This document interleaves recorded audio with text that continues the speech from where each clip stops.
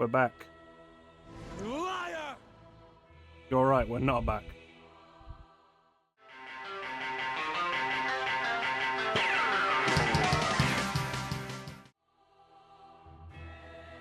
We're back.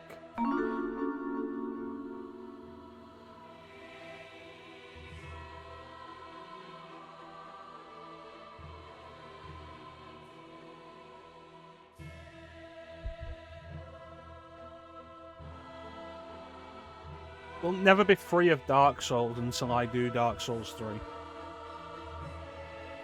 We'll never be free of Dark Souls until I do Dark Souls 3.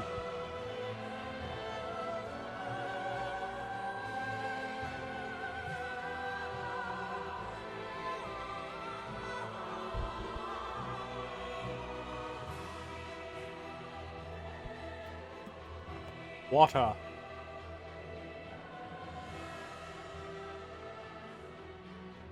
Ah, wonderful. And refreshing. It's very warm. It's less warm today than it's been for the last week, but it's...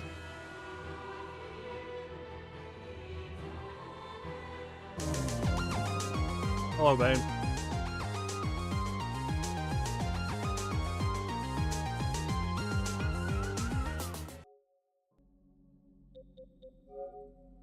Bane has played this for 479 hours.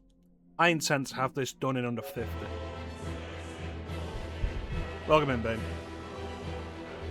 I feel bad because the reason you started playing Dark Souls was because of me. And I'm so sorry.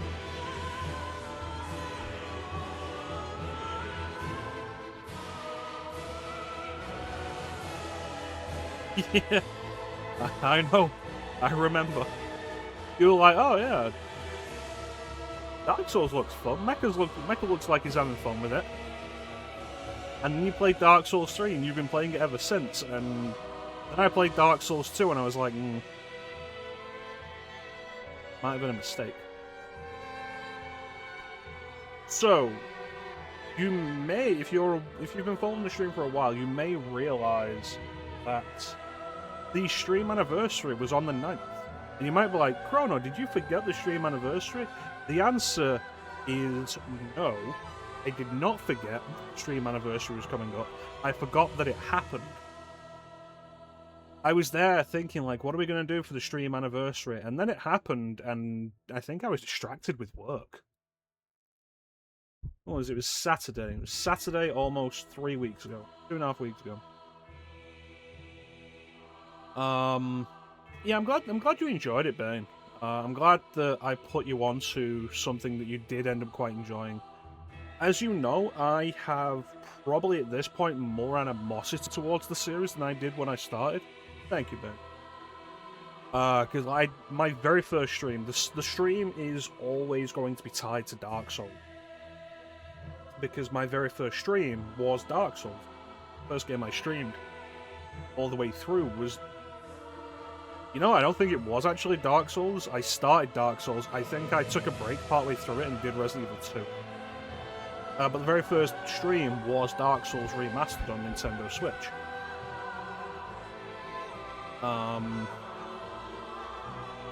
And then in 2020 we did Dark Souls 2, my very first playthrough of Dark Souls 2. And I hated it. And I've kind of hated Dark Souls since. I've done a playthrough, 2 playthroughs of the original Dark Souls off stream since then, and they've both stopped a little after the Lord Vessel, because I get tired of it. And, like, let's be fair, the second half of Dark Souls is not good. But here we are. I was talking about this to Clem. You might be like, Clem has recently started Dark Souls 2 on his own stream. Am I copying Clem? No, Clem copied me. As I said to Clem, I'm thinking about doing Dark Souls 3 for my stream anniversary. And that way, if I do, I'll be the only person you know who streamed all 3 games. And Clem, taking that as a challenge, was like, you know what, I will suffer through Dark Souls 2. So he started Dark Souls 2. But it was my idea first. What's important. And now here we are. I did intend to start this on Monday, but it was really fucking hot. And, like, it's still not great. But we're gonna do this. We're playing this on PS5. I do have this on PC. I played it on PS5. Because fuck you.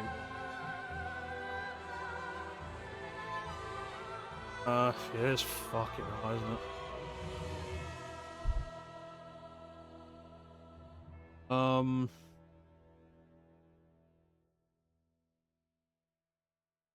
And like last year we did Bloodborne for the stream anniversary, and the idea was like, this is the last time I'm going to try and push myself into. It didn't work. I didn't enjoy playing Bloodborne. This time is like, we're going to finish Dark Souls. Paper Mario is going to take a break, so we can do Dark Souls. Honestly, I kind of hoped to be finished Paper Mario before doing this, but it didn't happen. Paper Mario is on break.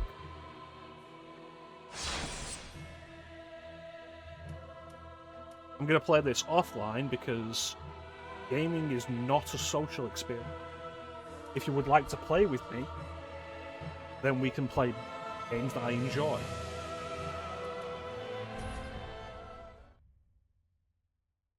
Play Resident Evil 6 together. Indeed. It is called Lothric. Never went back to it, fair enough. I've tried so many times to get Bloodborne, and I should like it, and I just...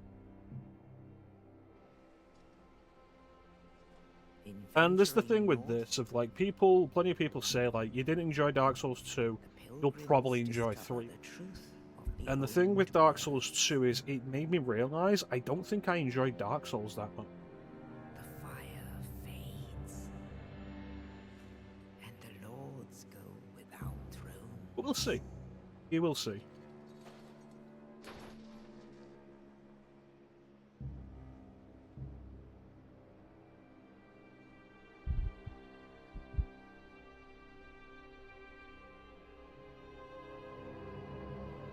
When the link of fire is threatened, the bell tolls.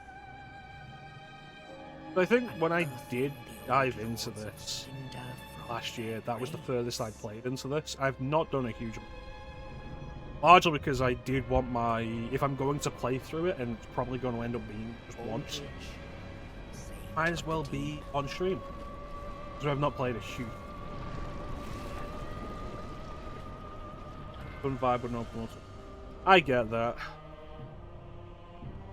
I've been talking with Chance about the possibility, very vaguely, of Chance getting Elden Ring on PC, and then we'll get the co-op mod that opens it up for full co-op, and we'll just co-op the game. Because I think co-op in an open world like that would be a lot more interesting. But you know how I feel about open world.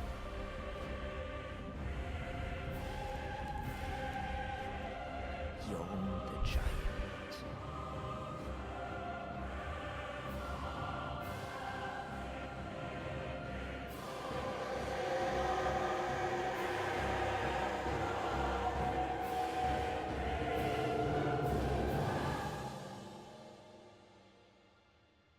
Only in truth, the lords will abandon their thrones.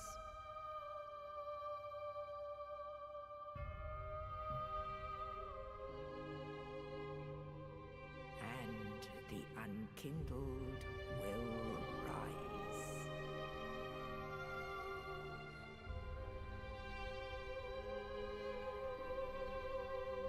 Nameless, accursed undead, unfit even to be cinder.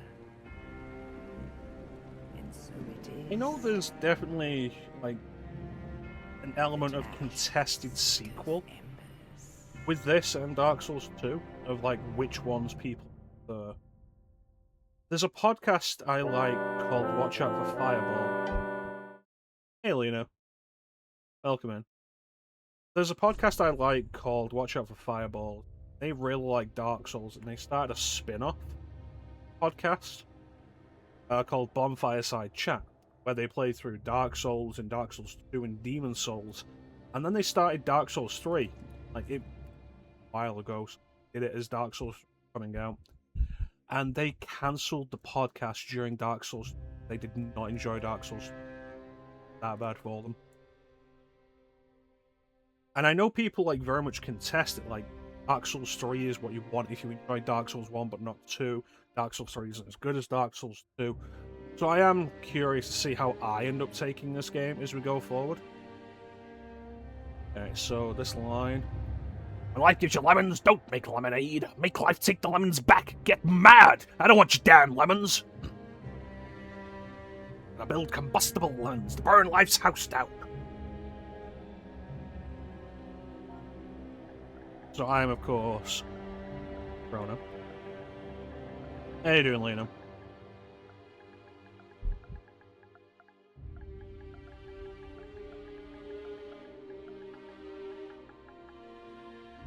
That's the maximum number of characters. Thank you, Lena. I was going to put Chrono the Girthy. We can only have Chrono the Girth.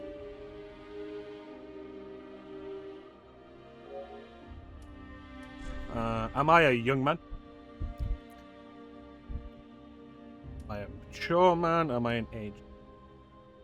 I'm in my 30s now. Like, it was 7 years ago when I started this. I was in my mid-20s. I'm quite warm, Lena. Like, it's better than it was on Monday, when you were streaming Ocarina of Time. But it is still quite warm. I'm glad to see you, though, Lena. I hope work goes well for you. What do I want? Knight and a canary.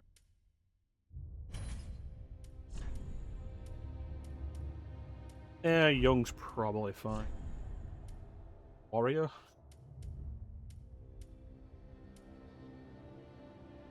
Herald with a spear. Thief with a stabby dag. Assassin with longer blade than I would have expected. Sorcerers in addition to thrusting swords, that's... Sorcerer, not for me. Pyromancer, no. Cleric. I might consider a mace for this playthrough. I've never used a mace before, but not right now.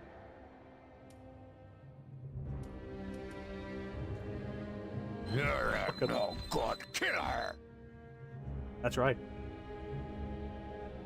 Look at the abs on this man.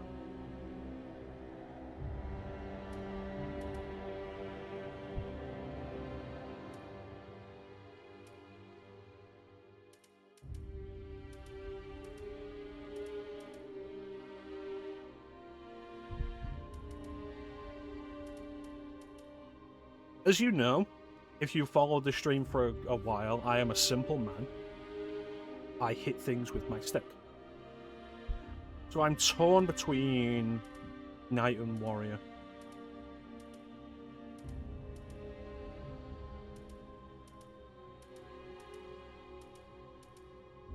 I think I'll go with Knight.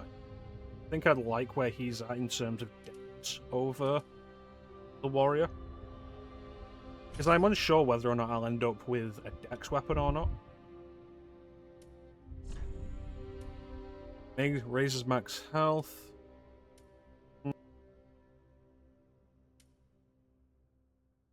Sabine, how did you find Dark Souls 3 in comparison with the others? Because you started with 3. After I streamed Dark Souls Remastered, started with 3, didn't you?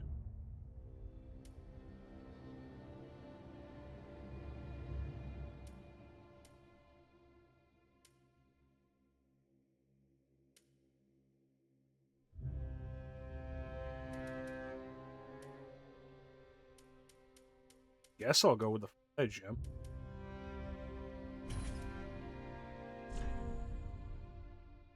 Most polished in terms of gameplay, that's good.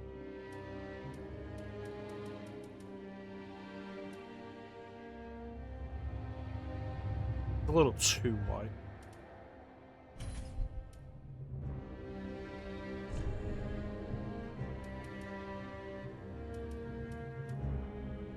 No matter what you do, you will always have a six-pack.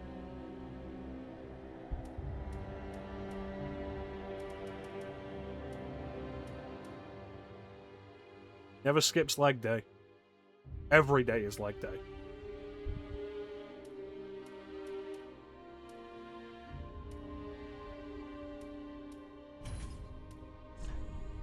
Let's see. I am a man. Yeah. You know what? We'll play as a woman.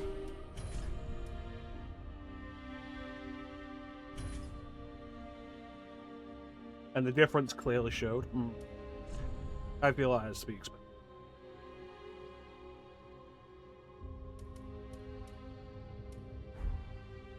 Okay, so if I don't want a six-pack, my option is to play as a woman.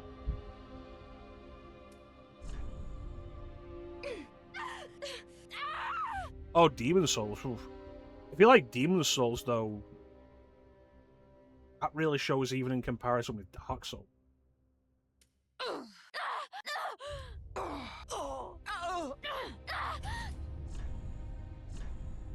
Muscular. Still doesn't have a six-pack. Does she? Kind of.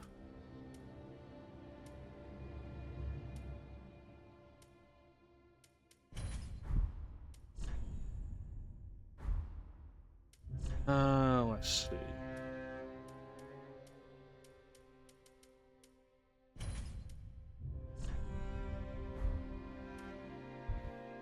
I played OG Demon Souls a little bit back in the day, and I did not enjoy it. I borrowed it from somebody who was a mutual friend of ours, back when we all worked together, and I did not enjoy it.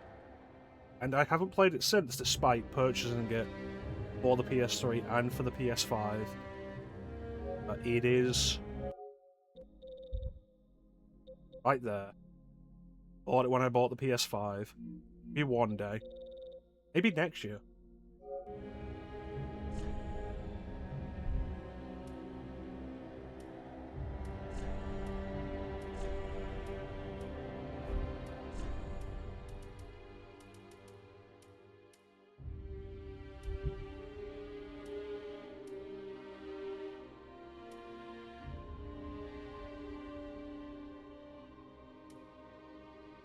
See, a braid's not a bad idea, but in combat I feel like the bun is the better choice. Like, if you've got the longer hair, go with the bun.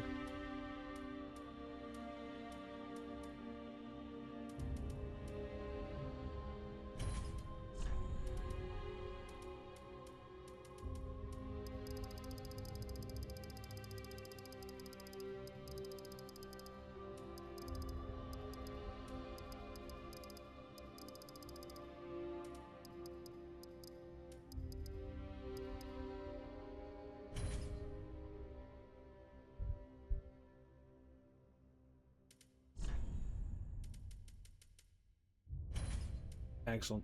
I like when you can unify the hair color without having to mess around and get it all matching individually.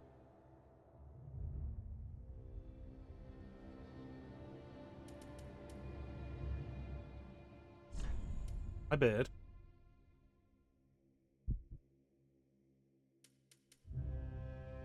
Ah, yes. Chrono the Girth. Female warrior, and judging by the facial hair, also a pedophile.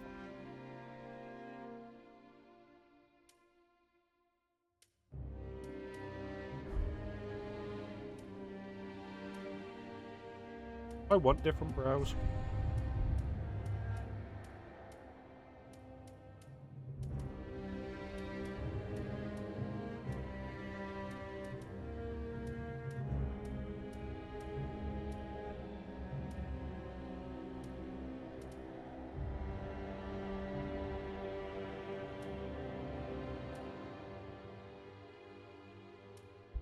We should probably make chrono effect.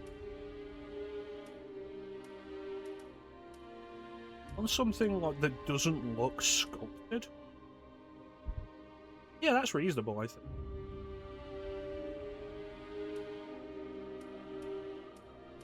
Like, it's important to remember, how many chrono effects do we have?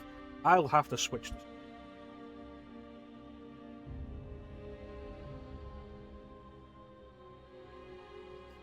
It's important when we make female characters to not make them...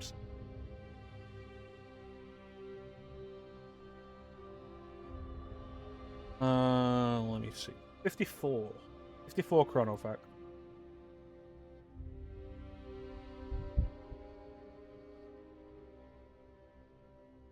El Klim from Anno London. Were you one of the sinners?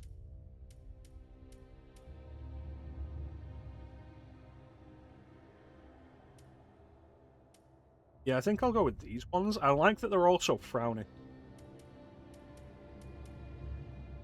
Like, these aren't bad, but they look a little passive.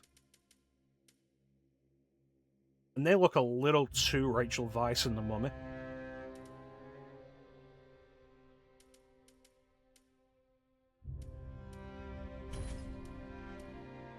Called it partying. That's what you call it when you kill the illusion of Lady Guinevere.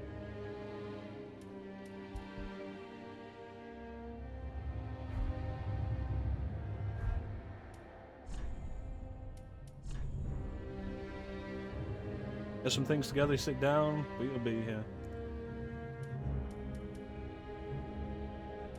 This is me on a regular day. This is me when I know Klim's coming round.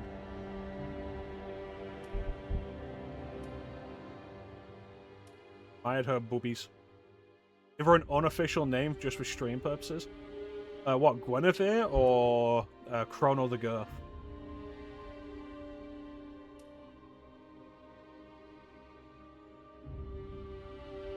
Ban this man.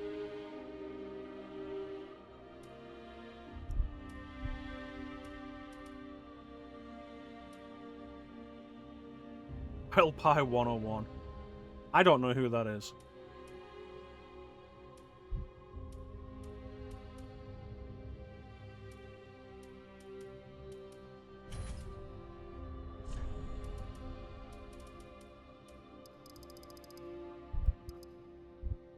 Eiko art. Dumb shit's guide to Dark Souls. Fair enough. I feel like I've heard of it before, possibly because of you.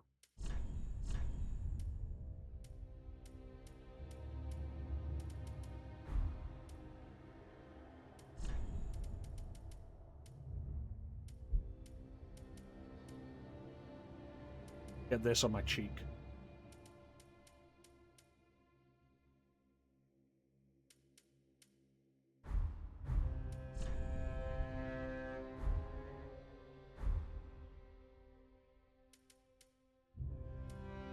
And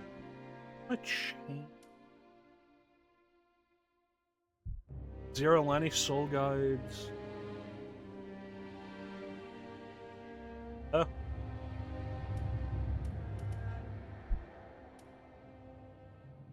Yeah, this feels like practical warrior hair.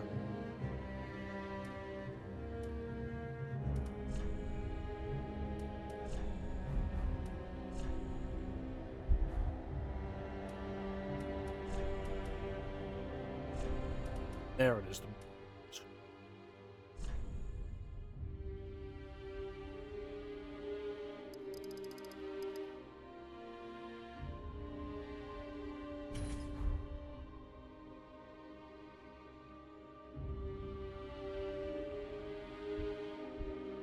Yeah, but like, look how good this person looks now. Look at this. This non-sexualized character. Let me save to the favorites. I already had a woman saved to the favorites, and it was the same hairstyle.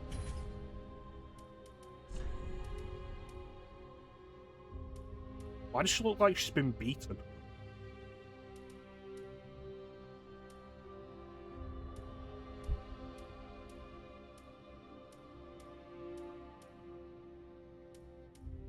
Look at that, it's almost entirely the same woman. I've remade the same person without even thinking about it.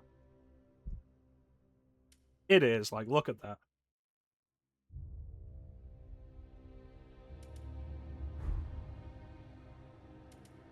Yeah, I think, like, if there's one thing I do think Bloodborne did right, it's the idea of favorites. So it's like, okay, make a new character, just load up a pre-made one that you've done. And of course she is buff. And then we're going to go back in and we're going to change the musculature to muscular. I'll cast this. That is the hairstyle I had for Cal Kestis when I did Survivor, isn't it?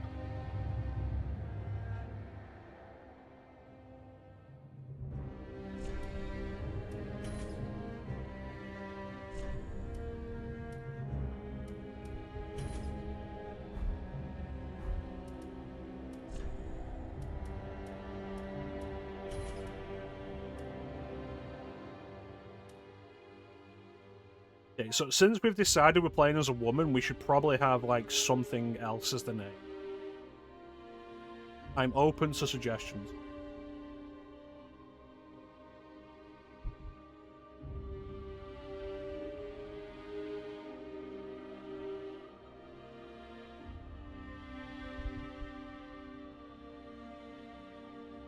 Would I play Jedi Survivor again?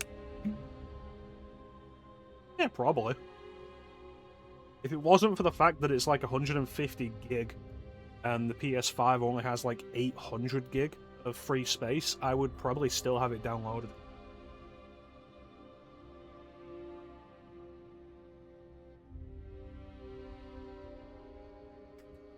What space? Premium. And I bought the Spider-Man Remastered. Like, this was a fun thing. I was looking at my PS4 copy of this, and it was like, upgrade for £5, and I was like, yeah, alright. And I started it up just to, like, get the trophy information registered, and the trophy list is separate from the PS4 trophy list. So I can get the Platinum again, which is nice.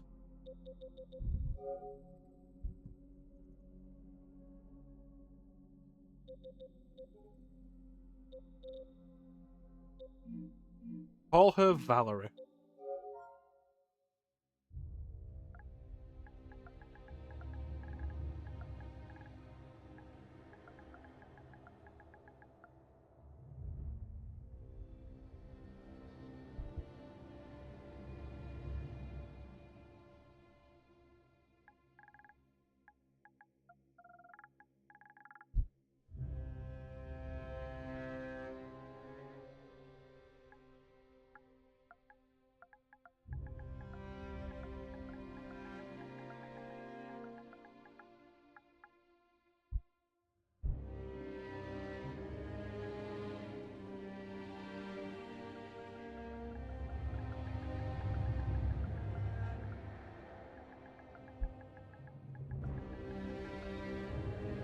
Valerie Gertson. Terrible.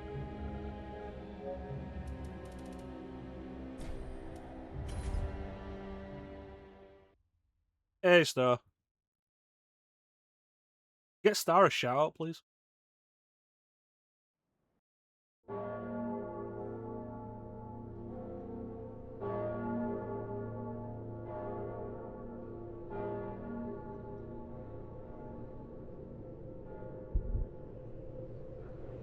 Thank you, Clem.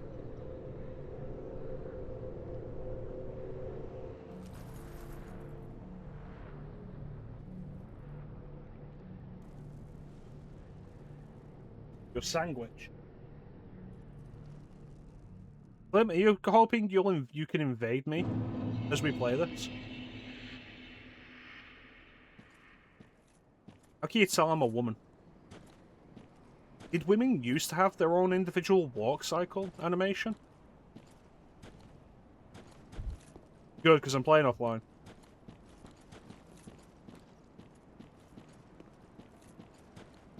Control the camera. But how do I control the movement?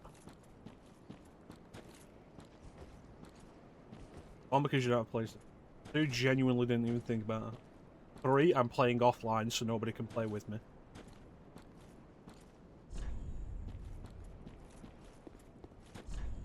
This does look really nice. Like, I don't know if I've mentioned that in, like, babbling I've done in this game. Right, bitch.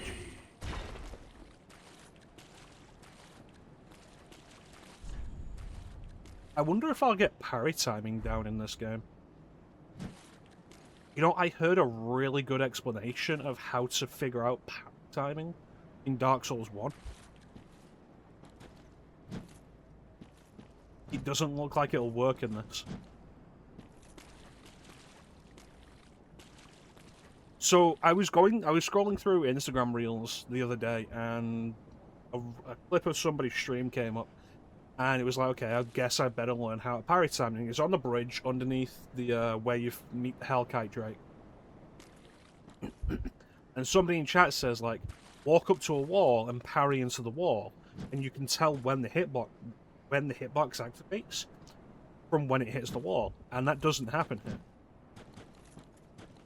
Yeah, I don't think I ever figured out parry timing in Dark Souls 2.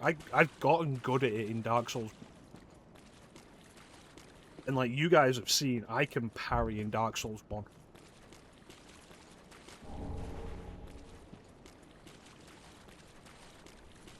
Figure out if I can do it in this.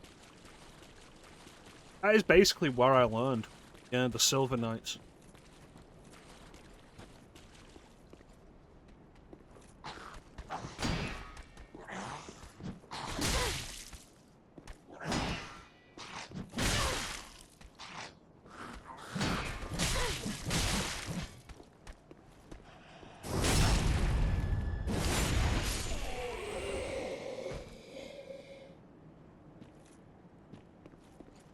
I mean, when you get down to it, parrying...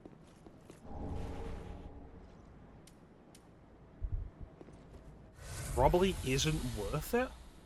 Overall, you get a little bit extra in soul payouts if you pull off a riposte.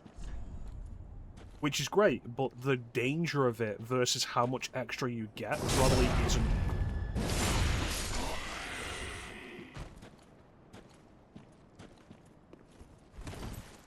Alright, thanks for joining us, Link. Can we get Lino a shout out, please? Lino is back to streaming again. He's currently playing through Ocarina of Time on stream.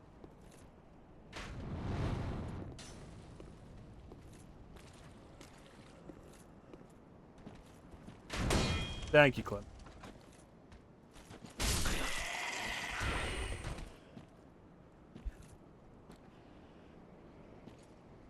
Smell you later. That's why I always imagine Blue saying that. Because he's a twerp. You take care, Lino. Hope you have a good day at work. Dun, dun, dun, dun, dun, dun, dun, dun, dun, dun. I don't know why, but I had the theme in my head, and it's suddenly gone into the FF7 battle theme.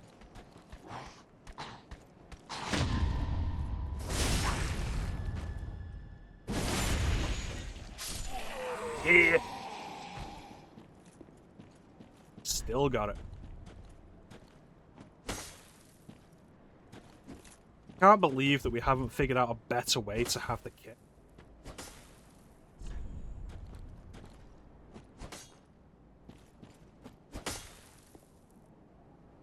Like, this is the third game. Let's do better. What is triangle doing? Two-handed. You know what? I don't need that. Okay, so it's not forward then. Press the button like it was in Dark Souls 1. It is together.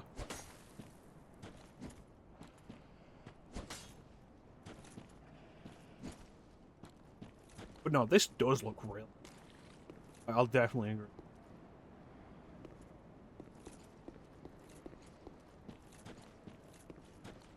I haven't played Pokemon... The Pokemon I played first was Yellow, and I've never really played through Red or Blue.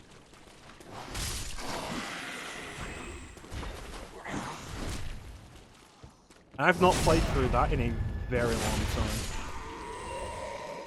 Every now and then I considered the idea of playing a Pokemon for the stream. I just wouldn't enjoy it.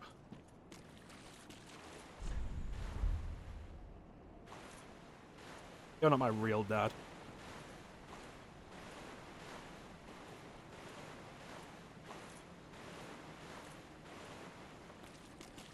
Speaking of not enjoying Dark Souls 3.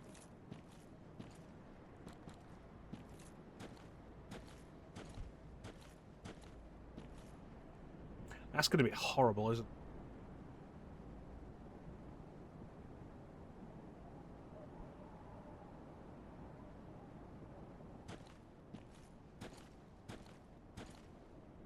thing over there.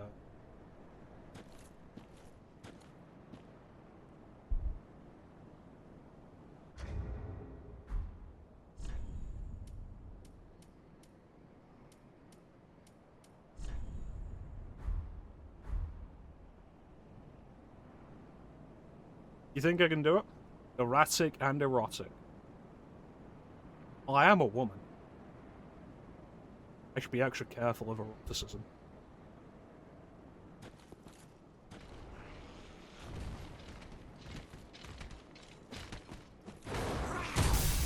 Oh, you cheeky bitch.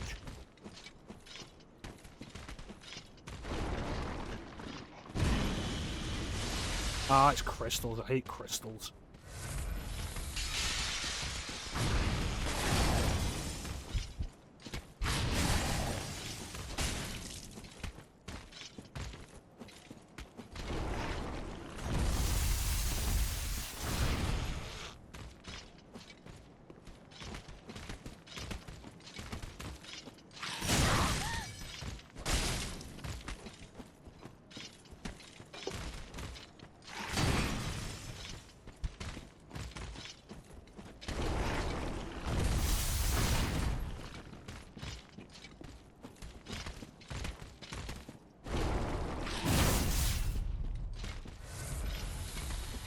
Lock in, boys.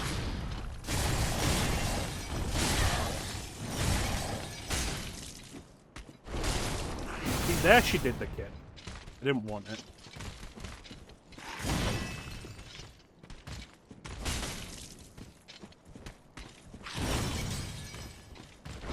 Okay, if I win this fight first try, I don't have to play the rest of Dark Souls. We're agreed? I'll have proven everything I need to prove.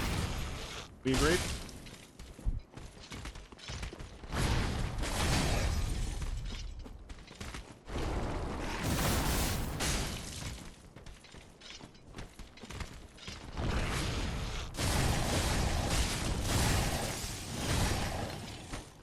This thing has a tail.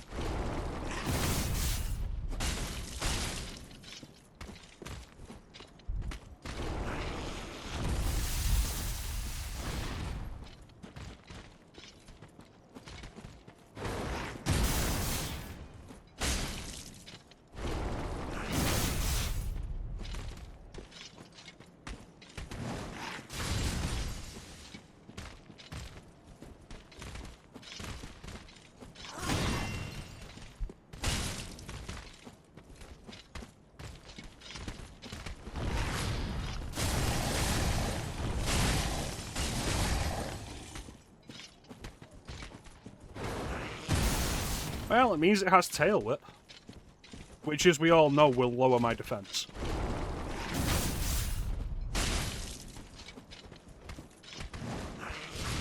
Okay.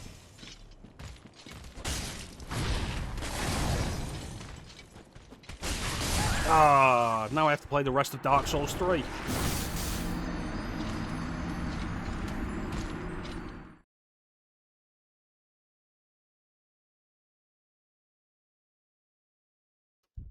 If I'd gone into that with all 3 of the Estus flasks, I probably would have won. If I hadn't spent that time messing around with the parrying.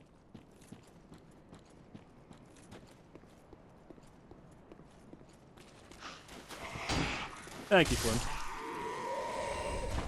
Now I need to go back and get my souls. My, what was it, like 180 souls?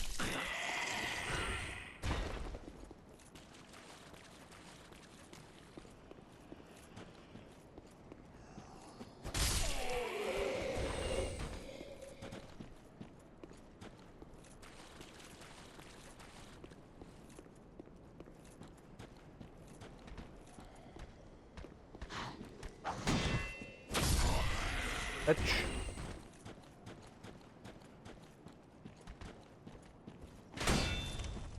Yeah, don't have fire resistance on my shield.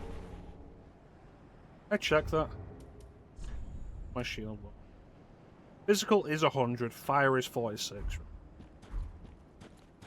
Oh, it's a good thing I've played other Dark Souls games and thus know how to read the status screen. You know, something the game doesn't really teach you.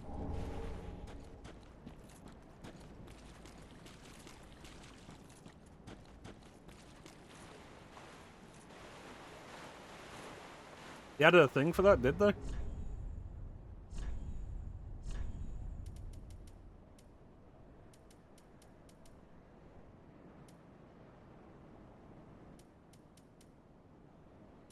Yeah, it's in the first game, and I don't think it's necessarily as helpful as it should be. There it is. Come and get my stuff.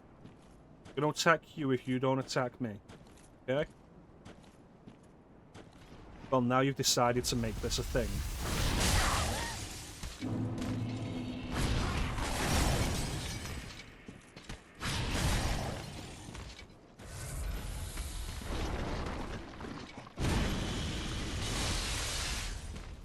Erotic violence. Which, as a Castlevania fan, you know I'm legally obligated to be into.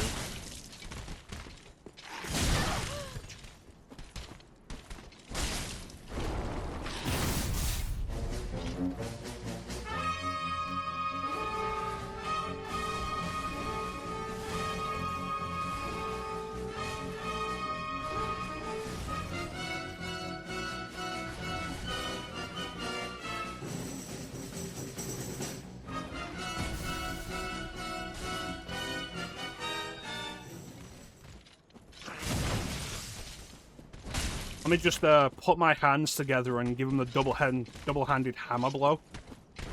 Just like Kirk would have done. Oh.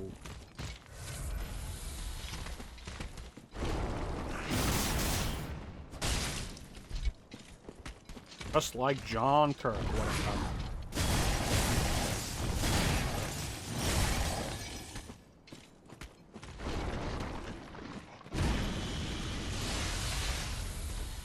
Alright, come at me, bitch.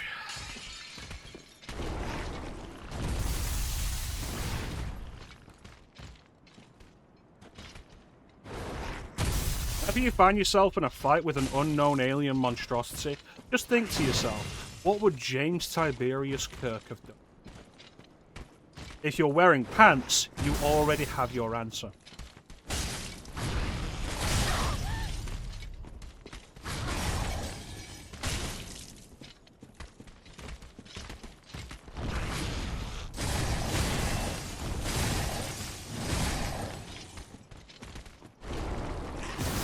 I feel like the sticks on the PS5 controller are a little too tall.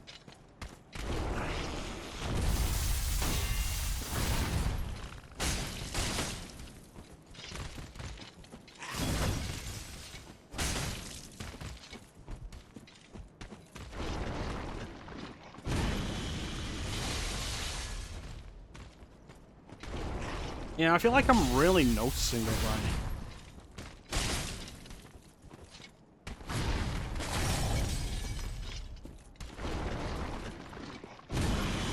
Let somebody else play music.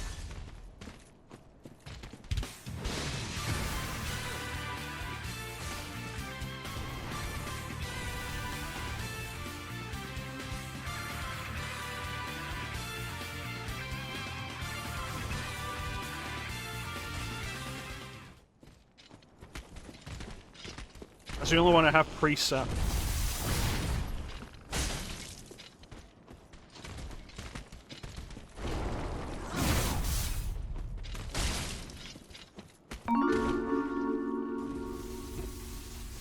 Thank you, Bane. Uh-huh, I figured out how to kill this thing.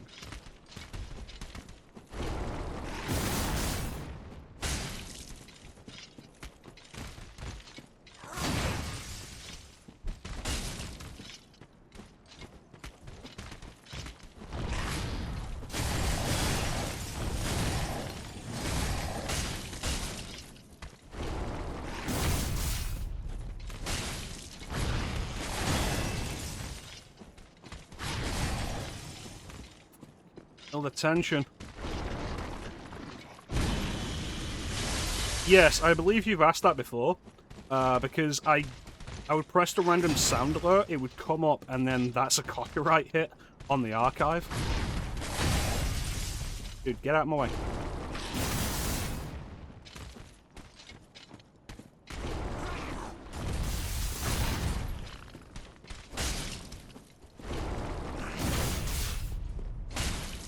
Oh,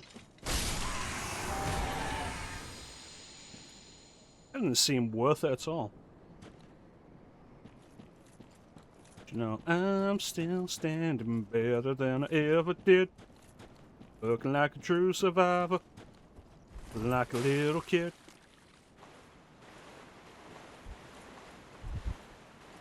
Ban this man. Americans are not allowed to say the cunt word.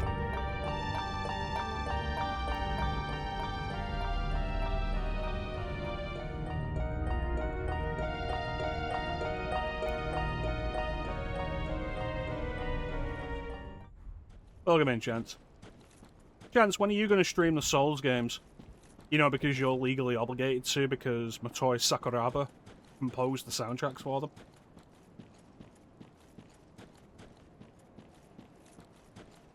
Not one of you motherfuckers said good work at that.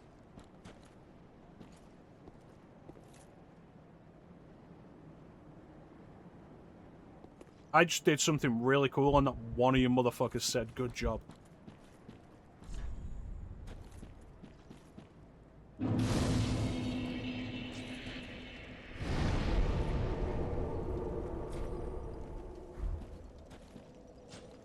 Thank you, Bane. Yeah, so in case you didn't know, once upon a time, Chance was doing a thing where he was planning to stream all of the games that were composed by Motoi Sakuraba, which includes a bunch of the Tales games, Bait and Kaitos, which is why he streamed Bait and Kaitos. Do you mind?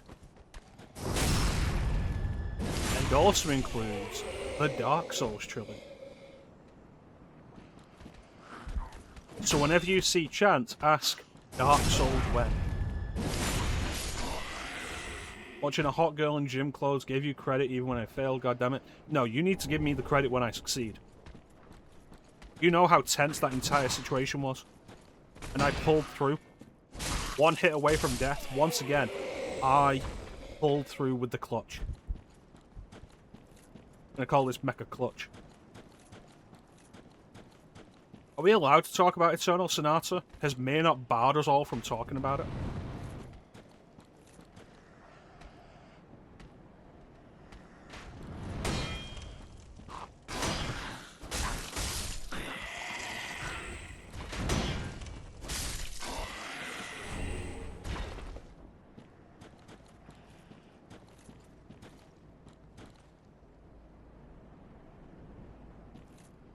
Over now.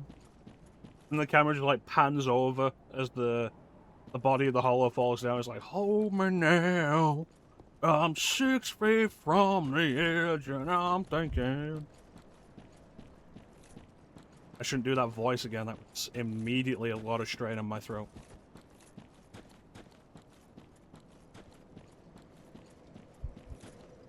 Not prepared for the little 1 hour cutscene. I saw a thing the other day that, like, in preparation of Metal Gear Solid 4 finally getting a release on something other than PS, saying that it still holds the record for the longest single cutscene at, like, 74 minutes. And I was thinking back, because, like, we did Metal Gear Solid 4 last year, and I was like, was the ending cutscene that long?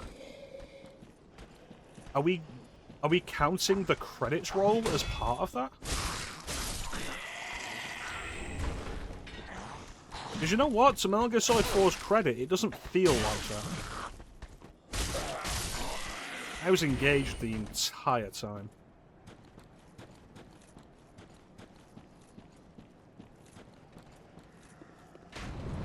You missed. And now you've been sodomized with my blade. Good evening. Well, now we both just embarrassed.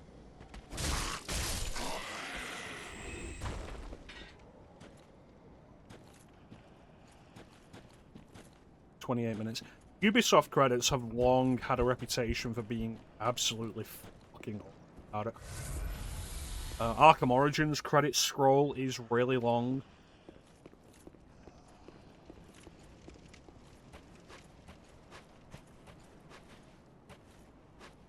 Yeah, they run the first run of credits and it's like, Big Boss, voiced by Richard Doyle, and you're like, what? I didn't know Richard Doyle was in this game. And then it's like, post-credits.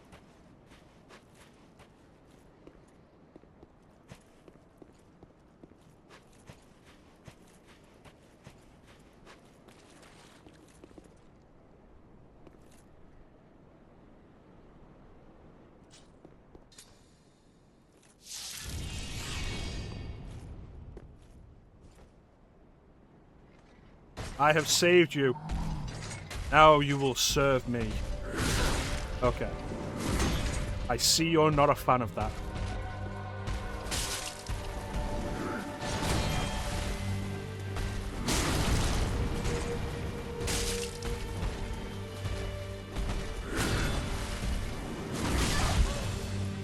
Really is, isn't it?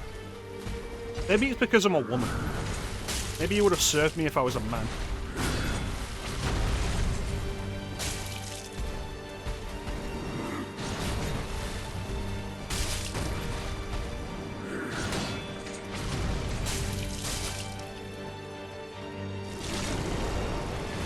Hey, shit. You know, I've been playing this game for less than an hour, and the kick has already been a problem multiple times.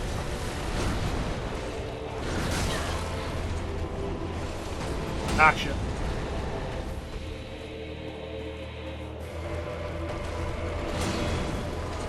I'll with you all in just a moment. This game does not pause, by the way. Amber, thank you for the resub. 2 years? Well, the good news is there are now emotes to maybe justify being subscribed to me.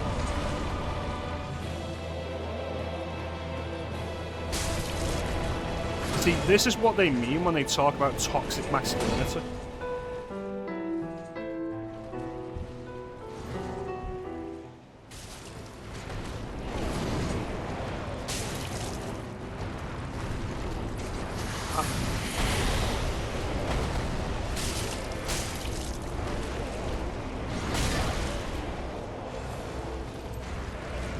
Ouch.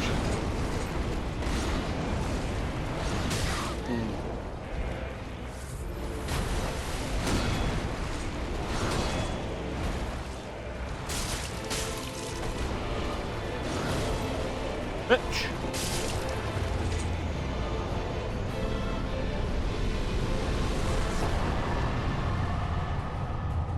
Excellent. Welcome in, Amber.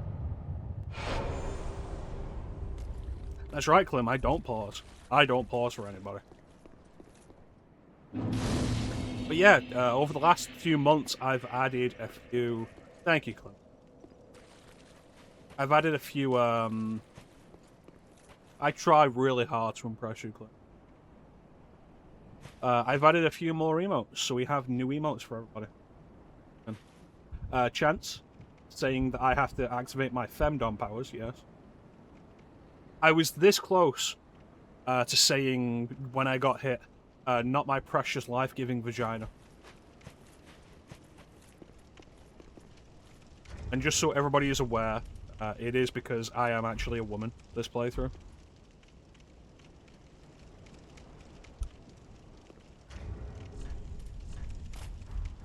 Just can't tell because this game doesn't distinguish.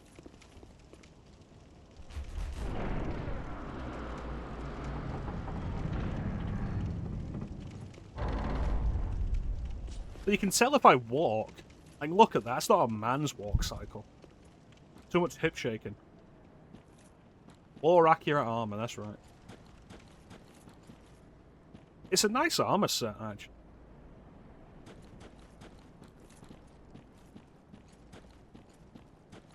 A great butt. Oh, I see. First it's my eyes, now it's my butt.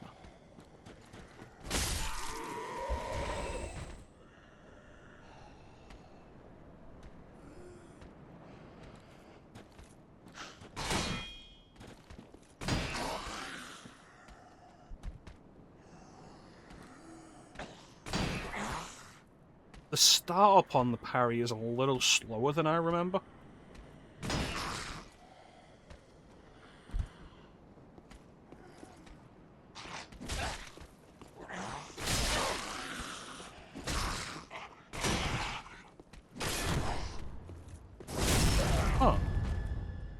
There's a riposte for kicking the shield away. Right.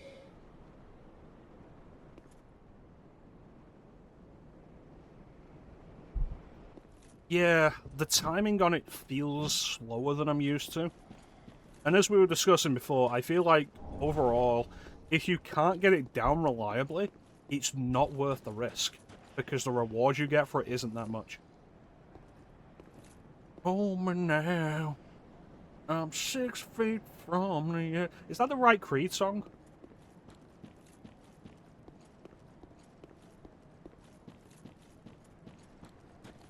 Somebody will know. Chance will know. Chance, is that the right Creed song?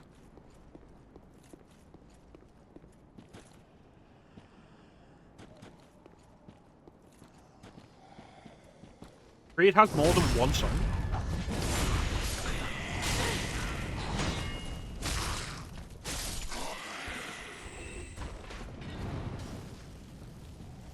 You know, the whole bit where, like, the lead singer of Creed, who I assume is called Creed,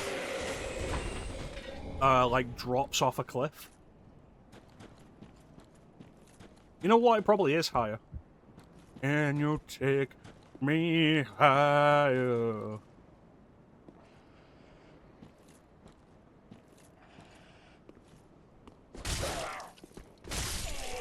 Can you take me higher?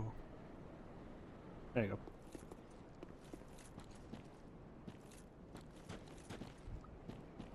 That goodie over there? Remember working at Rock Band Crease. Rock Band Watercress. And watercress sandwich.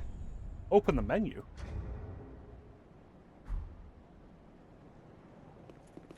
It's odd that they're like, hey, press the right side of the touchpad button to open the menu, but you can also just press start. You know, because this game came out on controllers that aren't bullshit as well. You know, with real buttons.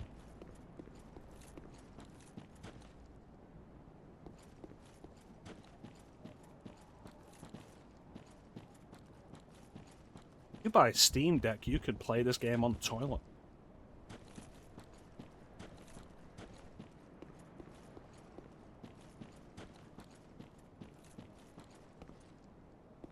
You have to remember it doesn't pause them.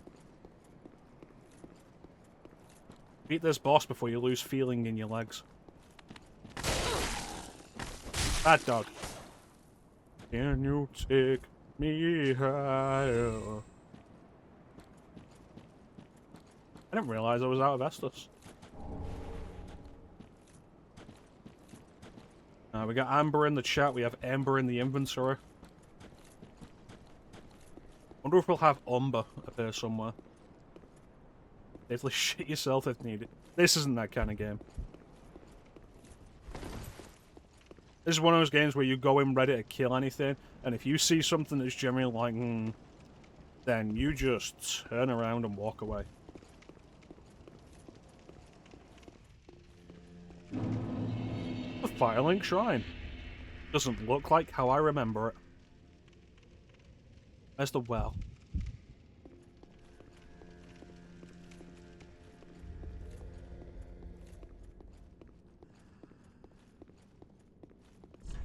The bonfire will deliver thee to Lotharic.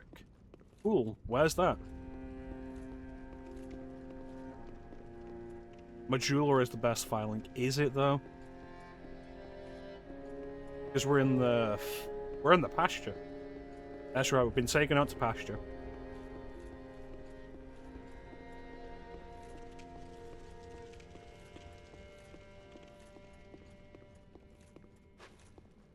I think Firelink is the best Firelink, but which Firelink is the best Firelink? Firelink Shrine.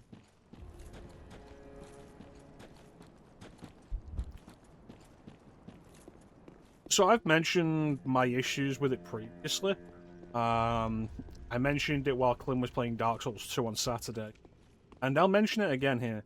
I don't like how Dark Souls 2 and Dark Souls 3 both decided you should have 2 loading screens every time you want to level up. Ah, Another one roused from the sleep of death. That's right. Clem Well, you're not has... alone.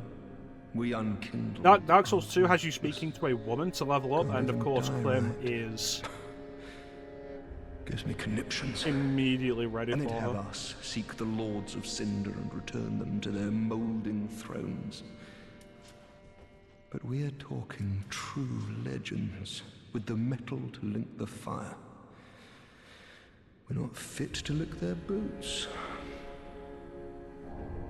Don't you think?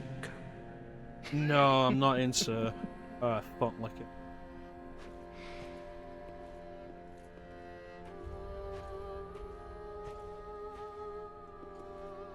Well, she is tall.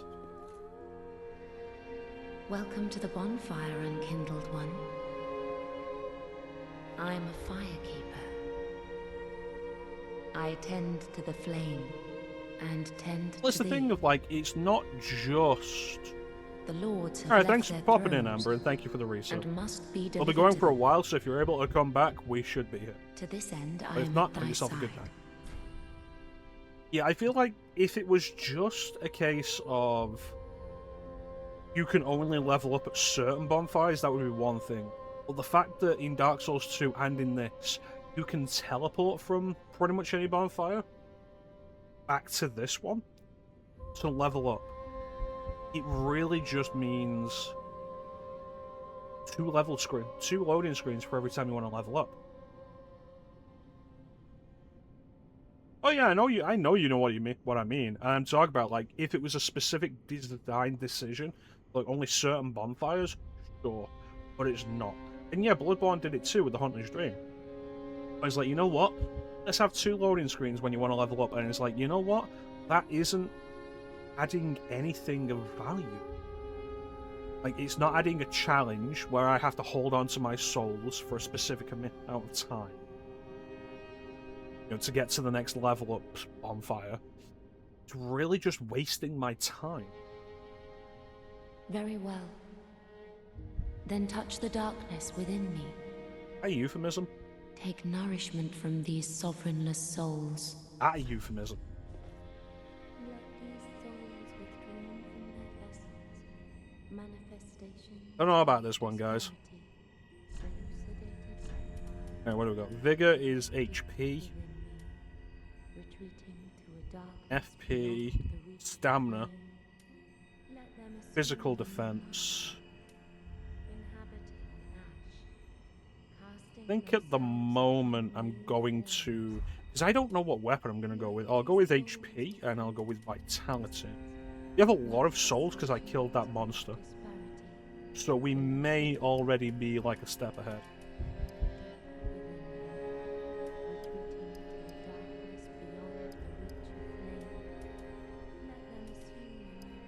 There we go.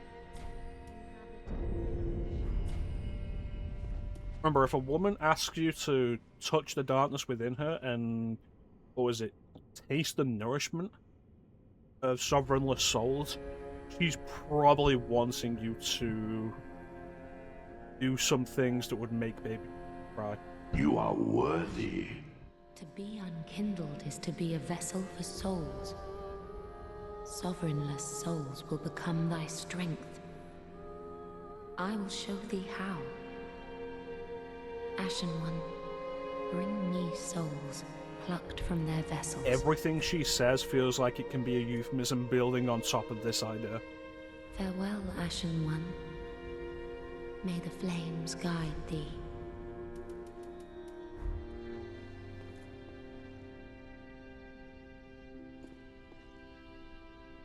Didn't bow to me, Bane.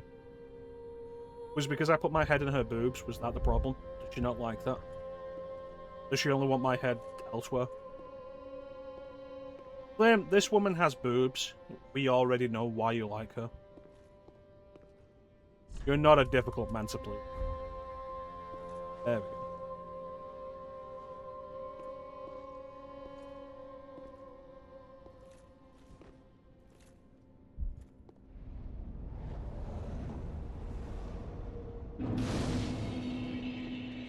Sword was on fire.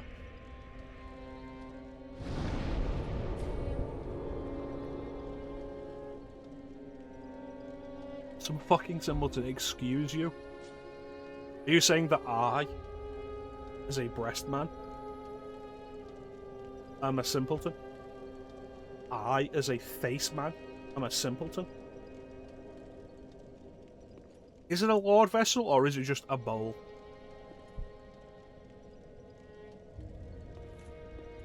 Did you call moi a dipshit?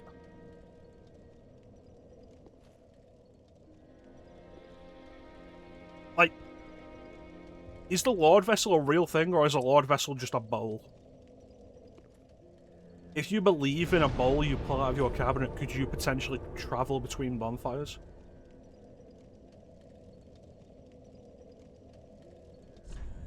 Let's go to Lothric. It's a magic bowl with bones. Alright, we have a little under 20 minutes until the next ad. I feel like we'll run this ad early, and then we will just dive into Lothric.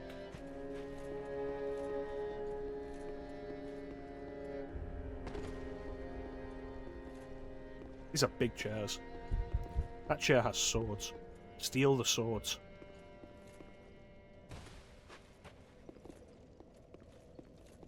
Yeah, so we'll run this ad, and then we're back with the High Wall of Lothric, I guess. Right, the High Shed of Lothric.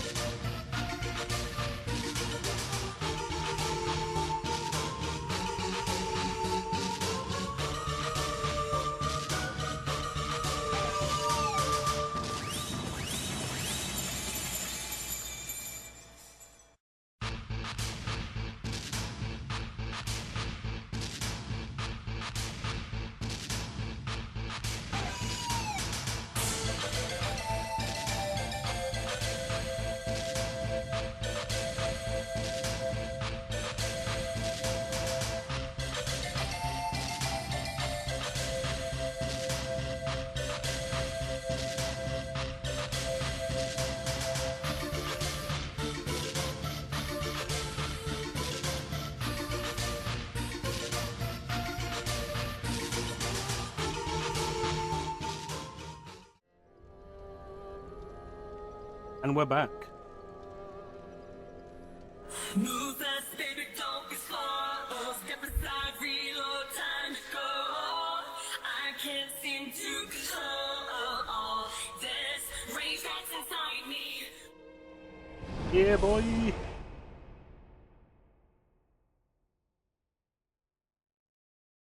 How dare you? Get in the shed.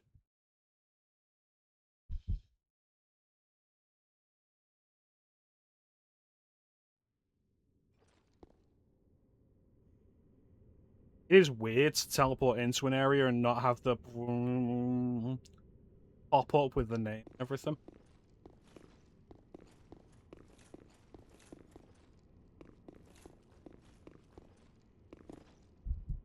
Why can I walk through this with no cloth physics? This is the worst game of 2016.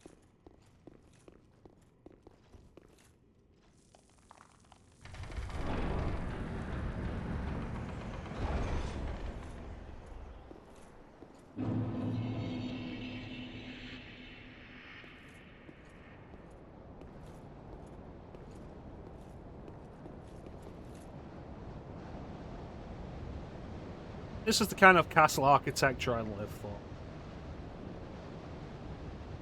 Like, you'd never have a castle like this because it's just absurd. It's grandiose on such an impractical scale. For, like, resources and such. And it's exactly the kind of thing I want in my fiction.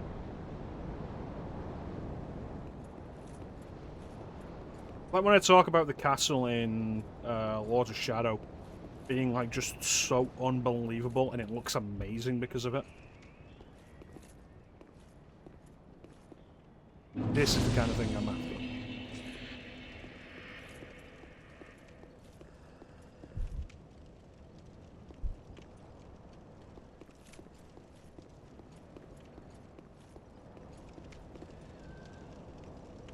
That's right.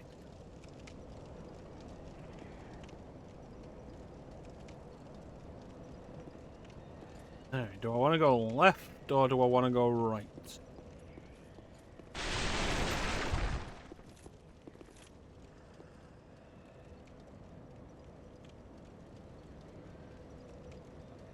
I'm gonna go left. Lame Monday architecture, get designed like old churches. That's right. And that's why America is the worst country. Because it has less than like 400 years of history. It doesn't have this kind of old style architecture just dotted around the country. Meanwhile, walk through Europe. Walk through China.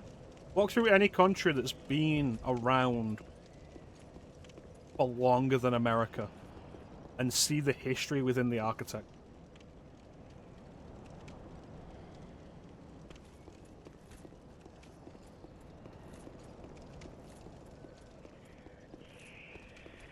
I mean, part of it is also like stuff like that kind of old church design that you're talking about, Chance, is at least partly because churches would function as fortresses.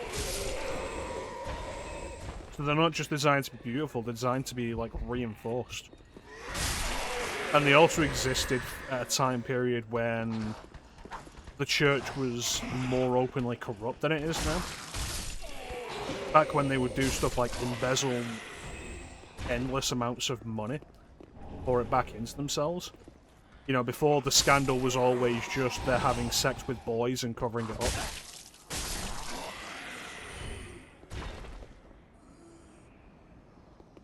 Like, at least the old corrupt church used to build things. Now they just have sex with young boys. That's less interesting. Eka's quote of the day.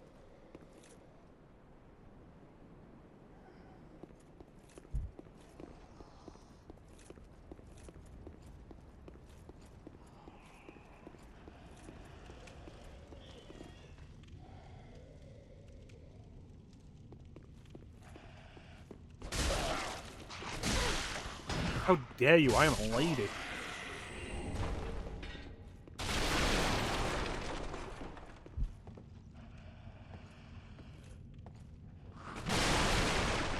That make you feel strong? Feel good about yourself now? But now? Yeah. Now they just build mega churches and tell you that it's God's plan for them to have a private jet.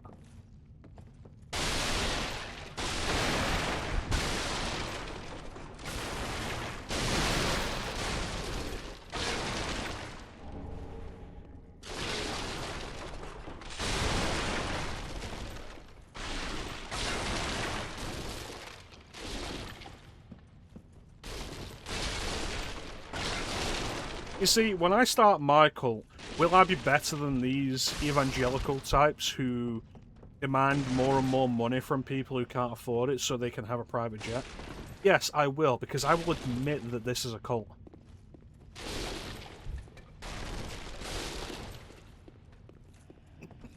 Just down here.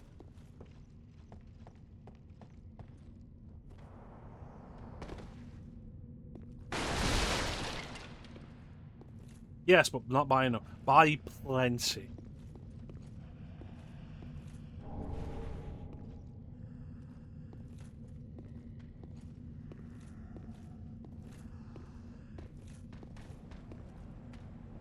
Nice looking shield you got there, buddy. It'd be a shame if it didn't protect you fully. The Church of Chronotology, god damn, that sounds too good.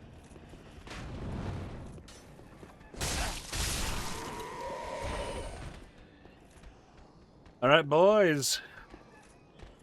Line up, because someone's gonna get pegged.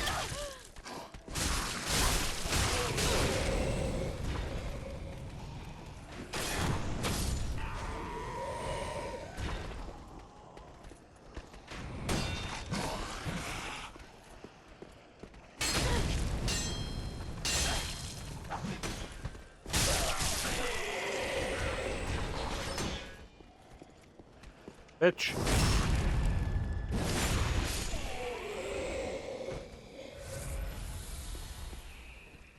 I feel like part of the reason why Chronotology works as a name is because I feel like we've all played Dead Space. So we're all aware of Unitology. And so it's not that far of a step from Unitology to Chronotology.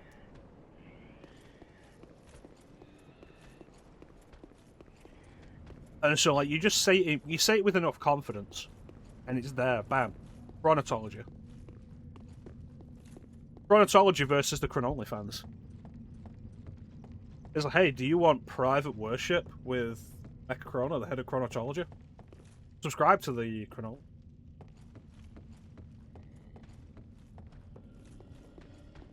You'll get to wash the feet of mecha-chrono. Just as Jesus did with the poor. Except you're the poor.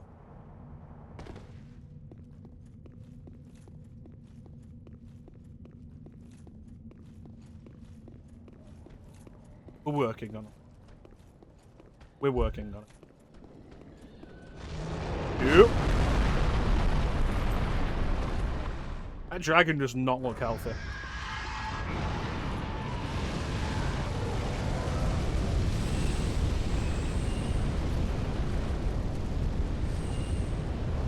Seeing those health bars go like that also tells me that that fire is lingering damage.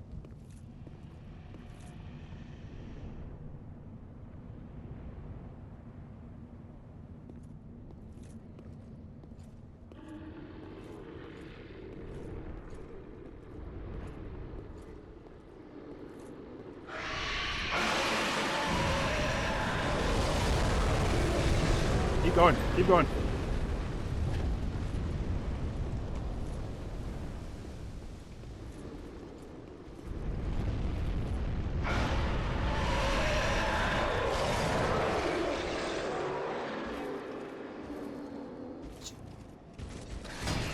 Do you mind? I'm admiring the majesty of the dragon.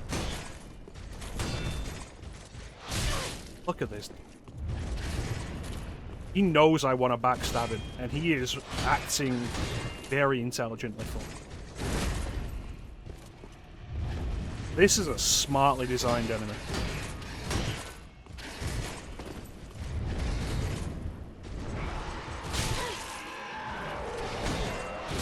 Oh, you slut.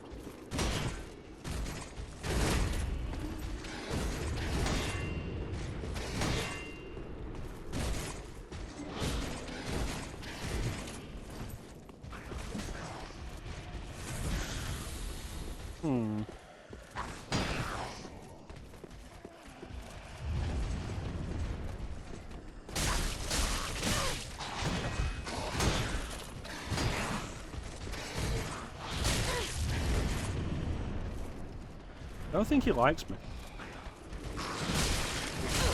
Don't understand why. I am the beloved leader of chronotology, after all.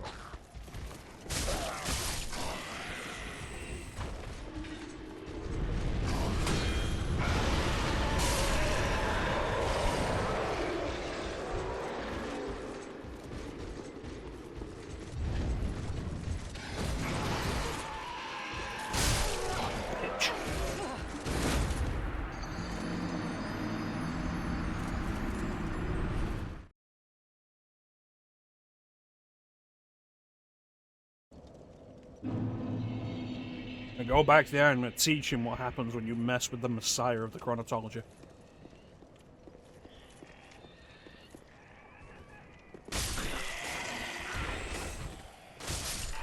Can I get a horizontal out of this? Can, it's a little slow though. Look at the vertical on that. So, gents, do you think you'll ever play Dark Souls?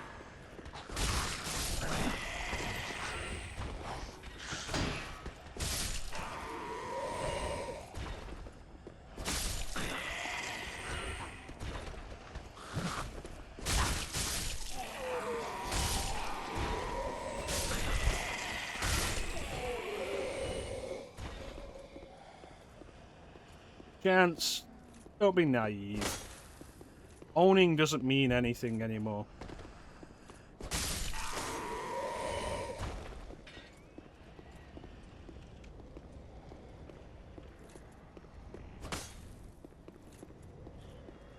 How many games do we all own that we haven't actually?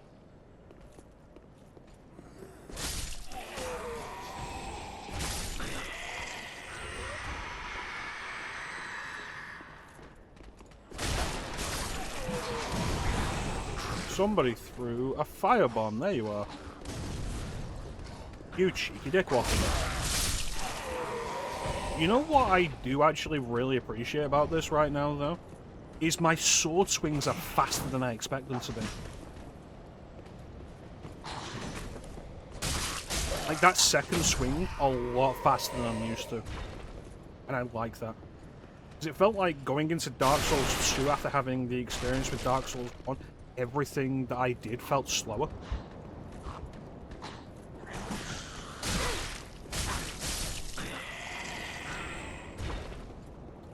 Remember, it's very important that we all commit to beating at least one game out of our backlog every month. Dragon Quest 3 2D HD is on sale right now, and I'm like, you know what, I do want to get it. It's 50% off, so you know it's a good price.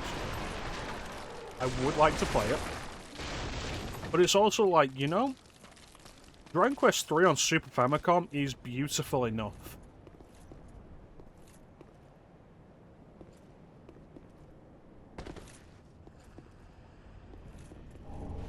Ah.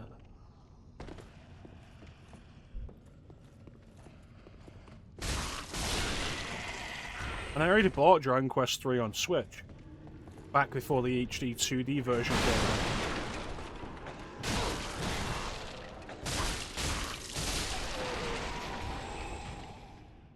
How fast this attack string is, like, look at this. 1, 2, 3, 4, 5.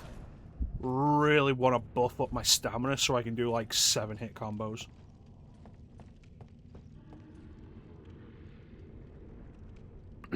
Let me tell you, Chance. Dragon Quest 3 is such a step up from Dragon Quest 1 and 2. Like, it amazes me that that game came out when it did, because it's super impressive. Like, its ideas, its mechanics, the evolution of the series.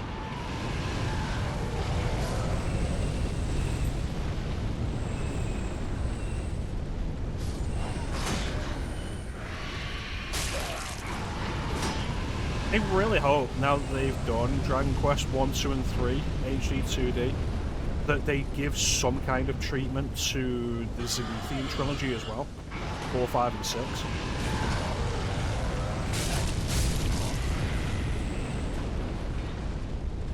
Because you guys know me, I'm always talking about how Dragon Quest 5 is like one that I would absolutely recommend starting with.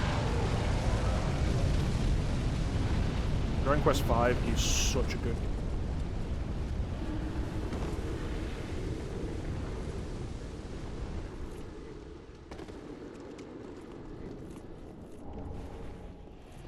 Yeah, I think like if you're willing to deal with not owning it just to play it, gents, I do think the Super Famicom version of Dragon Quest III is really worth your time.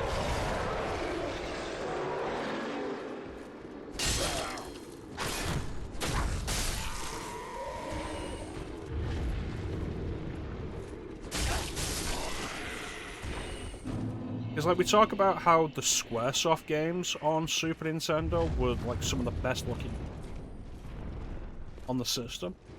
I think the Enix remakes of classic Dragon Quests come out for like Dragon Quest 1 and 2, like the compilation release, and Dragon Quest 3 on Super Famicom look astounding.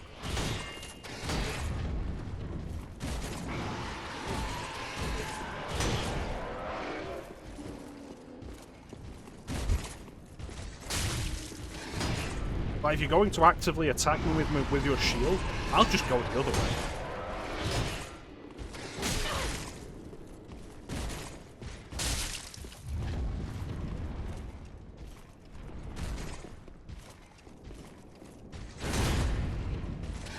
Big hit.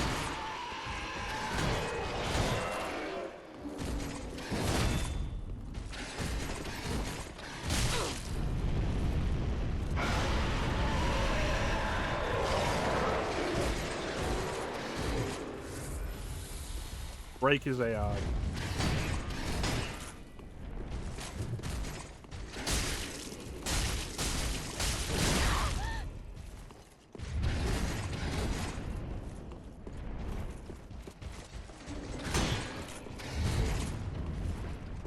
I want his sword. He has such a large sweep with that sword.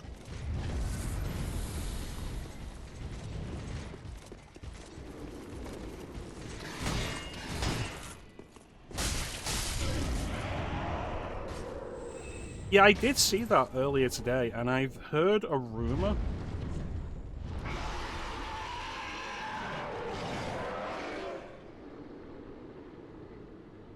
that the part of the reason they might have like re-announced it and like reworked what the game's going to be is because it's going to be Yuji Horí's last Quest game.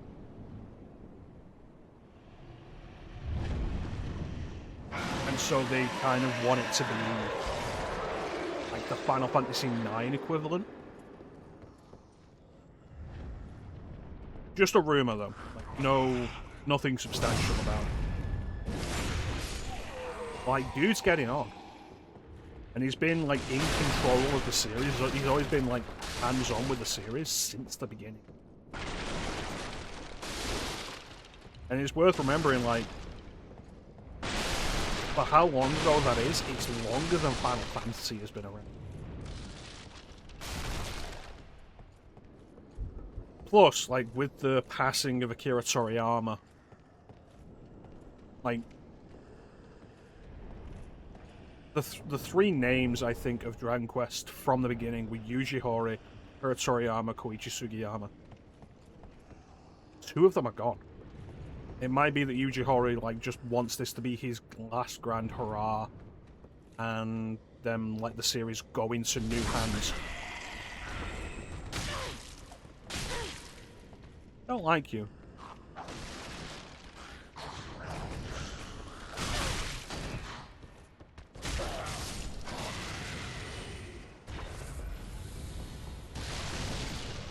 Like I say, just rumors, but like I think it could be reasonable.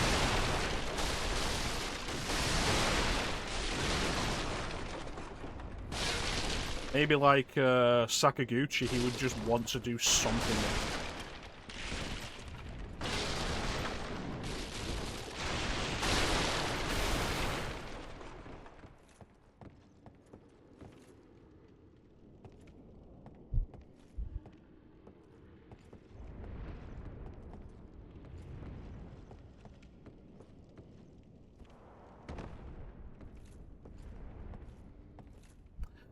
You're a large gentleman.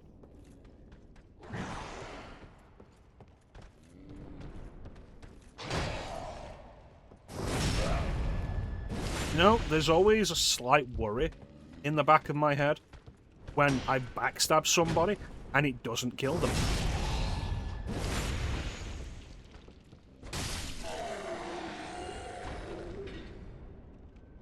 One left, two gone.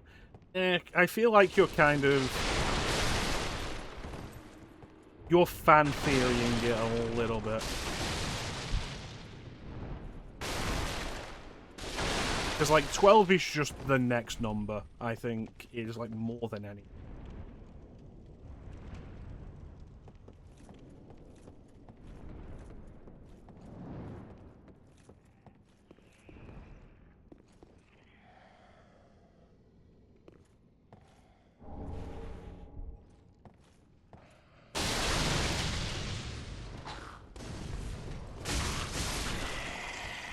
Good.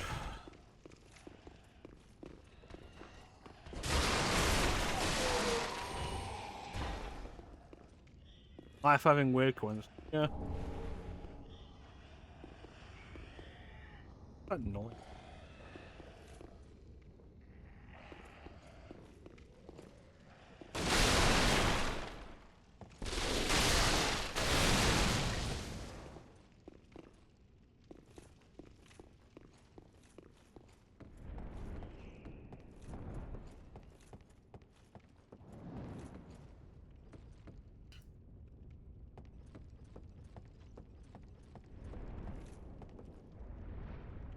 Zeke's finally started Dragon Quest 11 though. Finally finished his play of Final Fantasy 11 and on Dragon Quest 11. I still need to play 11 for myself.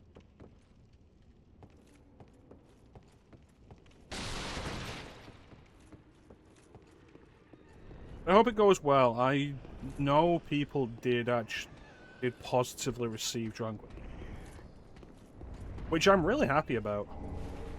Because, like, Dragon Quest being a very traditionalist series, it wouldn't have surprised me if the game was not all that well received outside of Japan.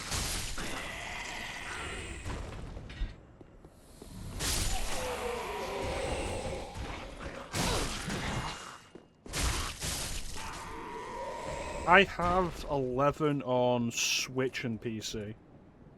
I haven't played it. I have Dragon Quest 6 on DS. Physically, that I could just line.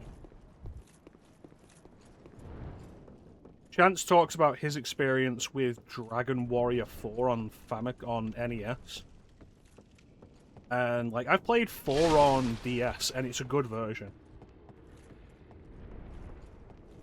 The trouble with them, more than anything else, is the prices of them. Because, like...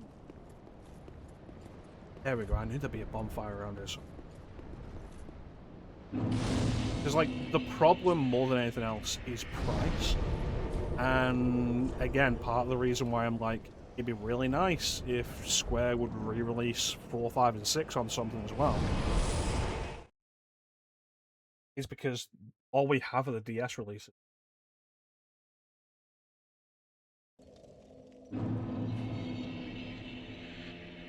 And, like, 4, 5, and 6 really are worth playing. Especially as, like, contrasts to Final Fantasy 4, 5, and 6. They're so different in a lot of the ways they approach story and character. And they're really interesting and experimental. I love the way 4 presents its characters.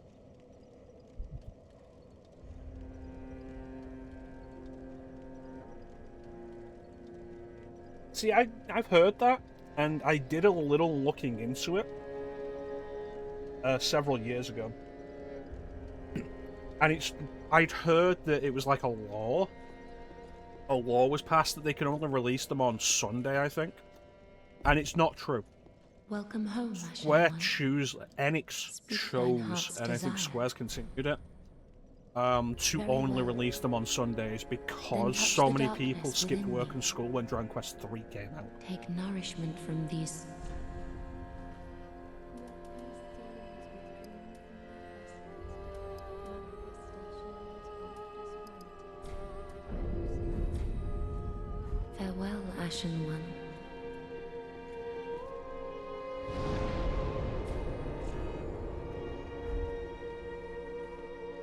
But yeah, Dragon Quest IV, Chapters of the Chosen. I think it's super interesting. The DS version adds in a prologue sequence where you play as the hero, but then the chapters are all your party members. You spend a full chapter each as each of your party members learning why they're on the quest for when you meet them as the hero, and it adds like such depth to them that it's a really fascinating idea, and I love it conceptually. And Dragon Quest V, you play as the main character who begins as a child. Like the start of the game is his birth, and you follow him throughout his. It's again such a cool idea, really interestingly presented. And it's a shame you can't legally purchase these games for reasonable prices now. Unless there is one way you can do it. On mobile.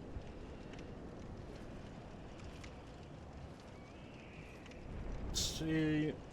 Dragon Quest.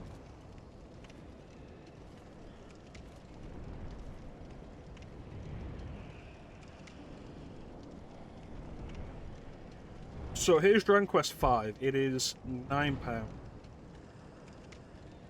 It's presented vertically, which is fucking ridiculous.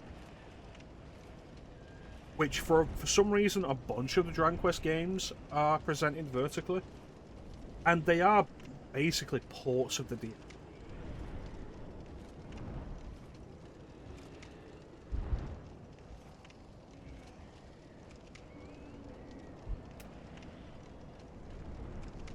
And it's like, it's the only way you can legally purchase them directly from Square at this point. And it's a real shame. So go out and pirate them for the DS. And get yourself a flash cart, pack your 3DS and install something like Twilight Menu or whatever, and download the ROMs, download the DS emulator and play it. Because Dragon Quest 4, 5, and 6, well worth your time.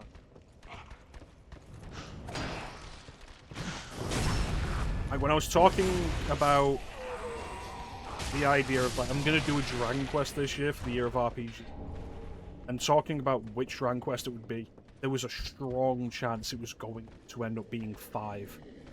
But in the end I've chosen 8 because of the visual presentation of it. I think it'll be more interesting to look at.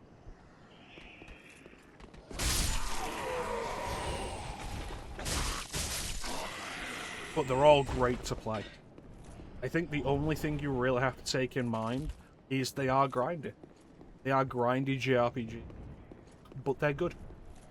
I think Dragon Quest 9 being your only experience of the series, Bane, is unfortunate, because Dragon Quest 9 is really best experienced with other people.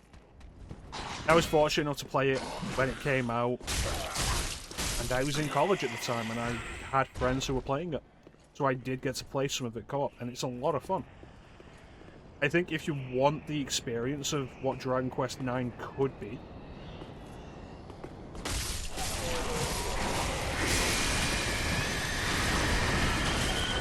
if you want the experience of what Dragon Quest 9 could be if it wasn't made for multiplayer, you should check out Dragon Quest 3.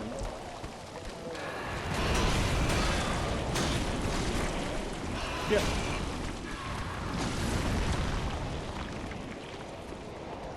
Yeah, because 9 is more story-like than a lot of the rest of the series, and it's also definitely good.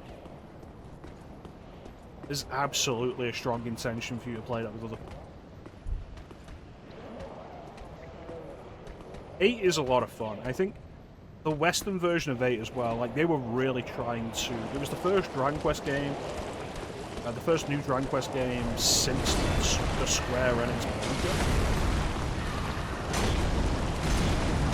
I think they were really trying to upsell it in the West.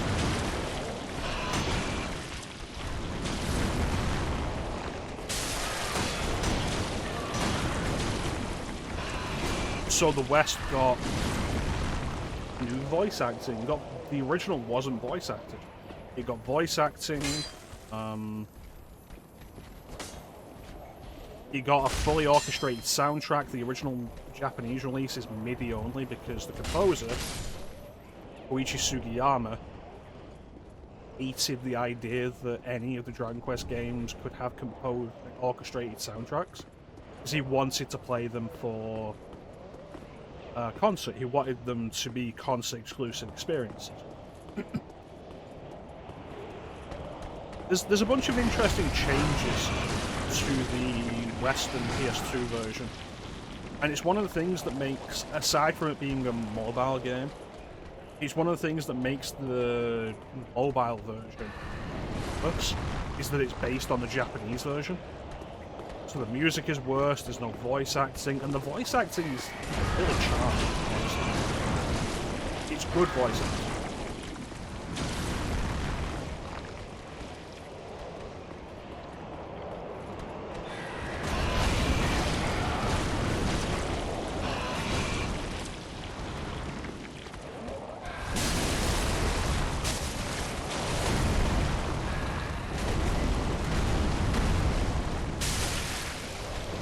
Again, the fucking kick.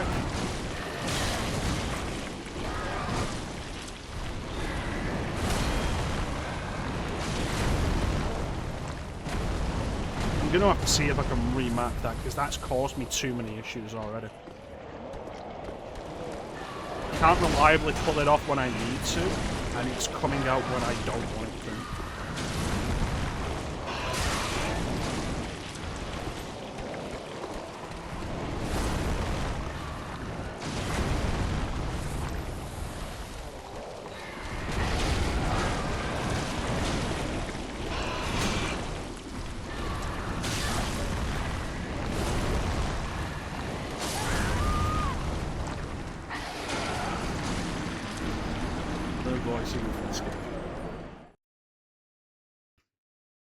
I say, with it being the first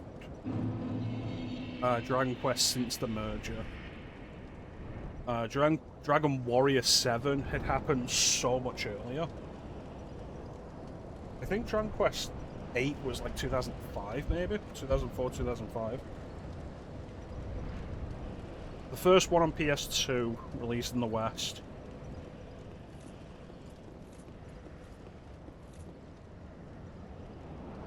It was the first one released in Europe.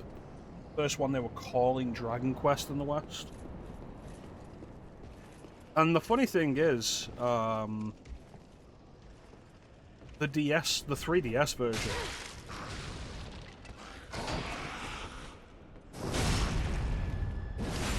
The 3DS versions get it the opposite way around. The Japanese version gets the better of it. Where the Japanese version gets the orchestrated soundtrack and the Western version gets the MIDI soundtrack, which works.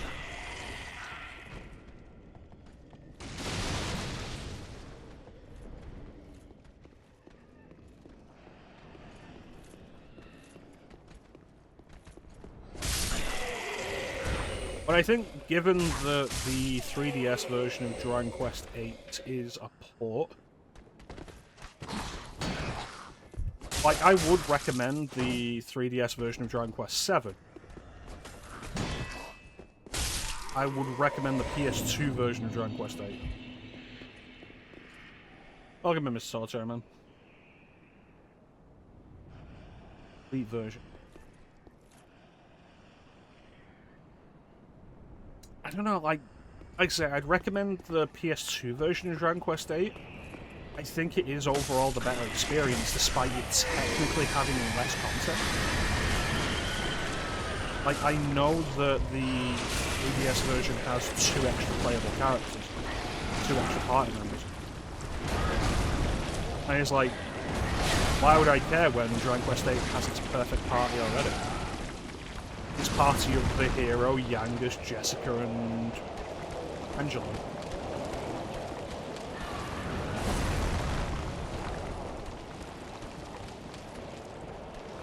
If only the 3DS version was available at a reasonable price, Jen. How you doing, Miss Solitaire, man?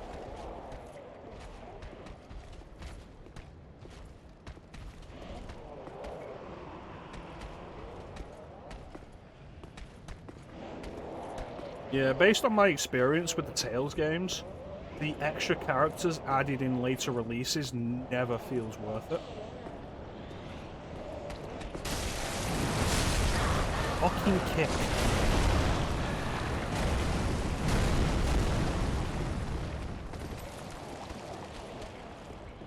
Dying Light the Beast? How is that? I haven't played any of the Dying Lights except the first one.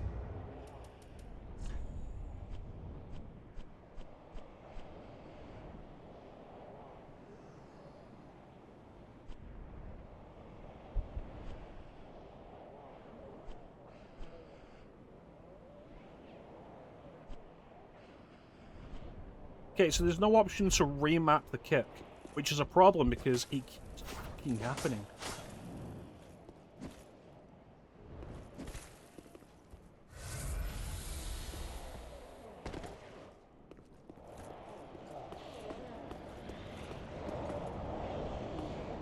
Well, I know what Dying Light is. Like I say, I played the first one. I finished the first one. And the first one pissed me off in a few. The first one with its tips that it gives you when you get a game over pissed me off. It's like, hey, why don't you use the materials you've gathered to craft medkits if you're having trouble? Because, Dying Light, you've taken all my materials away to try and add some fake challenge for this boss fight.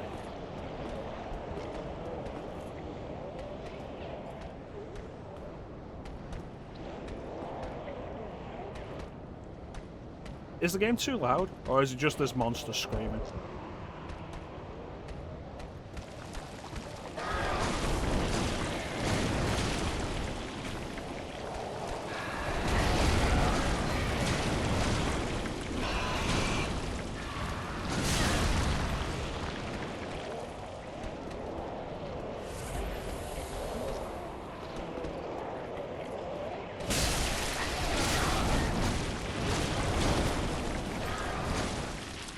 Monster. Alright.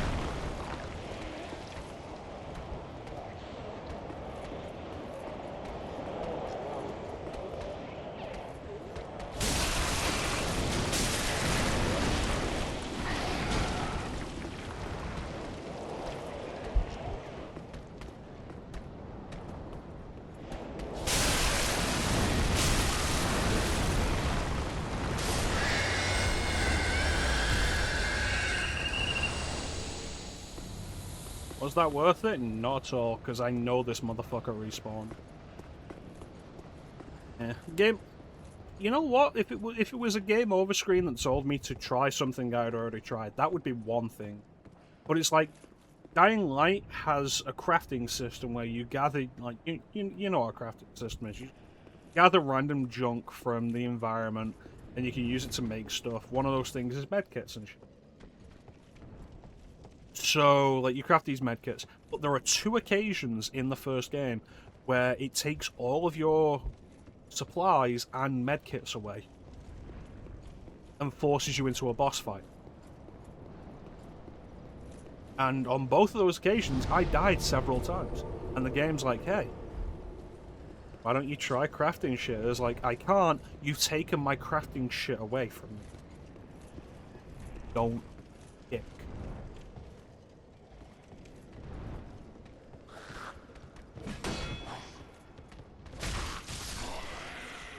It's like if somebody cut off your hand and was then like, hey, how about a handshake?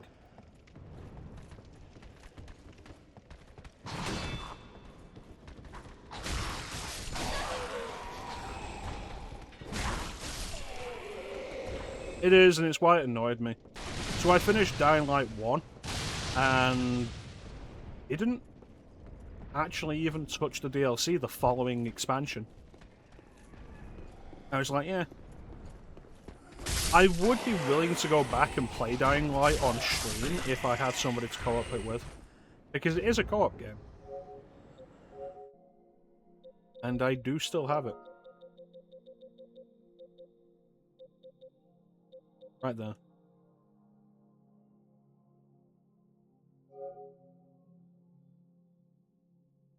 It doesn't say how long I played it for. PS5's inconsistent about like whether it will actually say how long you've played a PS4 game for. Yeah, I think that item is Resident Evil Requiem.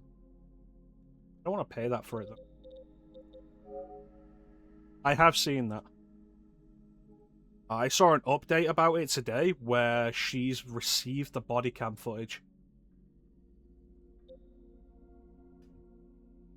So yeah, like, let's go and check Dark Souls 2, and you can check how long I played Dark Souls 2 for, because I streamed my entire playthrough. But if we check how long PS5 says I played it for, I've played this for 19 hours. So it's inconsistent about like how long it says you have actually played stuff for. 19 hours. 3 hours longer than that, def.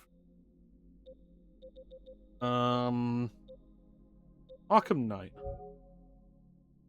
93 hours possible. Requiem, Castlevania Requiem, 20 hours. Probably less than that.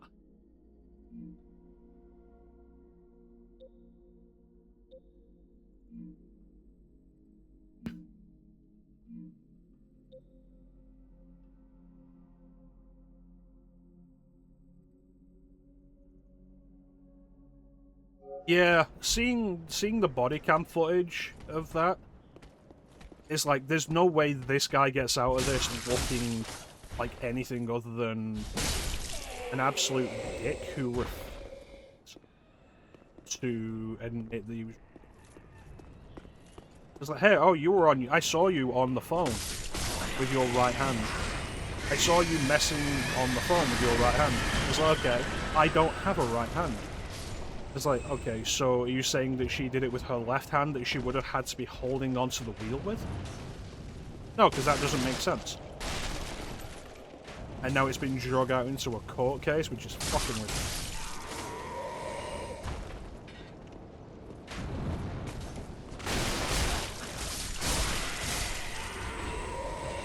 It's an odd thing. I don't know, because like PS4... PS4 doesn't display times, doesn't display game times for you. PS5 does, but PS4 must have been tracking game times in some form. Because several years ago, PlayStation put out a thing. It was like, these are your most played games on PS4. And I remember mine were like, Final Fantasy XIV was at the top. And then second, I think, was Metal Gear Solid 5. You know what, I'm just going to stop going around the shield.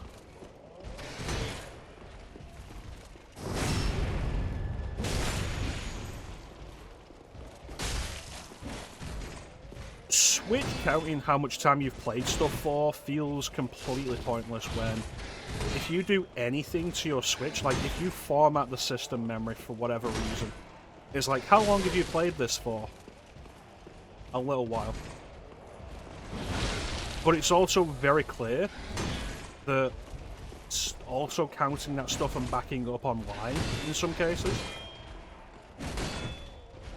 Because like, I bought Dragon Ball Xenoverse 2 on Switch. And then I bought it digitally and let my brother play it on my account on his Switch. And so on my other account that I have it on, it's like I've played it for over 400 hours. It's like, no, I haven't. You're saying that I have on this Switch. So clearly you store the playtime somewhere other than the actual system. But if I format my Switch, you will stop saying that I've played a game for an extended period. Like, let's take a look.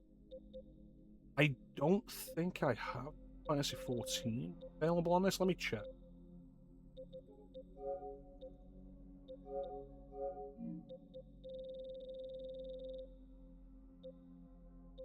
Oh, there it is. 419 hours, it says. But that would just be the PS4 time, if it's counting all of it. because I played it a lot on PS3 as well before I got my PS. I don't know what a bunch of this is.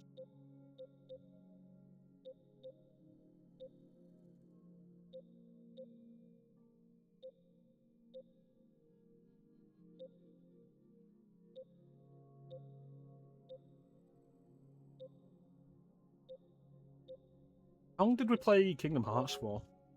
27 hours. I enjoyed that more than I expected.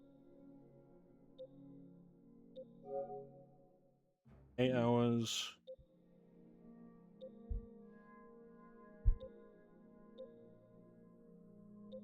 Spider-Man on 73 hours apparently.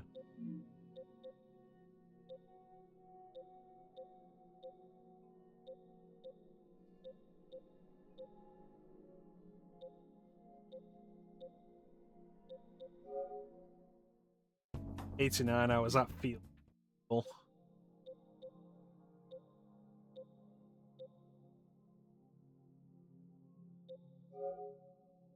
60 hours, that doesn't feel reasonable. I feel like I did not play that for 60 hours on PS.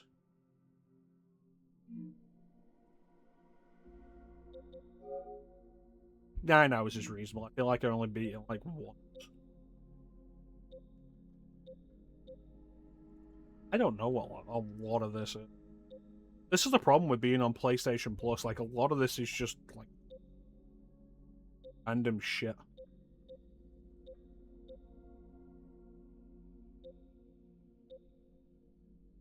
How long did I play Berseria for? I played Berseria for 5 hours. How long have I played Tekken 2 for? Haven't. I've never played Tekken 2.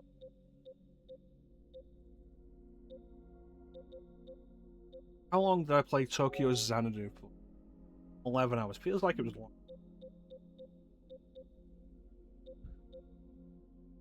Yeah, it feels inconsistent. Like, sometimes it is tracking it, sometimes it isn't.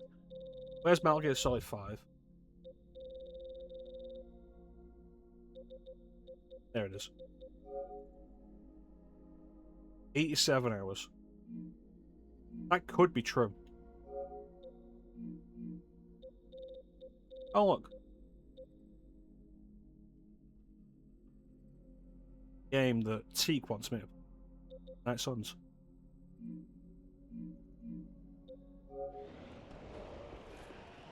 Yeah, it feels inconsistent about whether or not it's actually counting.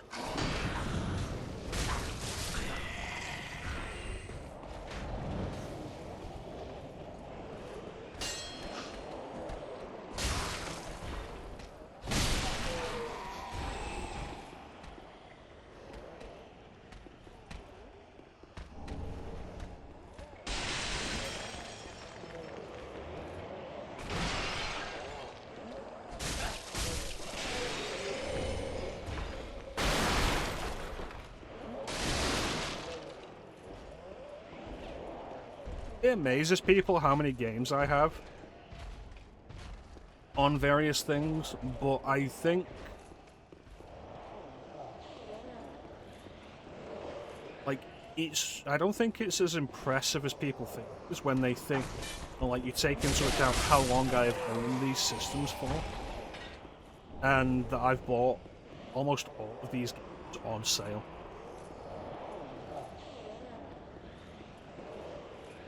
Like, it's been so rare for a long time now that I buy a game above, like, 50% off. Because for so long I've just had so many games that I play through. I don't need to buy games new. I have so many.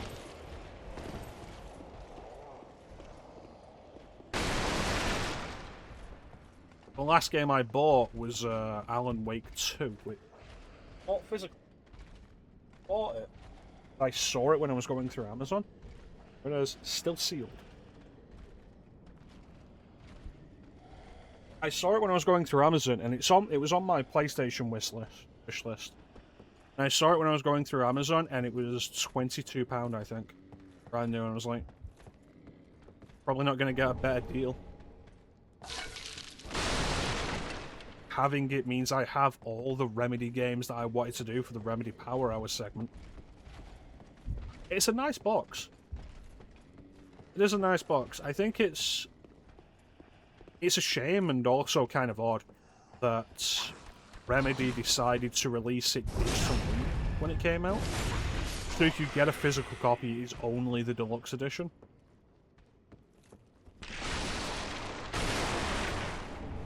And I didn't want to buy it on PC because you can only buy it through the Epic Game Store.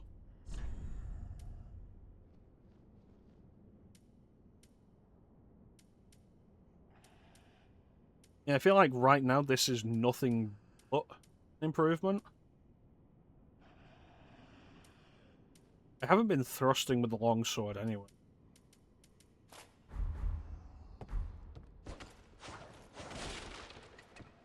Even on physical copy of Alan Wake Remastered. I think this comes with Alan Wake Remastered.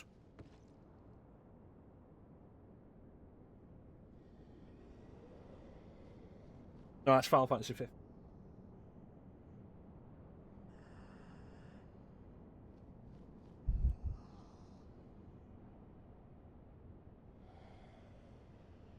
Includes Alan Wake Remastered digital edition.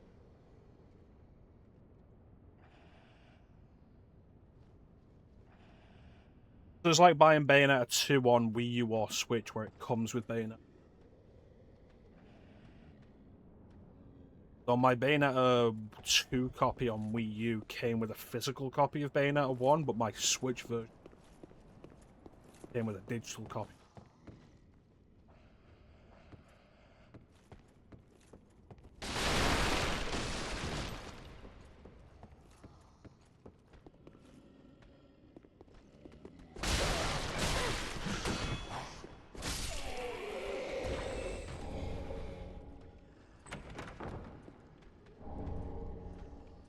So at some point we're going to end up running into mimics because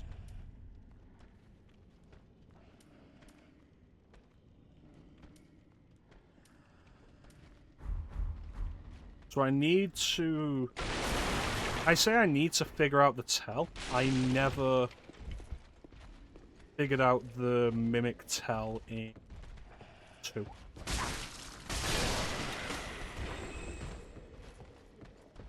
I came with Bayonetta 1 physically.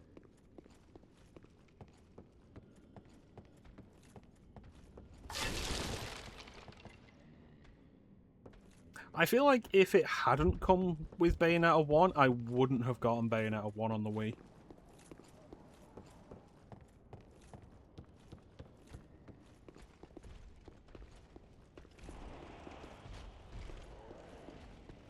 The Wii. Because there's no real reason for it. It's like, oh yeah, but the Nintendo costumes.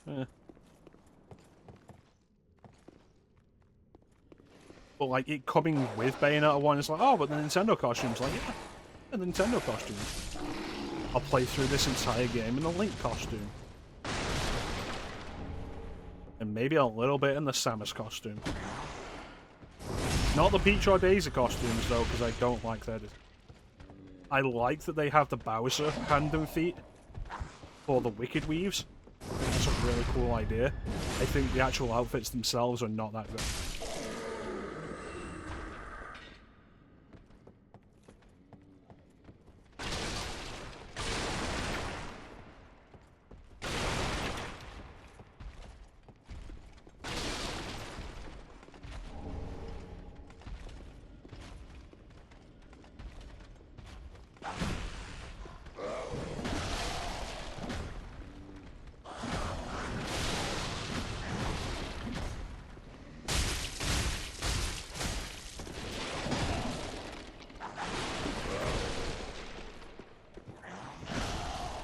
I think, like, the Samus the Peach and Daisy outfits, I don't think are good designs.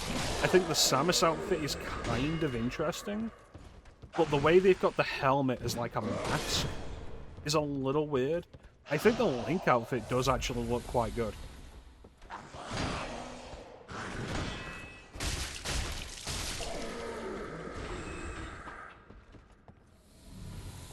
And then because I've only played through Bayonetta 2 once, I haven't seen the Bayonetta 2 versions of any of the outfits.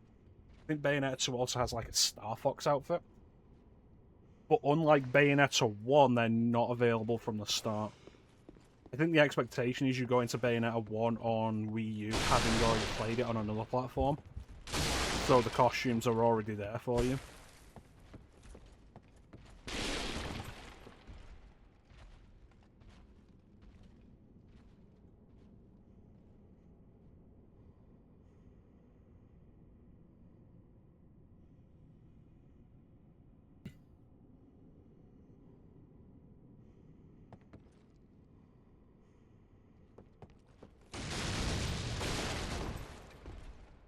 I don't think I've actually played Bayonetta 2 on my Switch. It's a large jump. I played it on PS3. I got my PS3. I played it on PS3. I installed it like with the recommendation because it ran like shit originally, apparently. But I played it on PS. I own it on Xbox now because it's backwards compatible. I have it physically. But I don't think there's ever going to be a real reason for me to play it on there. Because I also have the remastered version on PC. That dog looked bigger than the others.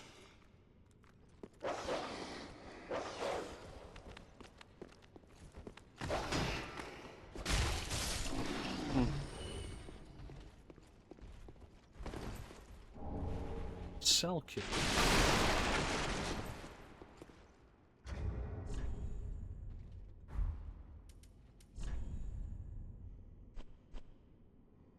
Eats a cell holding thieves in the line.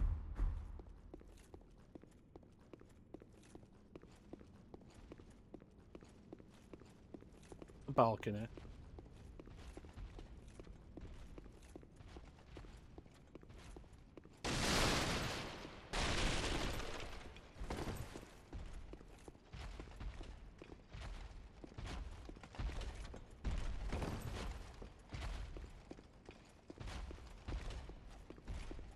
Now, I've only played like an hour of Bayonetta 3.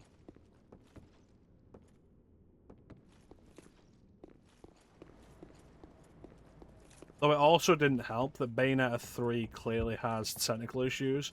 And I think Bayonetta 3 is also clearer than Bayonetta 2. Like, it doesn't look as good. And it's one of those games where it came out and critics were talking about its tech issues, its whatever frame rate issues it has, and its lower quality protection, nothing saying that. The Switch is holding it back. And once again, I'm just there like, this is a game that was developed exclusively for this platform.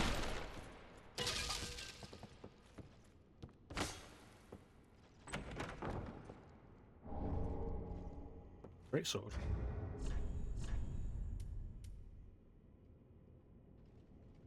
Scaling's way worse though when it requires faith. Fuck that. Yeah, like, it's a game that was developed specifically for a single platform. If it can't run right, like, if it can't run well on that platform, then the developers have failed in. Because it used to be if something couldn't run well, like if your vision of a game couldn't run properly on the platform it was being developed for, you would scale things back. And now it seems to be a case of you just blame the platform for not being good enough.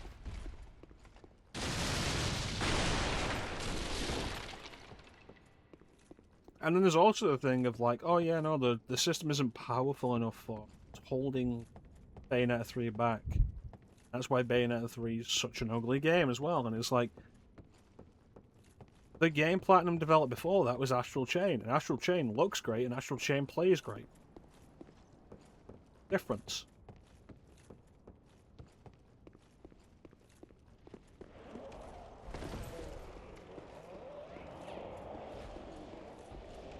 And it's the same thing with like the Nintendo stuff. Like, Tears of the Kingdom comes out, and Tears of the Kingdom can't run properly on the Switch. And everybody excuses it for some fucking... Echoes of Wisdom comes out and it's got frame rate issues. And I remember specifically picking a bone with Digital Foundry's review of its tech issues.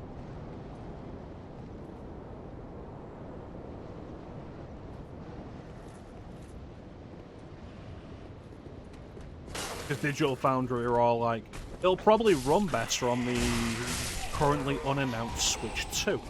And it's like, why is that considered anything, any kind of consolation?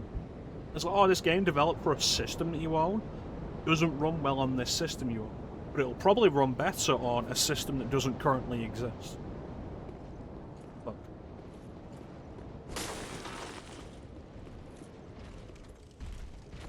Absolute nonsense.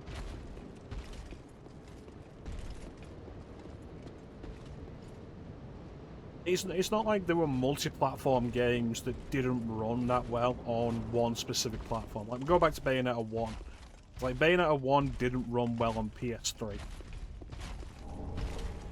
And the PS3 port wasn't handled by the original team. There's various issues. The PS3 is difficult to code for. I saw a video recently of an interview with Gabe Newell back in the day talking shit about the PS3 being a pain in the ass to develop for. That's why Valve never supported the PS3.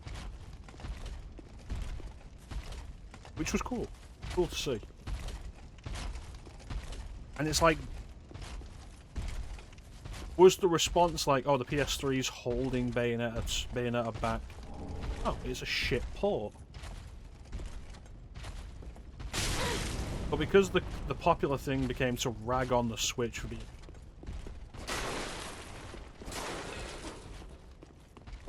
It's just all the Switch's life became last few years. This game would be better if it was on something else. Well, it's not, is it? The Switch doesn't do this game justice. This game has technical issues, it has frame rate issues, blah blah blah. Well, it was developed exclusively for the Switch.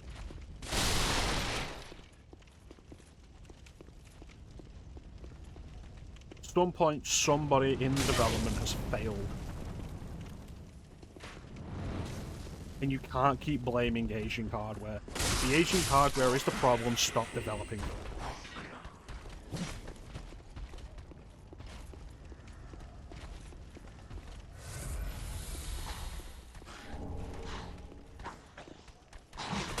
This is why you wear headphones when you play something like Dark Souls.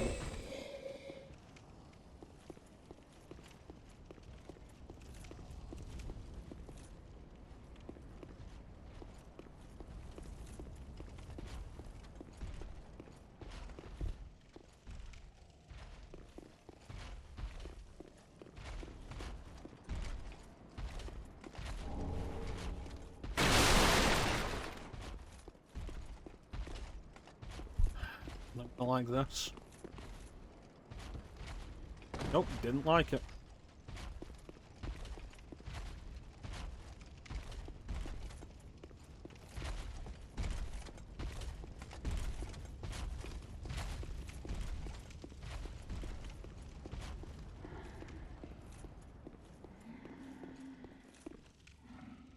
It'd take one more jump.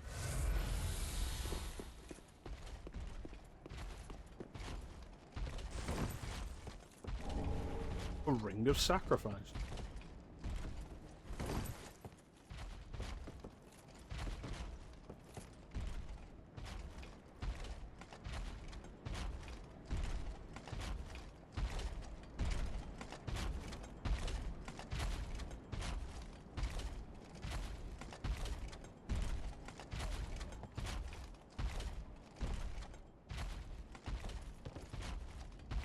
Well, I missed that, but yeah.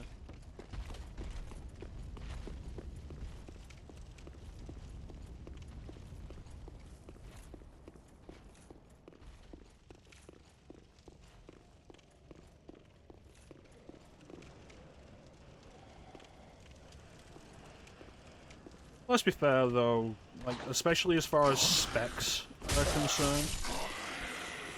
Like, you can turn around and say, oh, the Switch 2 is underpowered. And I saw an article earlier this week or last week talking about, like, will the Switch 2 stay the course? for the next 7 or 8 years? And the answer is yes. Of course it will, because it's not competing in the same market.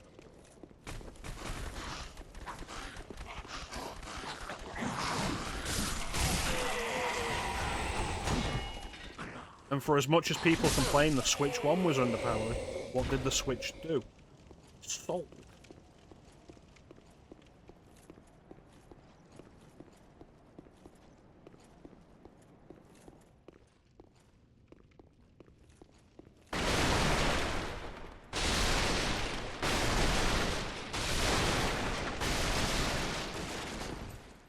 Besides, like, you look at, say, the PC market.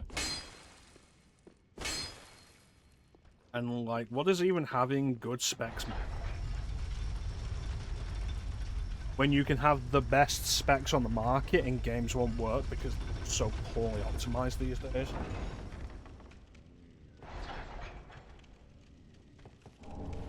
Specs don't matter anymore.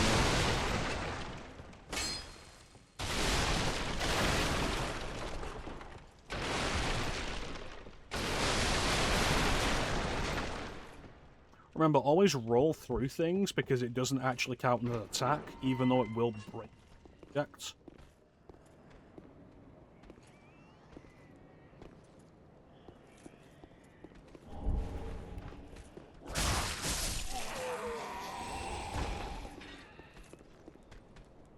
Really? No surprise attacker?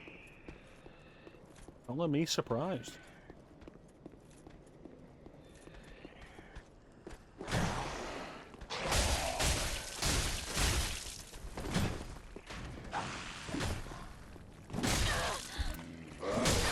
Stupid and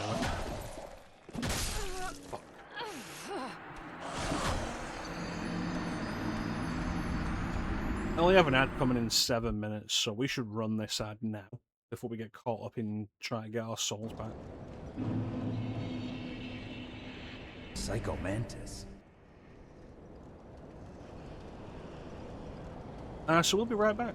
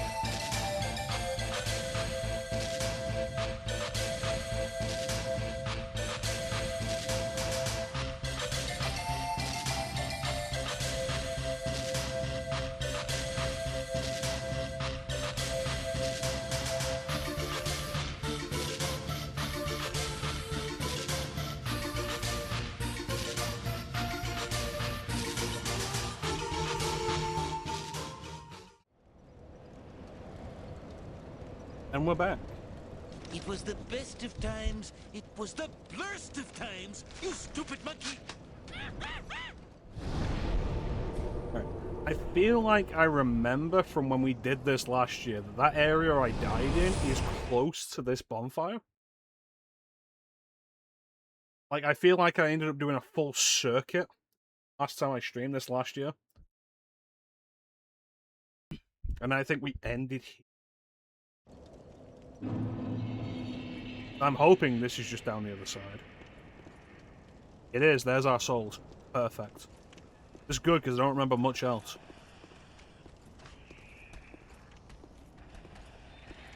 There are wolves there. Easy wolves.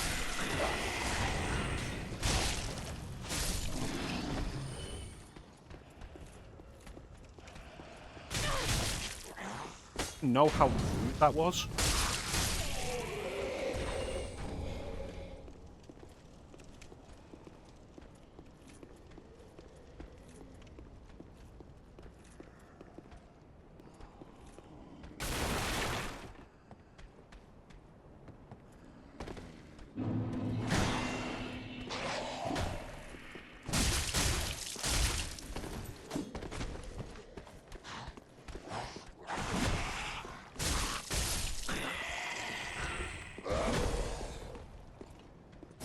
Too long, you stupid bitch.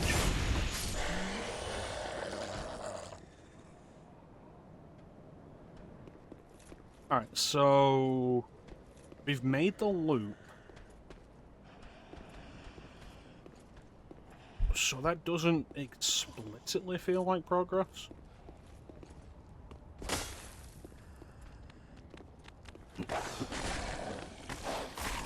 Use the stairs.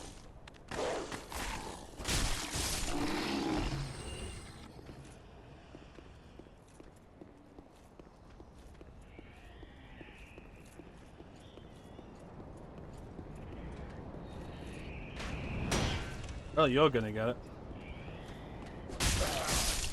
You want some? Oh, shit. Oh, he did want some. Excellent. I'm glad I gave it to him. Call me X. Give it to you.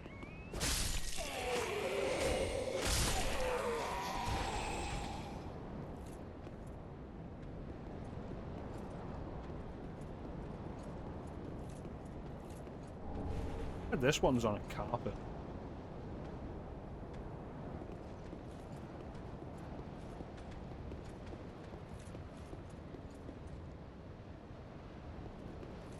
A dragon. Or if I'm gonna have to go and kick Dracula in the dick.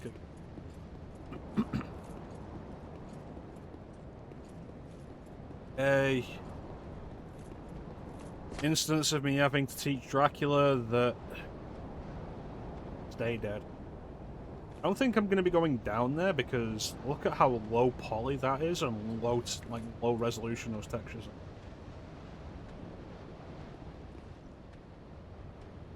Where did you come from?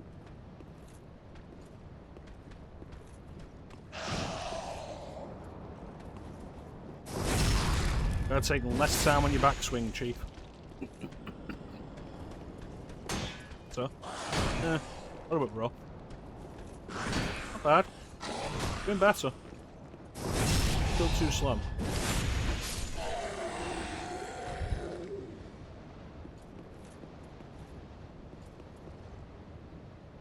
Look at that, like, that's not even stairs. That's just a slope with stair texture on it. Like, being able to see that from this close. And how it looks like there's not any proper shading on it. Like, that whole area over there looks like it's full bright. It makes me wonder, like, am I even supposed to see this from here? I feel like I'm looking at something I'm supposed to see from, like, maybe that tower over there. That's why I don't notice any of this. Weird, like, is it just not loaded in properly? Crazy.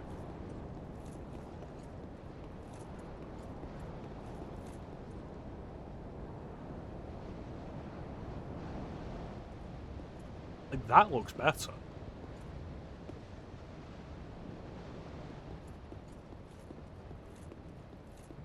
What a curiosity.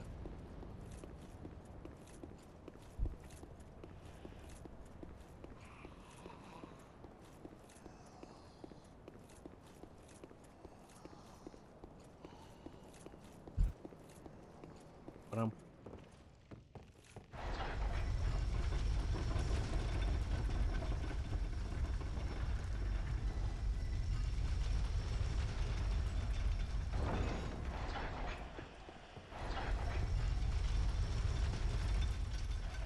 oh, no, that does look like a death hole.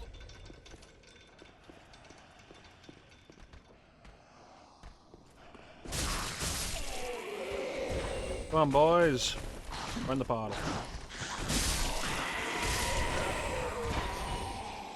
I guess they couldn't handle a strong, independent woman.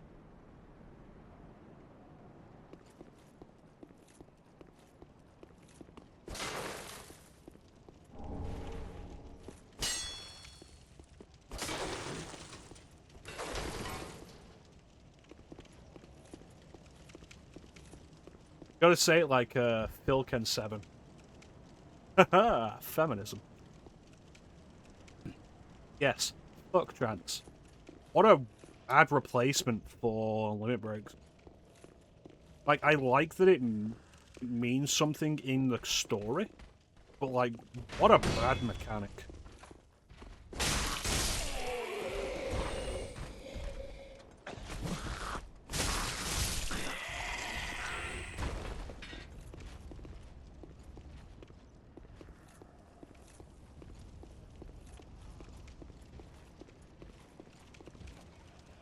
It wouldn't be so bad if you could hold on to trance. Like, if it wasn't just immediately activated as soon as the meter. Because it's always filled at, like, the worst goddamn times.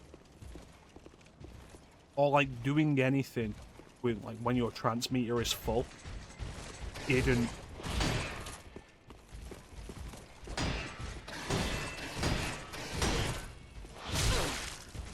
Like, didn't drain it. It's like, okay, cool. I've got into trance, but I need to heal. So I'll use an item. Cool, that costs trance meter. Cool, did I get extra healing for it? No.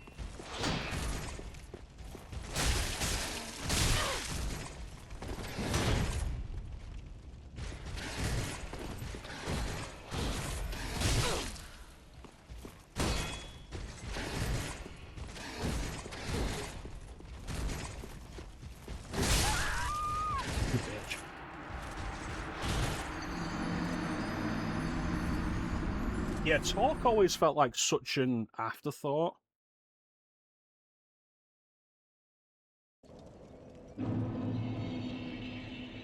I think an example of talk done better is probably the way it ended up working in Shin Megami Tensei 4. Well, like, during most boss battles, the boss would say something to you. Like, it didn't cost a turn. The boss would say something, and you would have an option of responses. And one of them was the right response, and one of them was the wrong response. And the right response would, like, weaken the boss or strengthen you. And the right responses were usually pretty obvious. Dog trying to backstab me.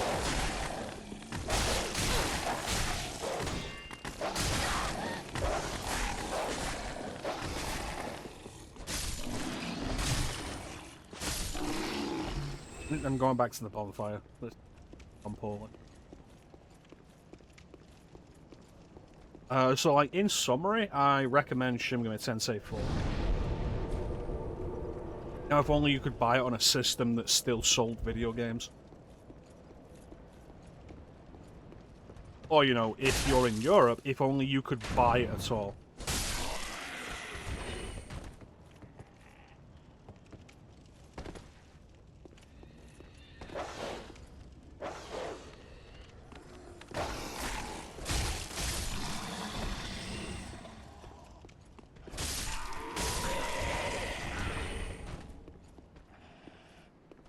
Come on, doggo.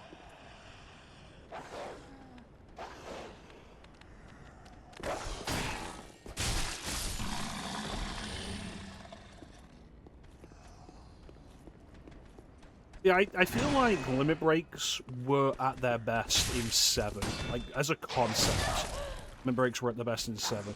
They were an interesting idea to have in 6, but the way they're implemented makes them so fucking rare that in all my playthroughs of 6, I think I've seen one. And in 7, having the gauge for it was better. 8 is probably the second best it's ever been done, but the way it works in 8 makes it far too open to abuse. To the point where you go into battles with the intent of being at low health to cycle through breaks. Hell, it's my entire strategy to Tomb Breaking.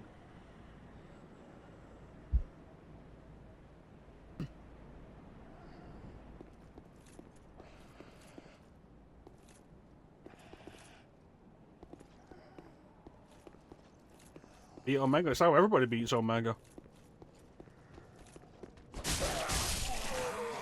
Destroy enemies in 8 with just limit breaks, yeah? It's like if you remember thousands of years ago when I streamed Final Fantasy VIII myself, it's how I killed Ultimecia. Selfie's limit break came up and I'm just cycling through it.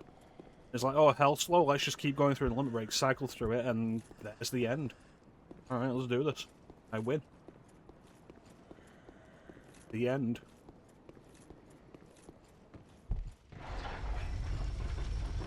It's like they're too abusable there. Yeah, add aura if you don't feel like limit breaks are coming up often enough for you. And then 9 with the trance meter, and it's such a non-factor. It's like, Jesus Christ.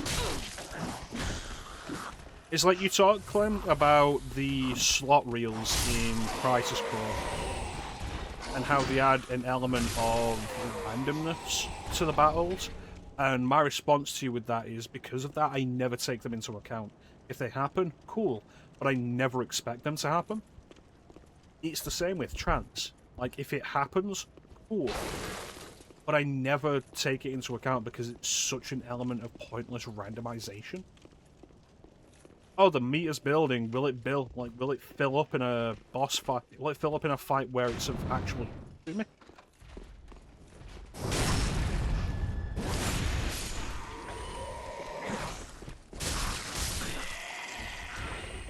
You're annoyed by the interruption of it. I'm annoyed by the interruption of the trance cutscene. I would like less of the trance cutscene. It's like, hey, I'm fighting a regular enemy that is going to die in the next hit.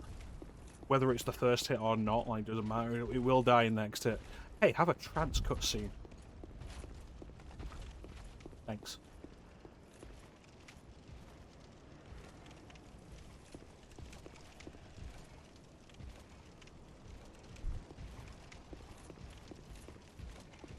And that's why Final Fantasy IX is the worst game in the series.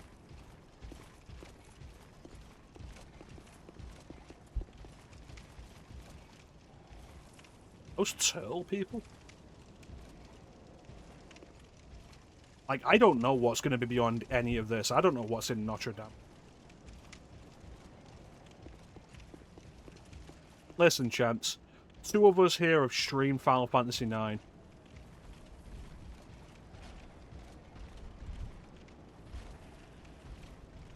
Two of us here are legally qualified to say whether it is or is not the worst game in the series. Are you one of them? Extra rude. Yes. Yes, it was.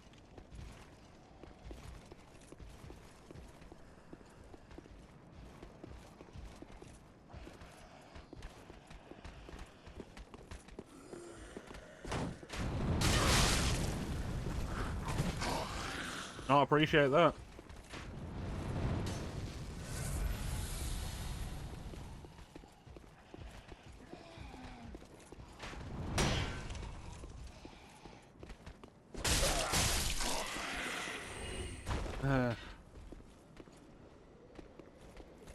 One of the first lessons you learn with Dark Souls is, like, be aware of your surroundings. Expect enemies around every corner. And you know what? I respect how this game is setting up environments and enemy positionings where that is, like, difficult to remember. Hey, how you doing, Nelson? Ah, shit.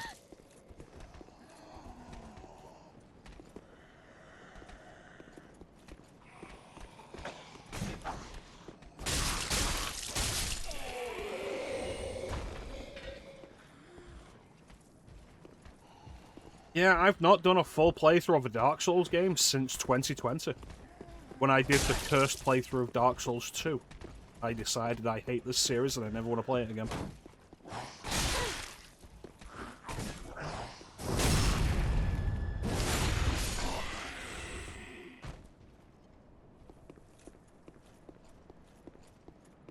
Now here we are playing it again. Is anybody asking me to play this? No.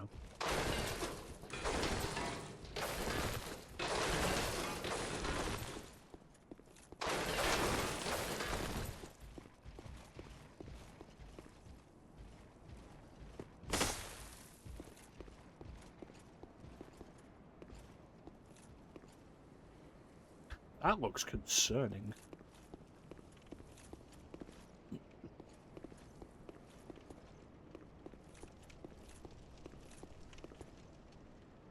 But Dark Souls was the first game I streamed, so it's tied to the history of the stream. I'm gonna walk in here and die. Like any of this.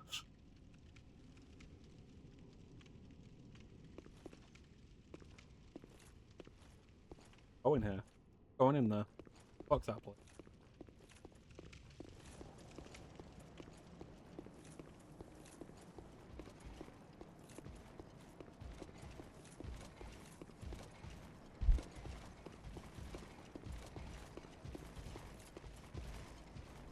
There are these guys everywhere.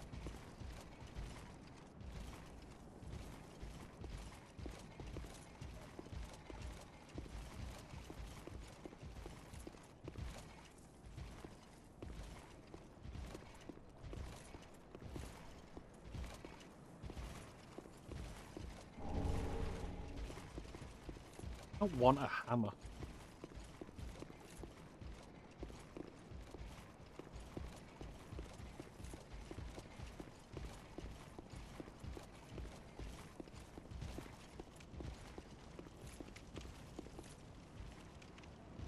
Well, let's either go all the way back to the previous bonfire or go down there.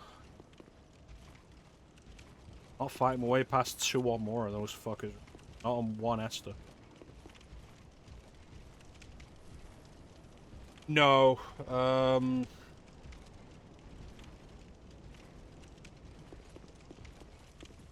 my first stream was Dark Souls Remastered. I played through all of that. In 2020, I did Dark Souls 2. It was my first playthrough of Dark Souls 2. Played through all of that. I played it to the credits. Have I played another FromSoft? I've not beaten another FromSoft game on stream. I played King for a little bit to show King off, which was technically my first. I mean, technically, it was the first FromSoft game I ever played.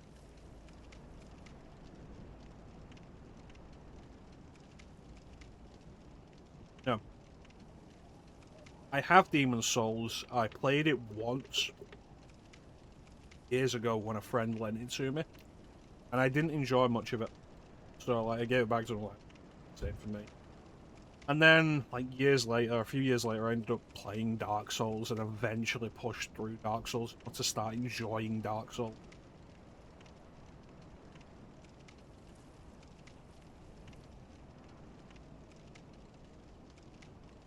I've always intended to go back to Demon's Souls, and I just haven't yet. And I have Demon's Souls on PS3, and I have the remake on PS5, and I've just not... I played a bunch of Sekiro on stream.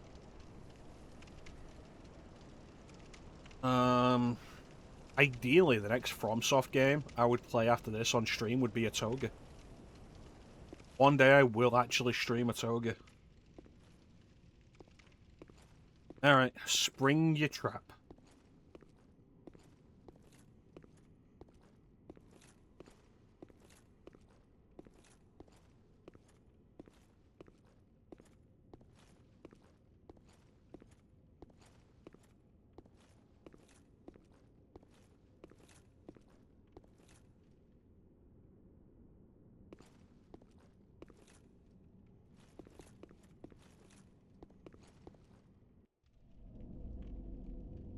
Didn't expect a cutscene.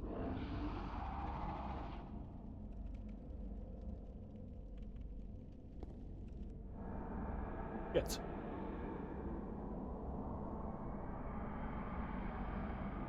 Hope this is a friend. I don't think it is, but I hope it is.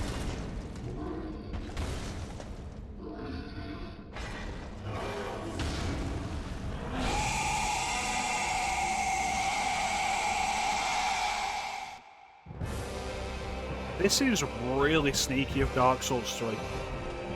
Like, by this point, you expect to, like, go into a boss room with, like, by going through a fog door.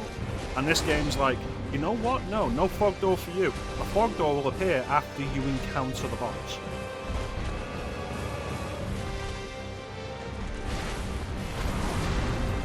It could be friend-shaped. I just need to make it understand I'm not a threat. I am in fact friend-shaped myself.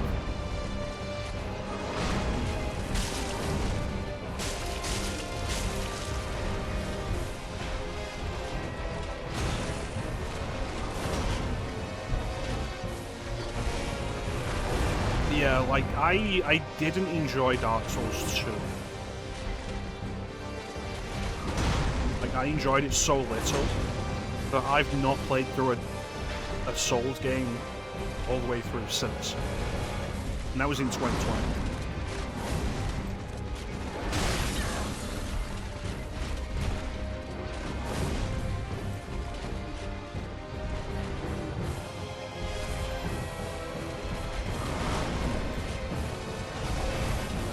Fucking kick.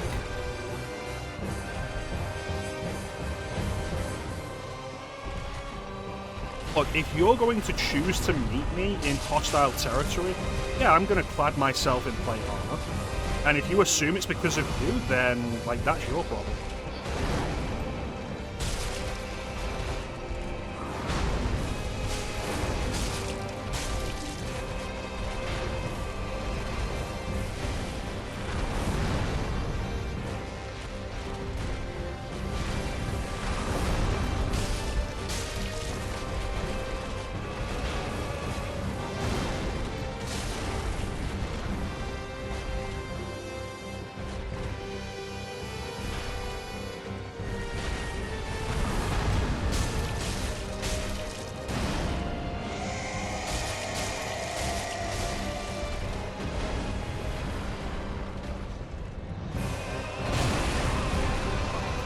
Oh.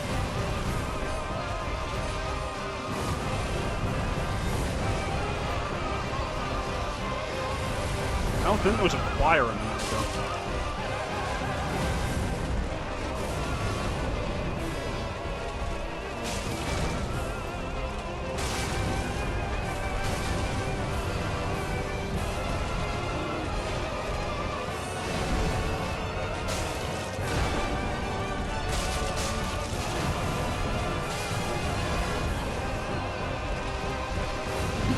You know what? Considering I went into that was my first time, and I had one Estus when I walked in there. I think I did very well. I think you all owe me that. Thank you, Clem. The second phase hit me a little nastily. But, like, once I realized, like,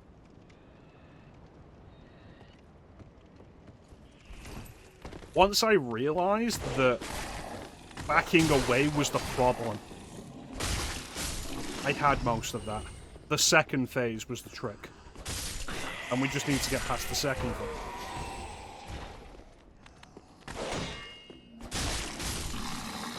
Have to go back to the VOD to confirm. I mean, we're on more of a delay than usual for this because it's going through the Elgato. Stop kicking.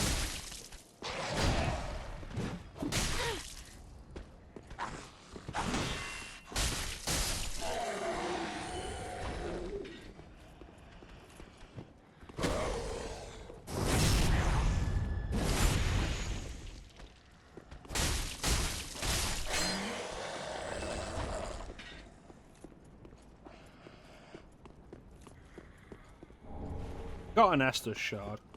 You sent it before you heard it, Well, this isn't my first Dark Souls, Nelson. Like, I'm going into this with the experience of having beaten the first one several times and having done the second one. And, like, a lot of those instincts still remain. Plus, generally being quite good at pattern recognition and analysing boss movements. Who can I give this Estus shard to? You? Welcome home, speak. Ashen One, Sovereign. I will Ashen One. Ashen, so I will Ashen. Farewell, Ashen Will One. it be you? May the flame. A pleasure to make thine acquaintance, Ashen One. I am but a humble handmaid of the shrine. Weapons, armor, I've Talk lots faster. of little things to ease the burden of a weary traveler. And yes, I'm Ashen One, as is that. Was it the bonfire? Ashen One.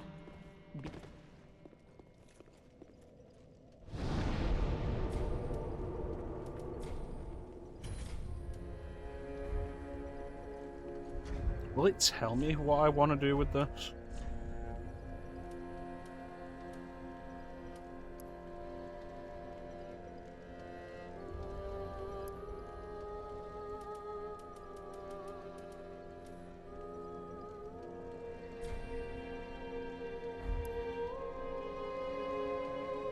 The blacksmith at shrines. Alright, there we go. Killer, she doubles prices as punishment. Itch.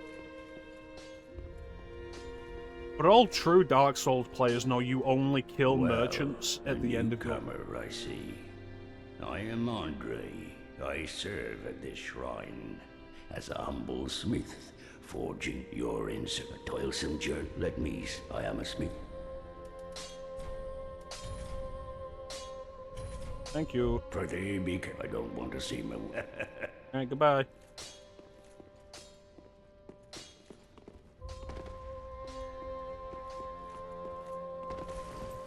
Alright, so I sit at this and I get 4. Excellent.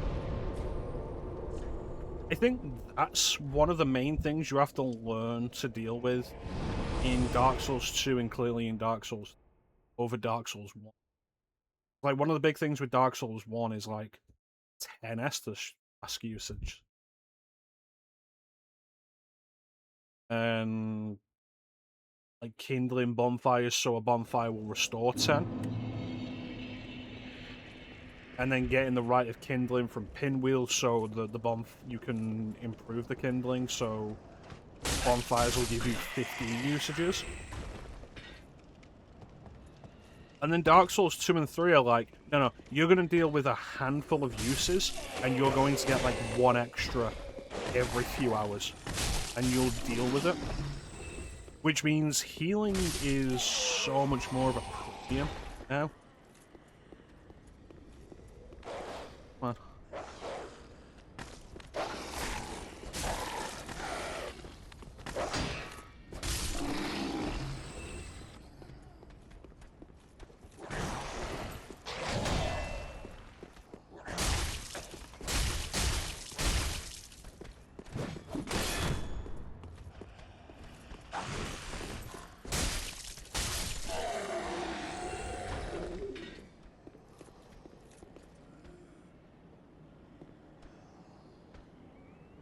And if I had a parachute, this would be so much easier.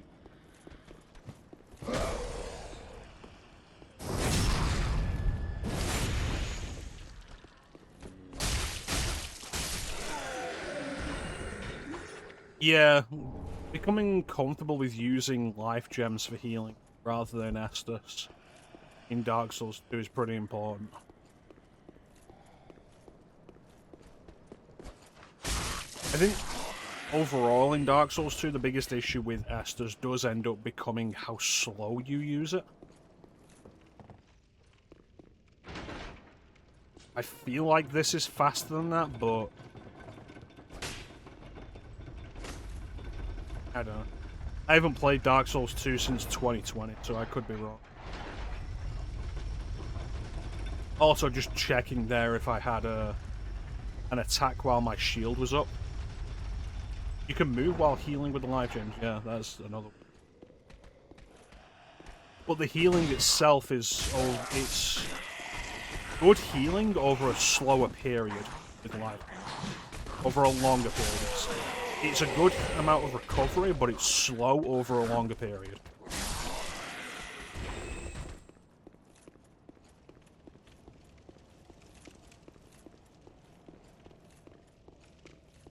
Do we have any quotes taken from the Dark Souls 2 playthrough?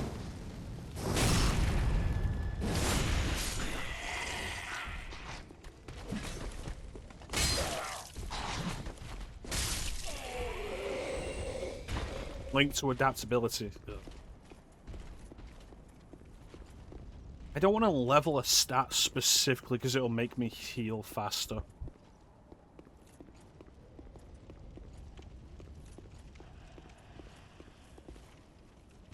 Yeah, we might not have. I forget, like, when exactly in the year it was.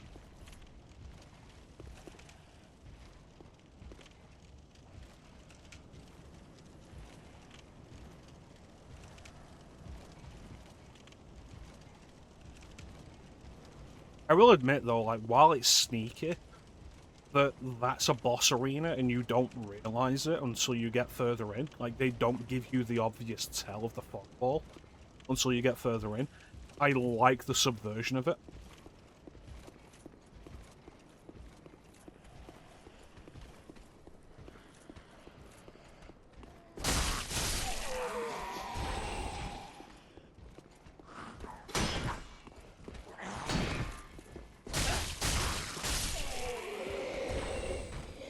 Well, the references Dark Souls. Is that the nebulous one?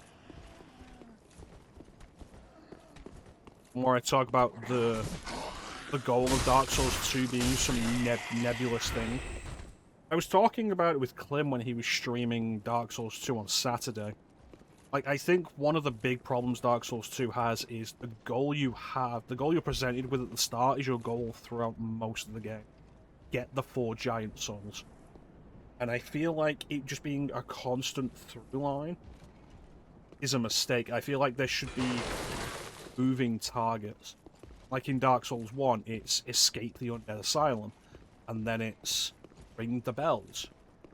And you start with like the bell above, and then you go for the bell below, and then that opens up Sen's Fortress. So it's like, okay, I need to explore there.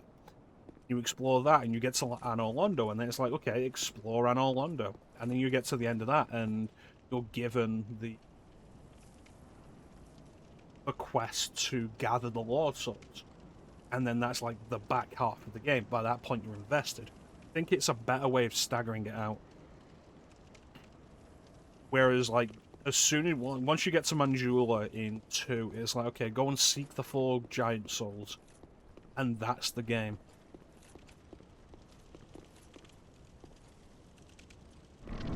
Yep.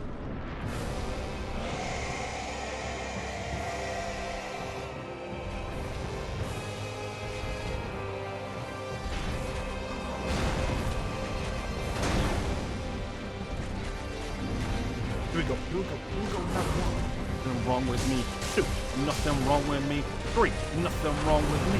4, nothing wrong with me. 1, something's got to give. 2, something's got to give. 3, something's got to give. Yeah!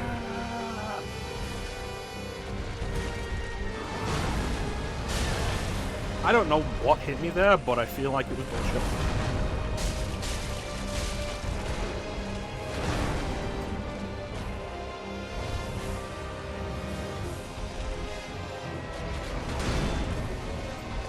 You get open Drengleic Castle without the giant souls? What do you mean by that thing?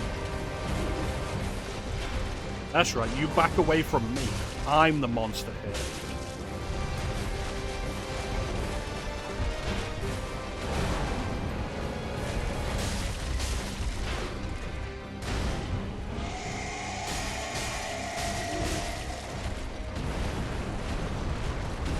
If you grind 1,000,000 souls at open, what? That's crazy.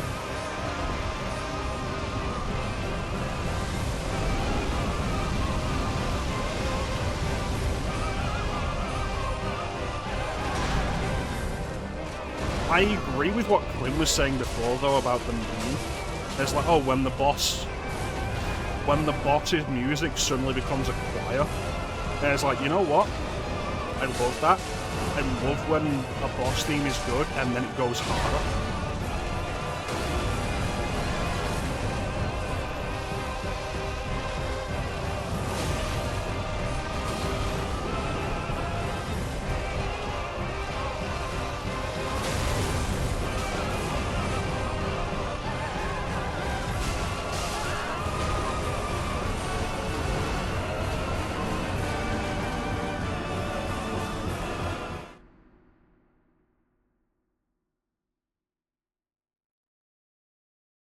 Like, it's such a cool thing.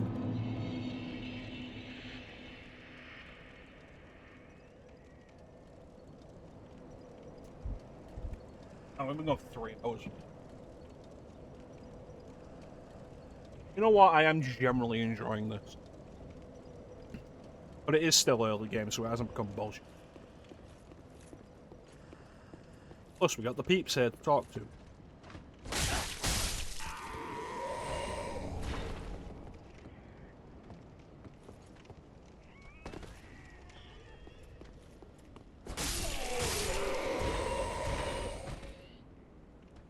Come on.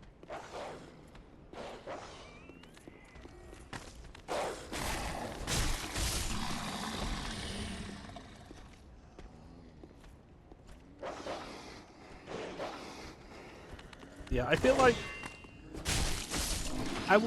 like I said, I was talking about it with Clem, and like we'll probably get more into it as Clem goes further into Dark Souls 2, but like as much as I did dislike Dark Souls 2, there were ideas there that I did really like.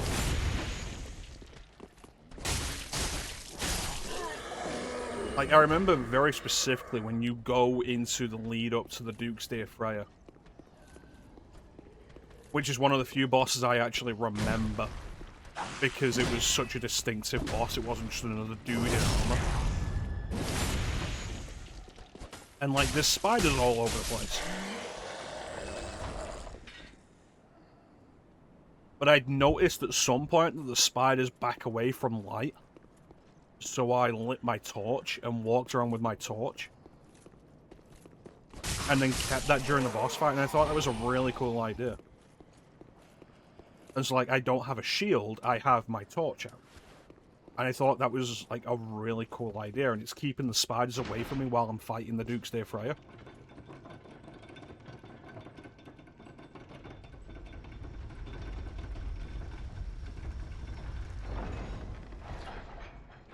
I wonder if I'd want to respec. I imagine, like, possibly.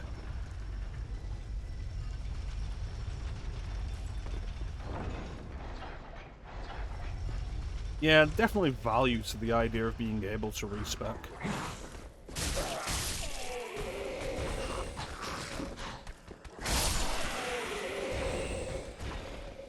I probably wouldn't play it on New Game Plus.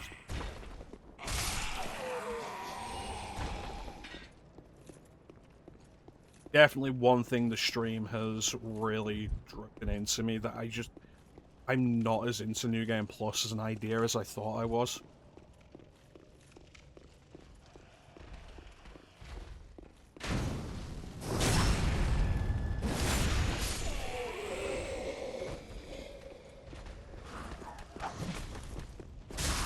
I like the challenge of going in fresh and like building stuff up again.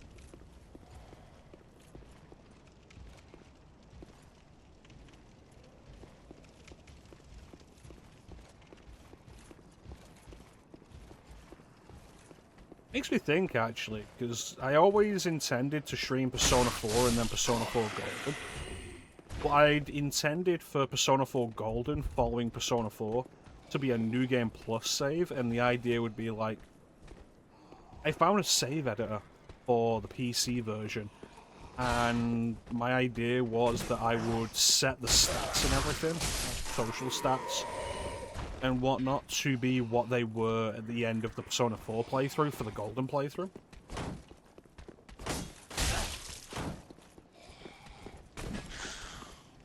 And now I just think it would probably be less enjoyable for me to play. Alright. Right. Got 20 minutes until the next ad. Bit of the sweat on my hand. These triggers press so easily when I put the roller down on my leg.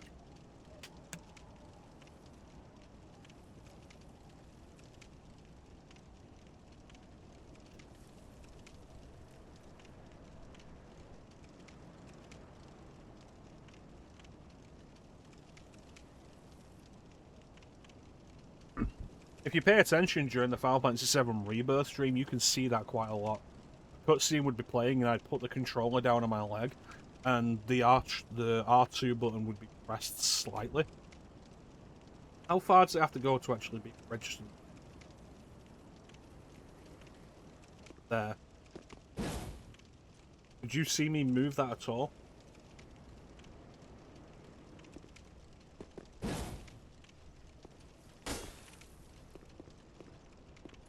And in Final Fantasy VII Rebirth, any press to the R2 button in cutscenes, fast forwards the cutscene. You go back, you can see that happen like a bunch. I've put the controller down and the right trigger's been pressed. Keep saying right trigger instead of R2. I'm so used to it being the right trigger now.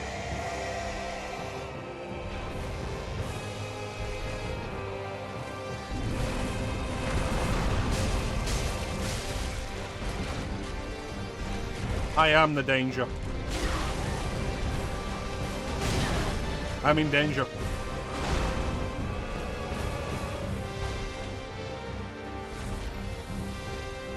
It would be like some bosses are programmed to specifically attack when you use your Estus.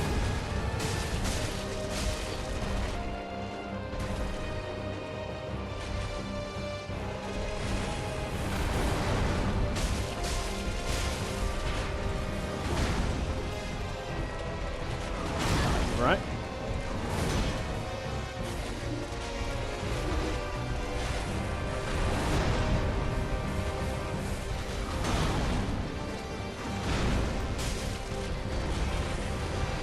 Again, the kick.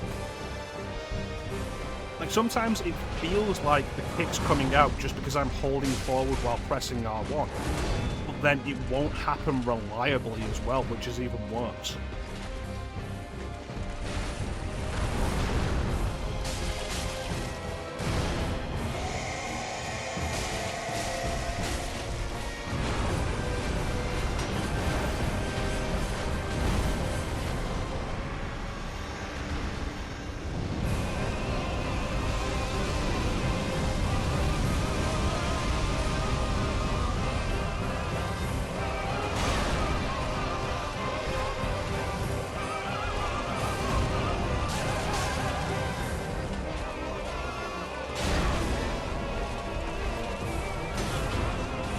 These rolls are coming out a lot later than I want them to.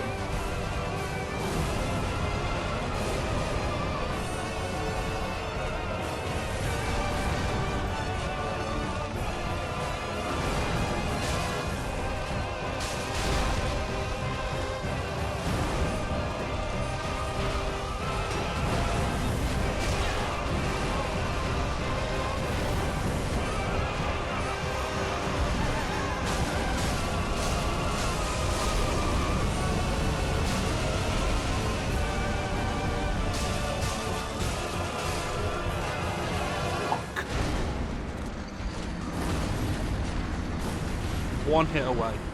One hit away.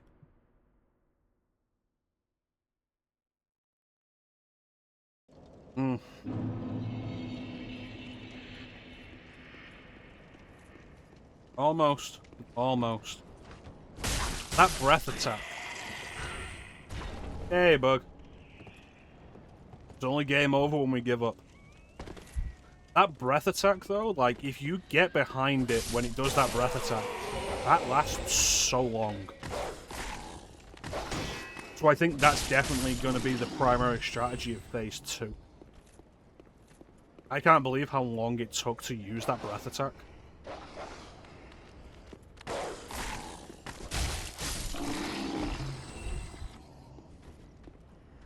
General Kenobi.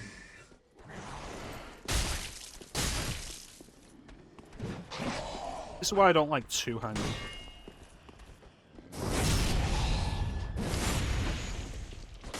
Simple man with a sword and a shield. I'm gonna stick with the sword for this playthrough. Traditionally, I'm a halberd man.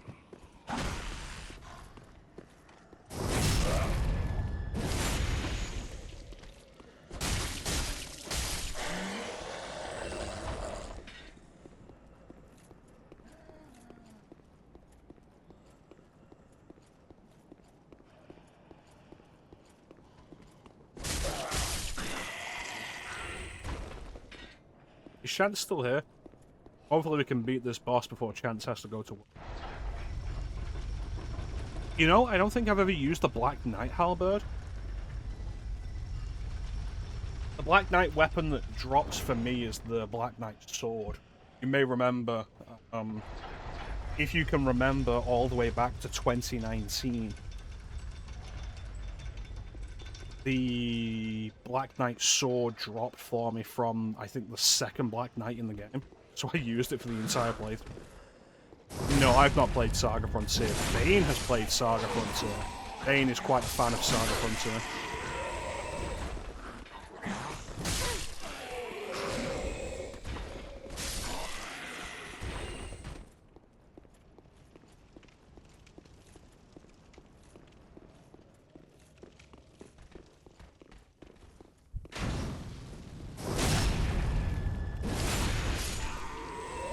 It is my dream to one day enjoy a Saga game.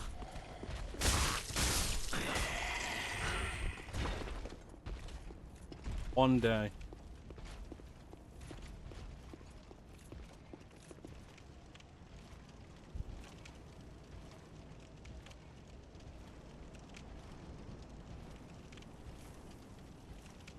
Makes sense, play it after Final Fantasy II. The idea of Final Fantasy II's growth system, its leveling system, did essentially spin off into the Saga series.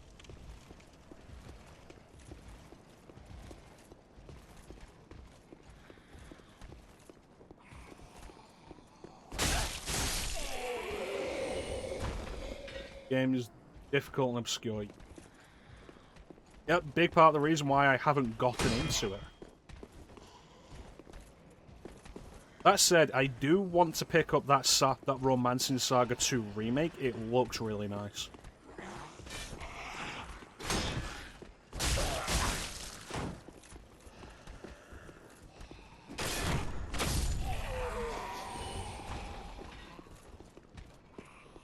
Do you remember what the quote about Final Fantasy 2 is, Bane?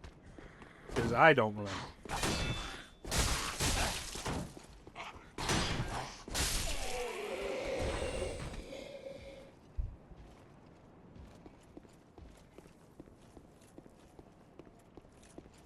Once I step through this door, I'm going to stop looking at chat.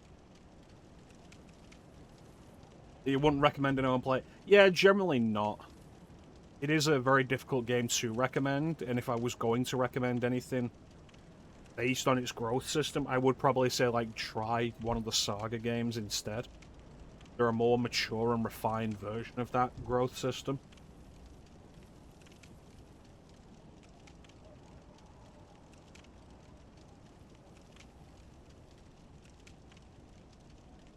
Don't mind it personally. I mean, you also like Saga, though. You already have a horse in that ring. I will do Final Fantasy 2 on stream eventually. Or I'll suggest to Clem that I'm going to do it. And then that'll bait Clem into doing it. Yeah, that's another thing that gets you on that path as well. Final Fantasy 2 is a little more open than other Final Fantasies to begin with. Even Final Fantasy 3 is like very guided in its early game. Pretty much anything, Clem.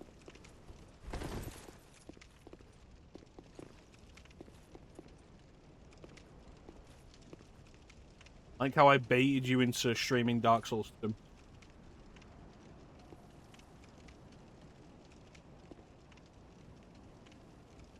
I think if I'm going to like try and push myself into a Saga game at this point, it'll probably be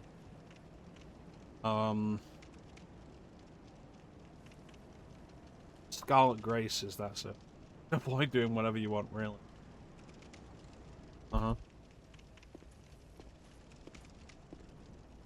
Alright, lock in.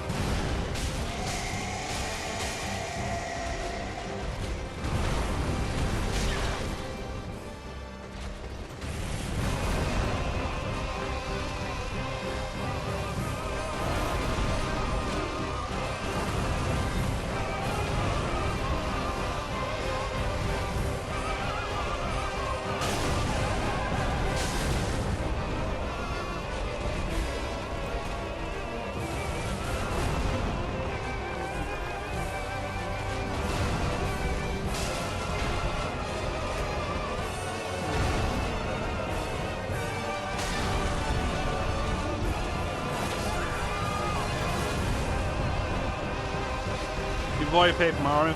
Yeah, but that's mostly out of spite, though. Saga Frontier more confusing. Yeah, I get that. I tried to play Saga Frontier 2, I think, a long time ago. Many more game overs. Saga is a game that knows what it wants to be and has no interest in appealing to anybody who isn't interested in that idea. I respect that. But, like, a lot of the plots of Saga sound super interesting. Like, I've read the blurb, I guess you would say, on the back of the box idea of, like, Romancing Saga 2 and Romancing Saga 3. And both of them sounded really interesting to me.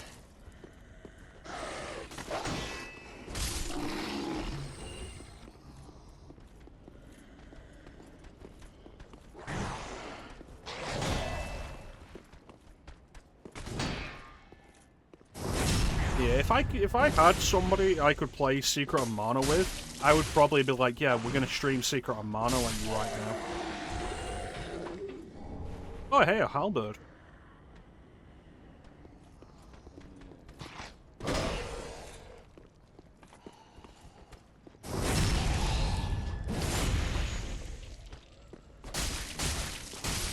I know Secret of Mana is 3-player co-op. I think Trials of Mana on Super Famicom was 2-player co-op. I think they toned it down. I don't think the remake is co-op.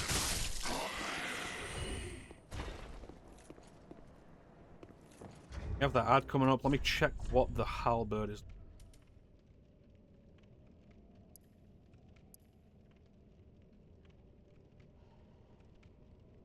What am I missing for the strength 60? Right. But overall, it would be better. Yeah. Yeah, the Secret of Mana remake or the Trials of Mana remake? Because I know the Trials of Mana remake is a co-op.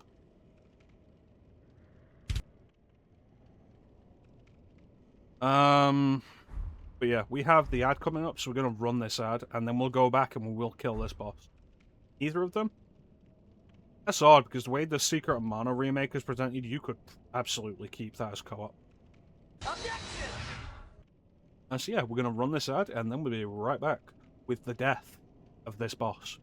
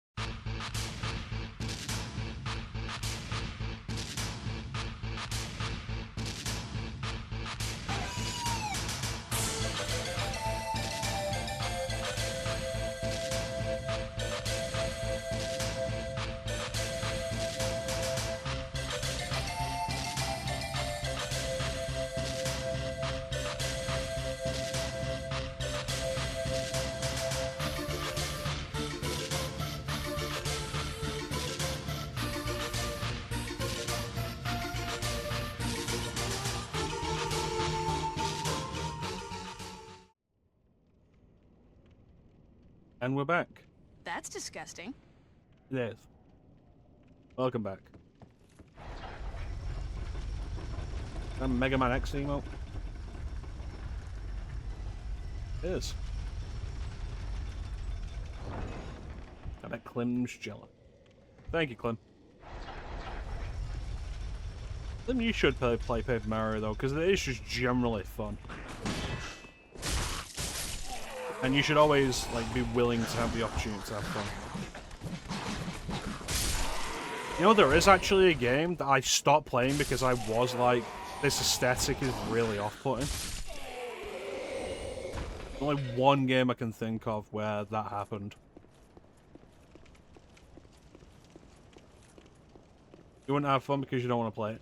You should want to play it, Clem. Want to play it for me.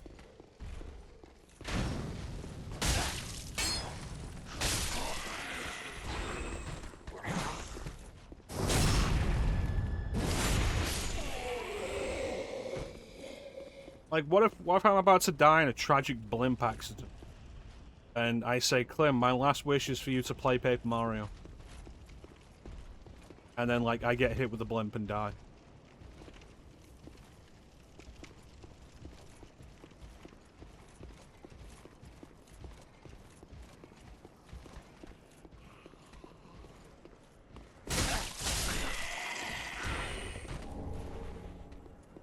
You did play it, you just hated it. Some games misplaying, just don't get enjoyment if you... I get that. I couldn't go back to 14. I wouldn't enjoy it in the same way. But then that's also like a difficult sell because 14, as I did enjoy it, doesn't exist anymore.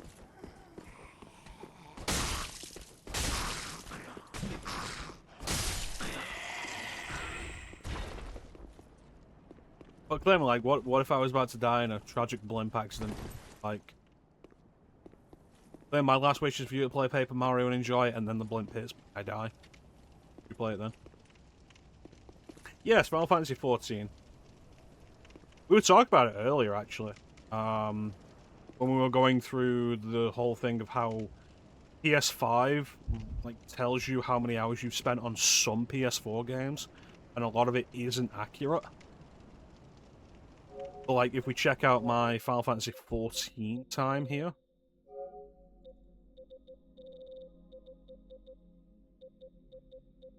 It's not downloaded, I have to go into the collection. Of course it's not down. I want to sort by most recent. Sort by A to Z.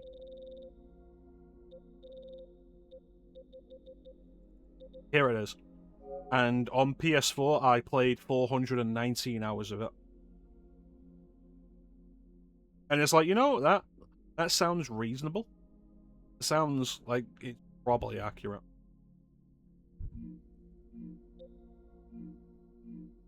It's not how much time I actually spent on the game, because I did spend a lot of time on the game on PS3 as well. My dying wish was for you to play Paper Mario, you do it. What if my dying wish was for you to enjoy it, Clem? Like, Clem, I'm dying. It's my dying wish that you enjoy Paper Mario and also admit that women made out of flies aren't attractive.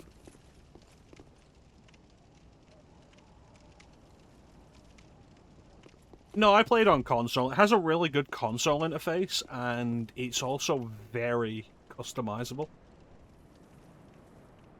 No, that's a low, but Clem, I'm about to die. Do it for me, Clem. Do it for Mecha. Yeah, like, the interface on 14, it's very well set up for console, and it's entirely customized. So, like, you could go into a stream.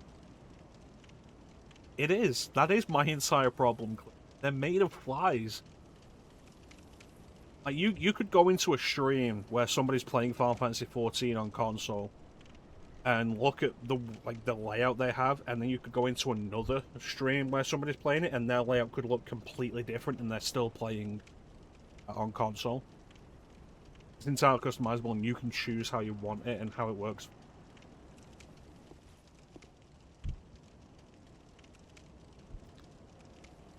You choose to headcanon out that they're just real. No, I have not. What's happening on November 19th?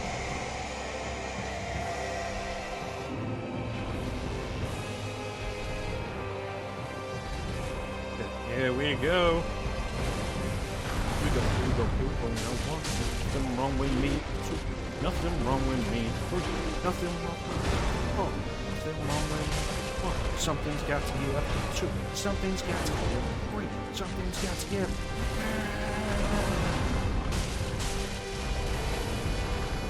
Grand Theft Auto 6. I do not have any interest. I have Grand Theft Auto 5 and I still haven't even played it. I never finished 4 because I did not really enjoy it. Welcome in, Spawn. I finished Red Dead Redemption's the last Rockstar game I finished. The last Rockstar game I enjoyed was Bully.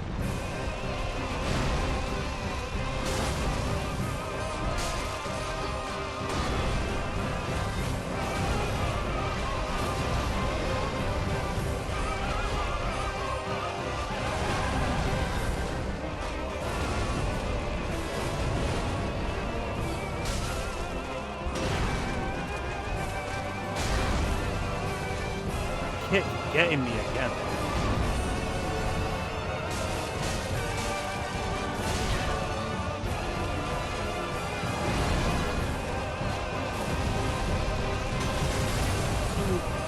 Camera, come on.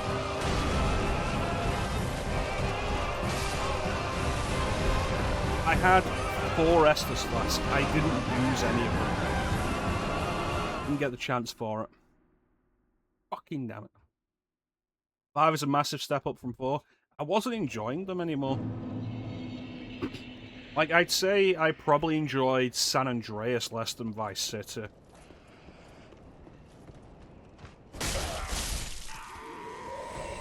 Like, I will go back to Vice City and still enjoy Vice City. I think the narrower focus of what is doable in that game is more appealing to me.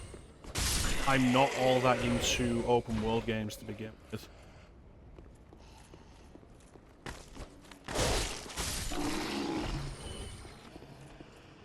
San Andreas was your favorite? I respect a lot of what San Andreas did. And, like, my main reason for enjoying Vice City more is, I think, down to the soundtrack and that Vice City is smaller.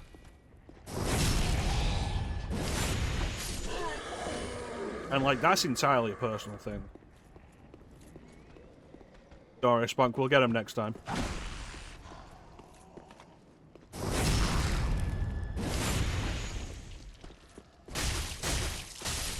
I feel like I might have had it that time if it wasn't for the kick happening again. Back in the day, I had the Grand Theft Autos on Xbox. And I think even to this day, the best way to play the trilogy, 3 Vice City, San Andreas, is probably still original Xbox.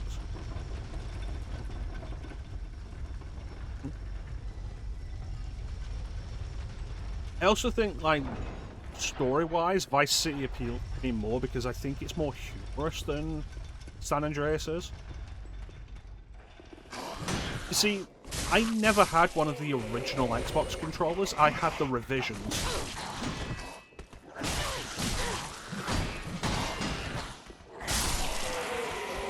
Because there's the Duke, and then there was the Xbox controller S, I think they were called. And they were small, they were more reasonable controllers. Those are the ones I had. And those are fine controls. I think they are basically the same size as the Xbox 360 controller, maybe a little bigger. But like Xbox, the Xbox Grand Theft Auto games had higher texture quality. They still had all the music. I think they had faster loading times. Like, they looked better and they played better. And because of the hard drive, what a bunch of games on Xbox let you do was copy music from CDs to the hard drive, and then you could play that music in various video games. Which was also just, like, really cool. And I don't think any console ever did that as well as the original Xbox did.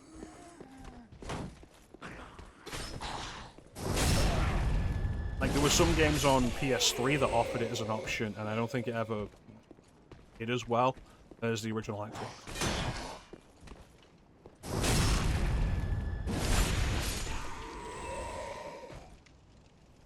Yeah, it's entirely personal preference, but beyond anything else, I'm not really interested in open world games anymore. And, like, you can see it when I stream open world games on the, like, few occasions I play open world games. Like, it doesn't grab me anymore. I like more directed experience, linear directed experiences. I can't believe the original Xbox had in Yeah, it's kind of crazy, because, like, I don't think that ever got filled up. Like, I remember as a kid thinking that it was, like, unless it was endless storage. Because, like, PS2 memory cards, you filled them up. PS1 memory cards, you filled them up. GameCube memory cards, filled them up. And I never filled up the save file storage on the...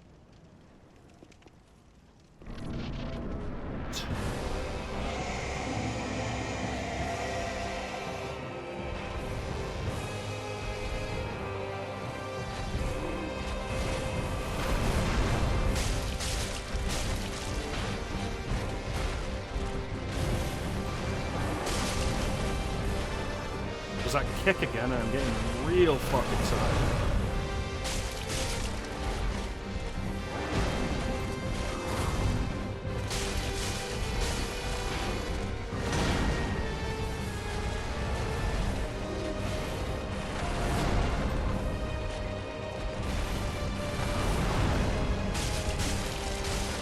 The fact that the kick is happening during combos as well. Like, if I could remap that, I absolutely would. It's awful.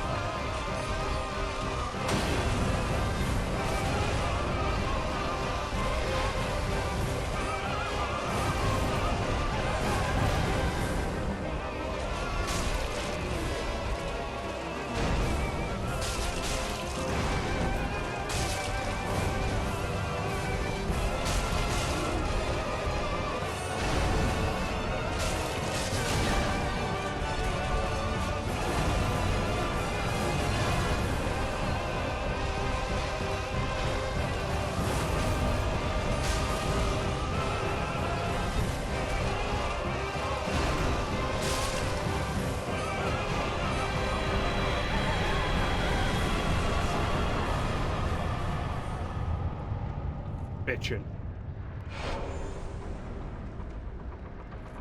Is this my first Souls game? No. Thank you. Success! Yes. Let's go spend these souls. Yeah, I've beaten Dark Souls 1 and 2 on stream before. Beaten 1 several times, I've done 2 once. Thank you, everybody. So I'm going into this with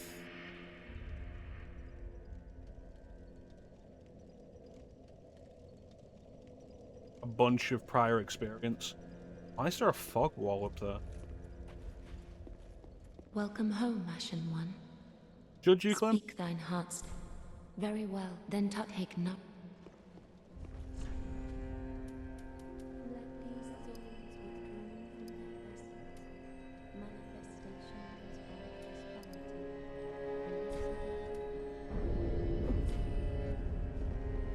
It was 20 gig and it's a lot for saving music. It really is. And like, it sounds tiny now, but bearing in mind, like, what was the regular save file size on original Xbox? Like, in the kilobytes at best.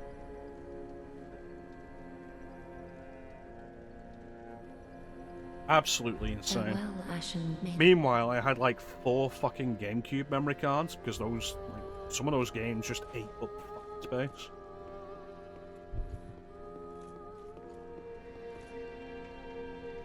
I'm not crazy, right? There was a fog door here a minute ago.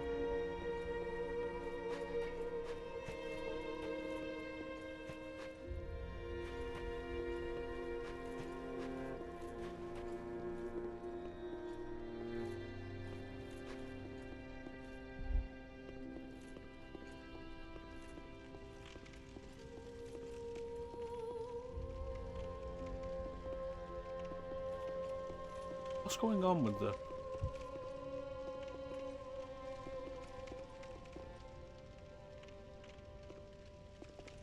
Is it load? Is that what it is? Is it loading it in? Mean anything. What an odd thing. And then, like, it's back. GameCube, I feel like GameCube was absolutely the worst for it, though. It's not even the warping in, it's that I can walk up there and it'll disappear and I'll walk back down here and it's back. Like, it's gotta be a loading thing. Yeah, GameCube was the worst. I remember there were specific GameCube games that came with memory cards because the save files for them were too big for standard memory. Like, if you bought a Sims game new on GameCube, there were the 3 Sims games. There was The Sims Busting Out, and there was The Sims 2. And if you bought one of those new, it came with a memory card that was bigger than the standard because the save files were too big for it. I remember playing Beyond Good and Evil as a kid, and anytime I wanted to save it, I had to clear a load of space off a memory card because it took up most of a memory. Ridiculous.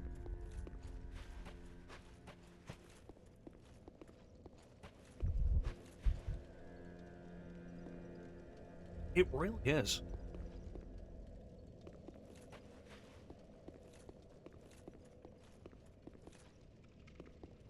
Is it worth me spending some souls to strengthen something I've got? Do you have a repair box? Ah, well, just good to see what needs.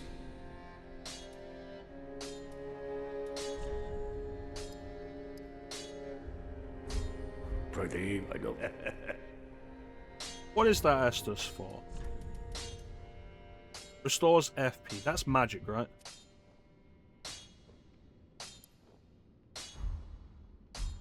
Ah, just good. What need? Put that in there, please. I'm not using it. PS2 Jurassic Park Operation. Game Megabyte.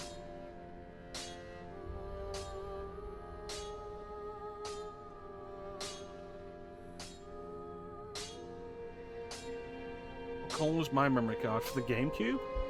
I had several. I think 2 of them were transparent. It was crazy because like Bane's probably going to be the only person who knows about this, but like there's a chain of game shops in this country called all caps, and I had I think 2 or 3 memory cards for the GameCube that were transparent that had their logo embossed on it. Good.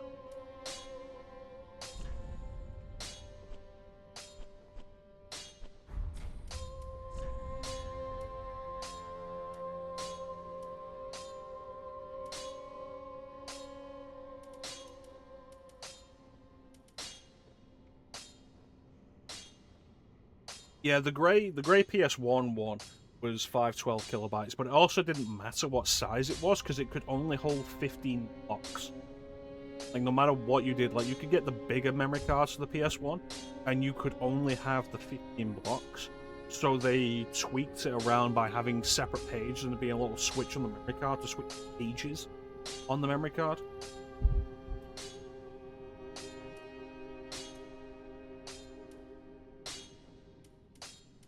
You know what? Before I reinforce anything, I should spend some time with the halberd, decide if I want to use it.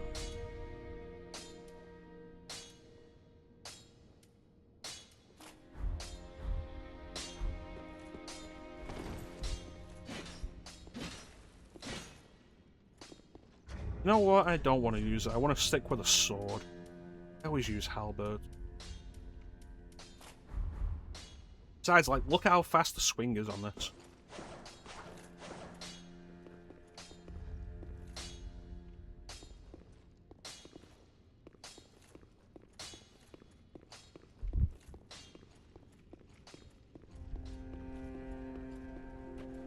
I have a 64 megabyte PS2 memory card. Yeah, being able to do more swings is probably preferable.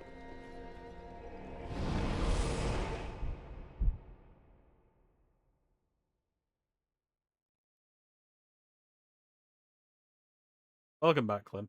Have a sound alert. Listen to the woman, John. Calm down, just calm down.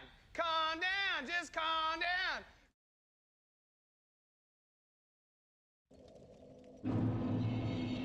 Typing is delayed.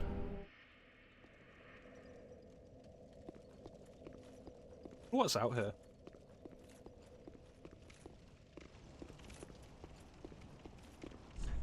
Peer over the cliff and hold up the banner. What banner? Why did the FOV change? That's weird, I don't like it. Yeah, the little avatars with the emotions and such. What banner? And the way some of them would, like, have reactions if you said to, like, delete the save file is cool. Show me more. I don't think the FOV is spread out enough to make that worth doing. Like Baldur's Gate 3 down there. See, there's the monastery where the Githyanki are currently holed up.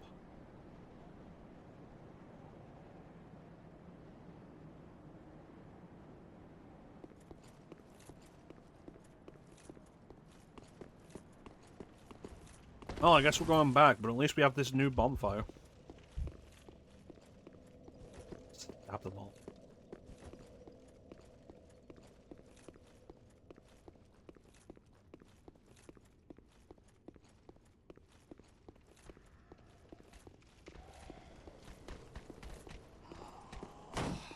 See, I was aiming for a kick there and it didn't happen.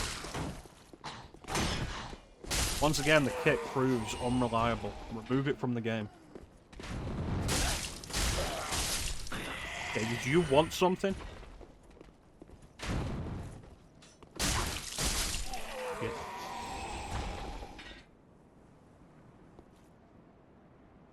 It's interesting, like, is it Twitch? Is it maybe your browser?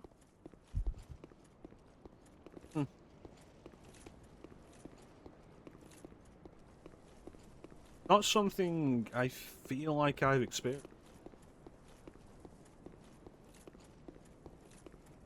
But I did switch browsers, I think earlier this year. Like, I don't even know what time it is anymore. I think earlier this year. I was on Chrome and I've switched to Firefox because Chrome was like, we're gonna not let you use AdBlock anymore. And I'm just like, listen, the internet is basically unreasonable without AdBlock. I will put up with ads if they are not intrusive and bullshit. But they are intrusive and bullshit, so I will not put up with them.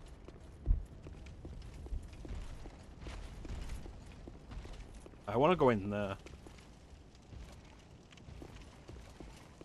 But I need to be able to reliably kill these.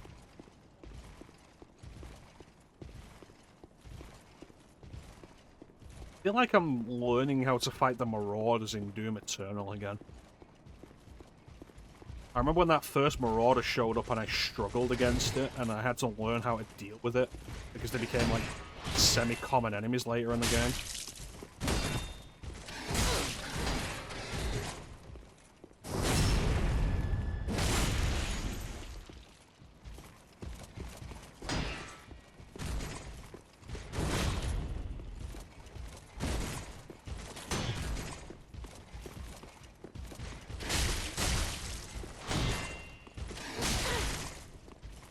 You're wearing way more armor than me. Why is your swing faster?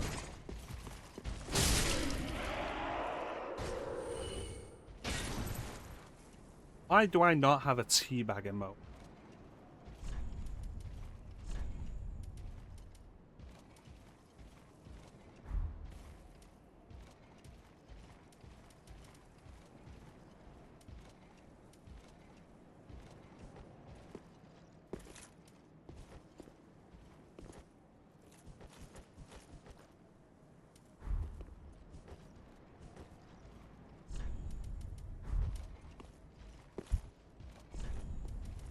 I don't like that these are tied to, like, moving the controller as well.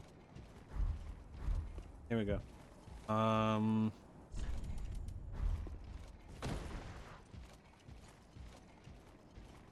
there's a lot of animation lock on that. Definitely put your head between my legs and then teabag you. Go. I'm gonna remove that because there is so much anime lock on that.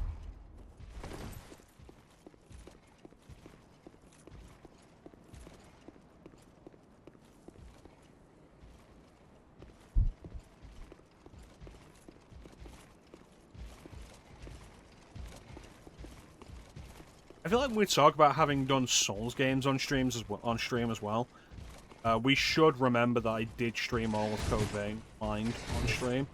And Code Vein is basically a Souls-like.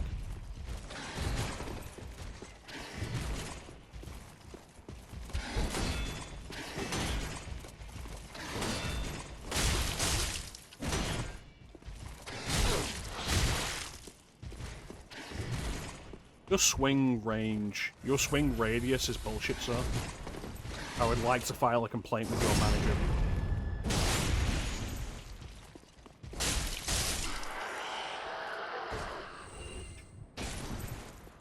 Let's go kill the other one. Code Vein was fun. My biggest problem with Code Vein was because I fought one boss before I found the last memory of that area. The game decided I wasn't allowed to have the good. And that pissed me off. Are they kind of Souls-like? I mean, combat-wise, yes. Design-wise, no. I'd argue.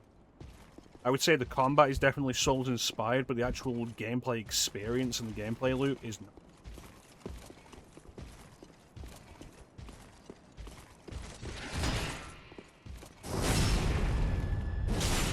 Clem, what do you think? Weigh in on this, because you've played them.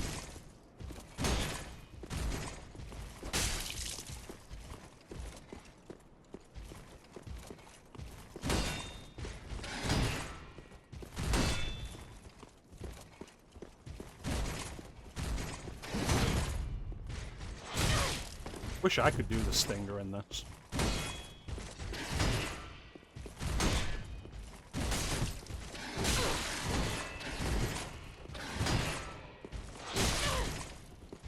This guy is so fucking fast. That's the problem. Like, he's so fast and he hits so heavy.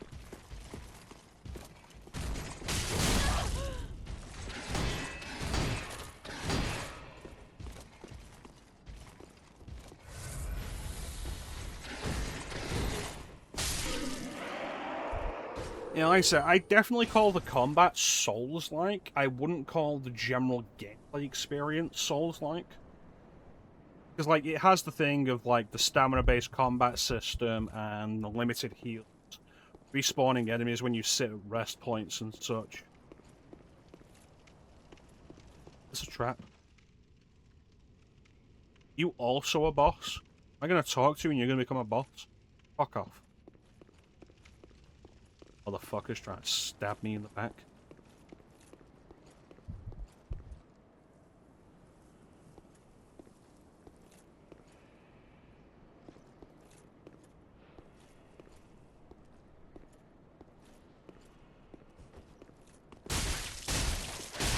You know, suddenly I feel like this was a mistake. Oh. Don't know what you're doing, don't do it. Please stop.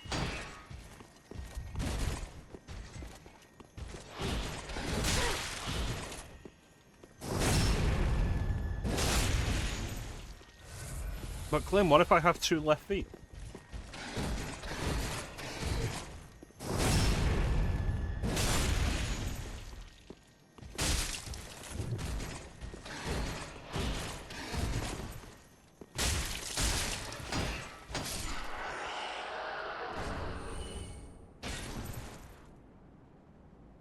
Is anybody expecting me to die there?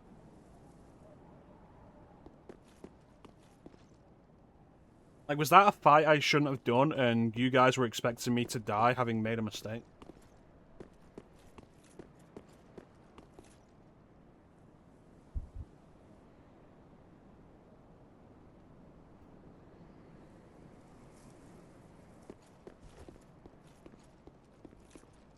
Hmm.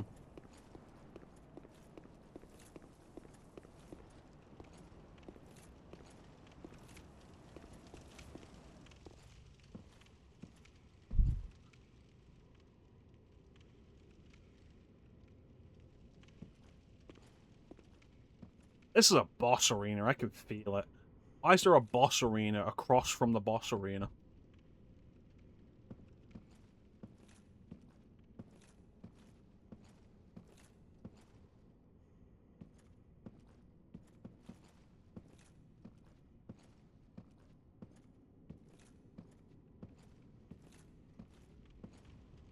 Ah, the wait has been long, unkindled one. Ansel. I am Emma, High Priestess of Lothric I don't think Castle. that's true, Clem. Allow me to speak frankly. You will not find the Lords of Cinder here. They have left, gone, to their churning homes converging at the base of this castle. Head to the bottom of the high wall, forge on through the great gate, and raise this banner to proceed.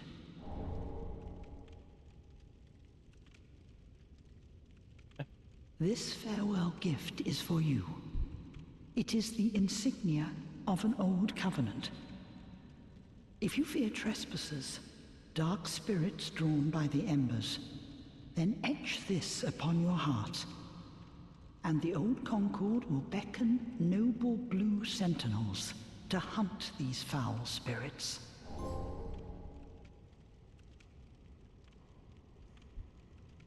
What is wrong, unkindled one? Are you not a Lord Seeker? Head to the base of the high wall and seek the Lords of Cinder. Seek? Seek? Is this not the calling of your kind since ages past? What is wrong? Are you not a Lord Seeker? Look, if you're not gonna fight me, I don't want to be here.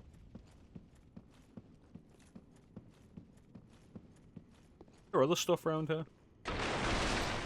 Break all your pews.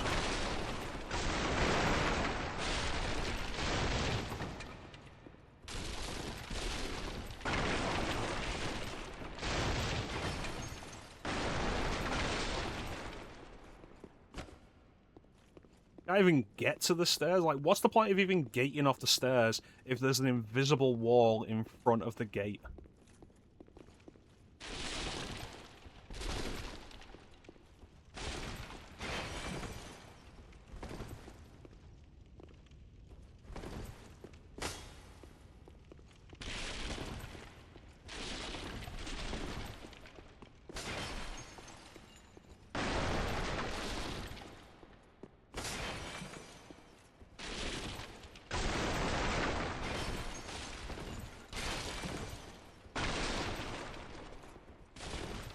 Very important I break all of them.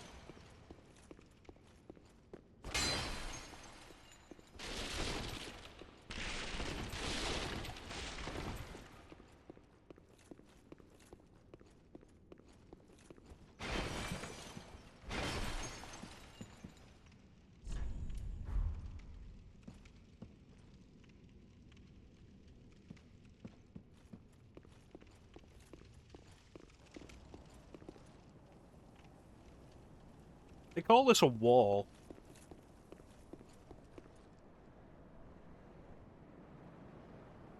There's a wall. Excuse you, I am a woman.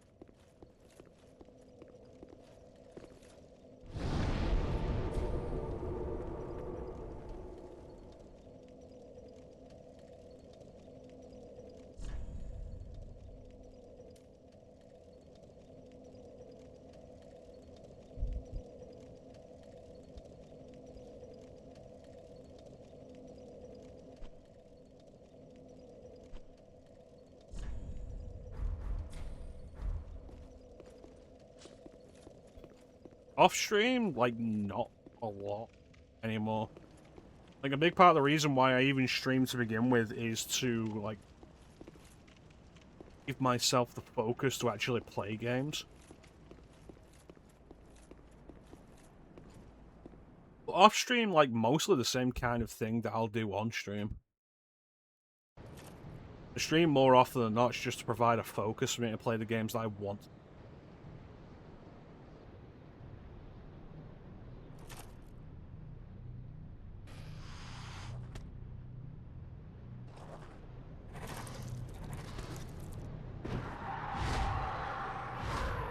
Motherfuckers take me to Anor Londo, I swear to God I'm gonna kill you all.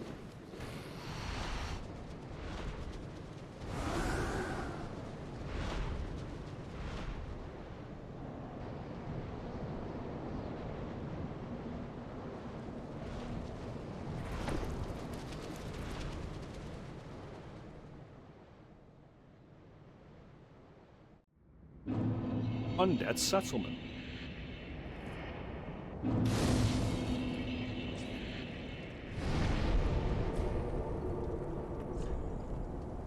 Foot of the high wall.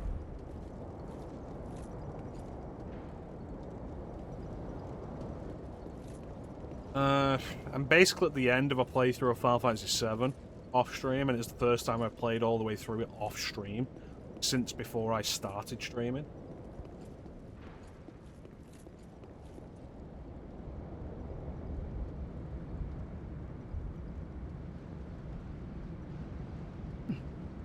Every now and then I get lucky enough that something does catch my attention enough that I will just sit down and play it off stream, but it's not common. And usually the main causes of that are just I sink into a depression again. So I've got some games that I just like hyper focus on during depression. Which is good because I at least still feel like I'm going through something. I think the last time that happened I went through Arkham Knight again and I 100%ed it again.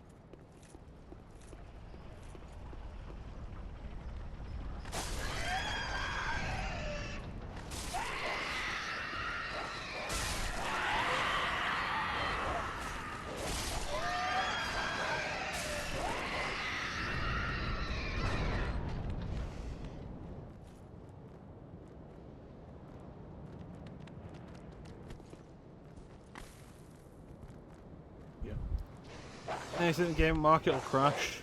I don't know, like... For a long time I thought it would. I think... it's too big of an industry to have the same kind of crash it had in the 80s again. And I think if the industry will crash again, it won't be the gaming industry specifically that crashes, it'll probably be tech overall.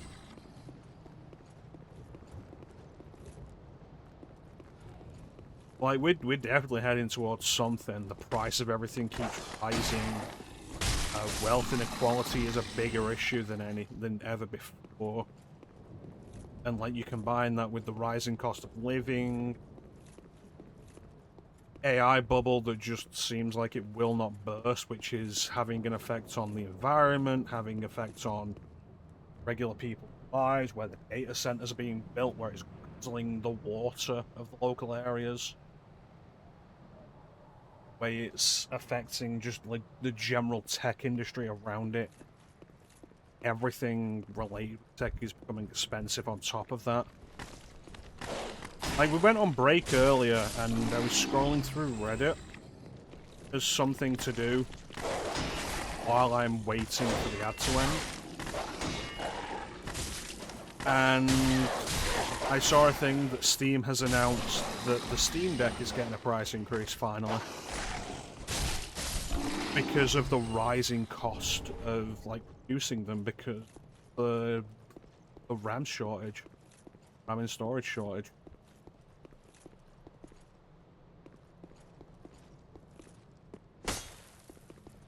And that Steam has finally gotten there after, like, holding out for so long. I think says everything.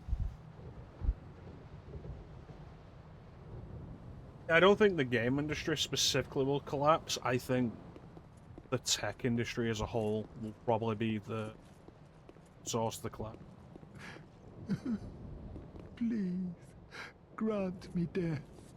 undo my shackles.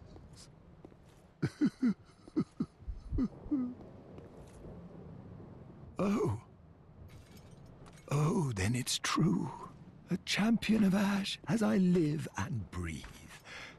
To be in your presence is a great honor. I am Yol of Londor, a pilgrim, as you can see, only somehow I failed to die as was ordained.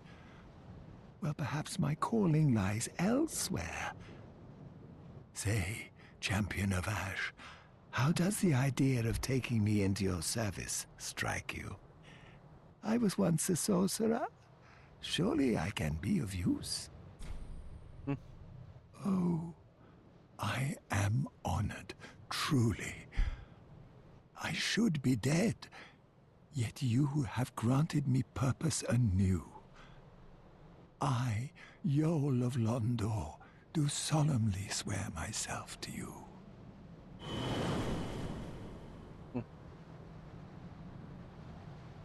I don't think it's even necessarily that there's not enough exclusives. What about this? PlayStation is increasing its price again. They're increasing the price of PlayStation Plus. PlayStation Plus has gone up in price.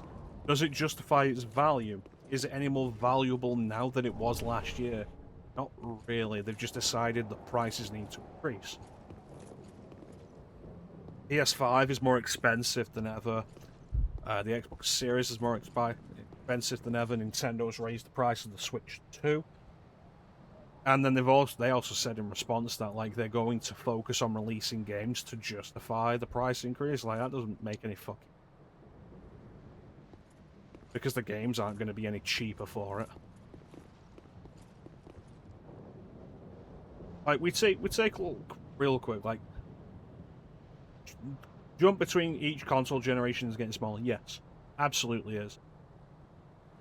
And the fact that the PS5, the big jump in technology that the PS5 advertised over the PS4 was loading times, said everything.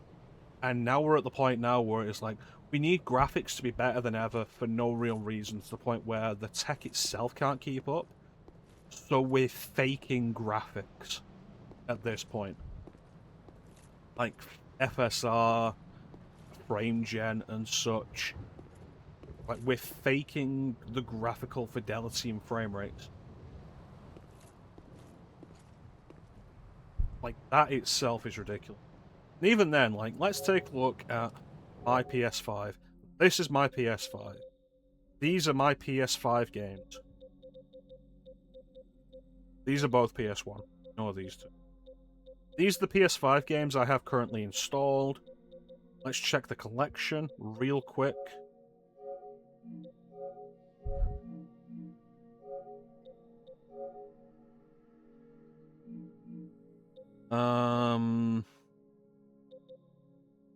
If I say from PlayStation Store, is that going to give me my disc stuff as well?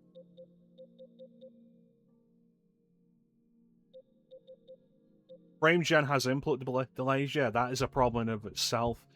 Like, the fact that you're pushing this shit so hard that hardware can't keep up, so you're having to fake it all, is itself a problem. Like, I'll happily just drop the resolution down. If you're making games that can't run on modern hardware at 1080p at a locked 30 FPS, not even 60, at a locked 30, then you've got a problem. Like, look, we look at this stuff. 1, 2... This is on PS4. This is on PS4. This isn't, this isn't, this is... PSP, that's PS2, PS2, PSP, PSP, PS1, PS1, PS1, PS1, PS1, PS1, PS1. PS1, PS1, PS1. This is on PS4, this is on PS4, PS1, PS1, PS1. Okay, so there's 1, there's 2, 1. That was on PS4, I'm pretty sure. So 1, 2, 3... 4, 5, 6, 7, 8, 9, 10 games I have for PS5 that aren't available on other like aren't available on PS4. Meanwhile, let's check my collection here and say PS4. Let's say the games that I've actually purchased. 308.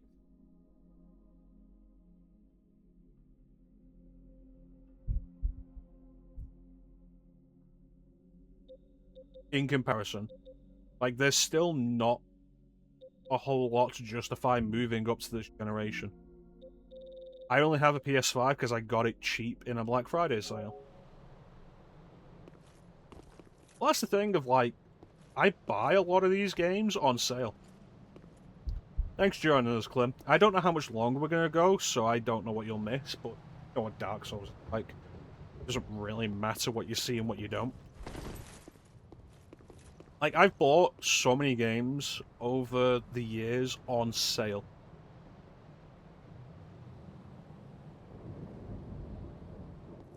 I very rarely buy games new anymore. I very rarely buy games at full price. Because I don't need to, because I have so many. I can wait, I can play other stuff. All of this that's installed, what is there anything here I bought at full price?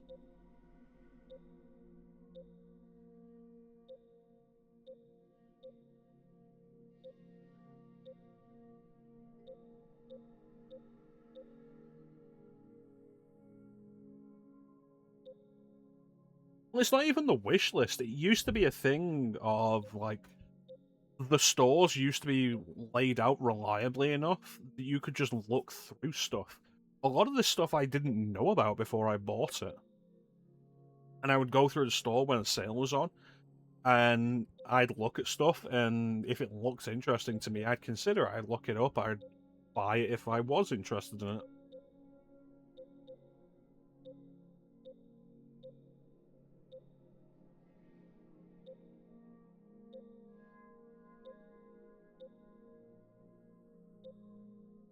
Persona 5, I bought that on disc on release. I got the collector's edition of Persona 5.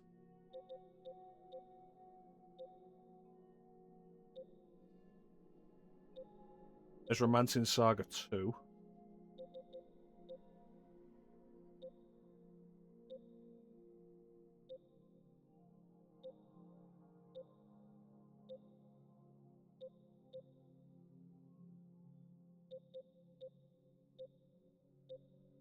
Yeah, that's really it.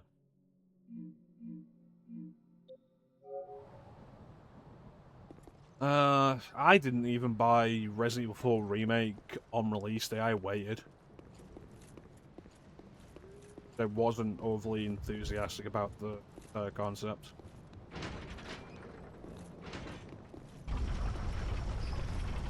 And games from console or PC. Mostly I'm on PC these days.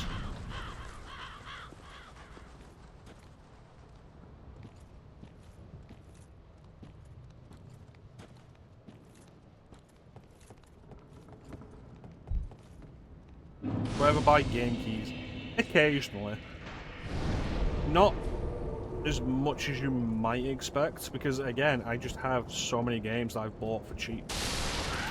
My Steam account is like fairly old now. It's at least 10 years old. So like over the years, I've bought stuff cheap. And Steam sales used to be really good for that. There's multiple storefronts you can get on PC. Humble Bundle is really great for like bulking up your Steam library.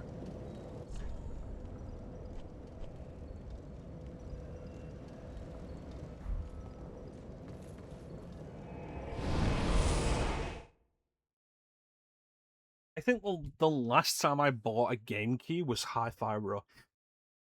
And I bought the game key on PC after Microsoft shut down Tango Gameworks. And they were like, we need more games like Hi-Fi Rush for our library. These single-player creative narratives to bolster our IP library the day after they shut down Tango Gameworks. And I was like, you know, I am interested in this because I'd watched Chance play it. And I was like, I don't think I'll give money to Microsoft for them. Speak then. Very well, then take.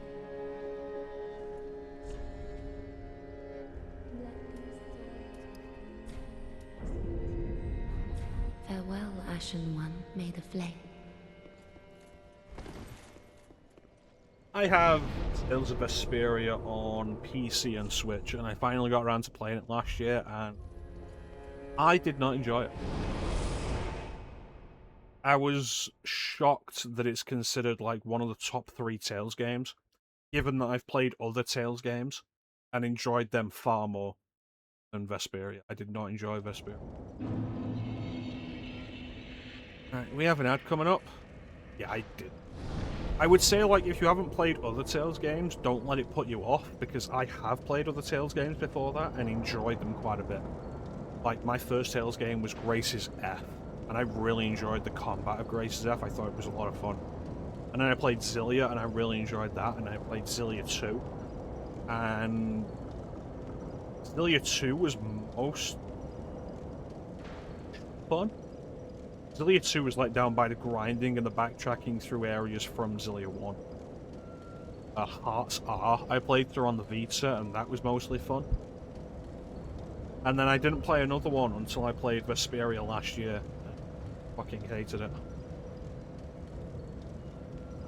See, I feel like the gameplay has to be most important, especially in an RPG, because you're going to be spending most of your time with it. I feel like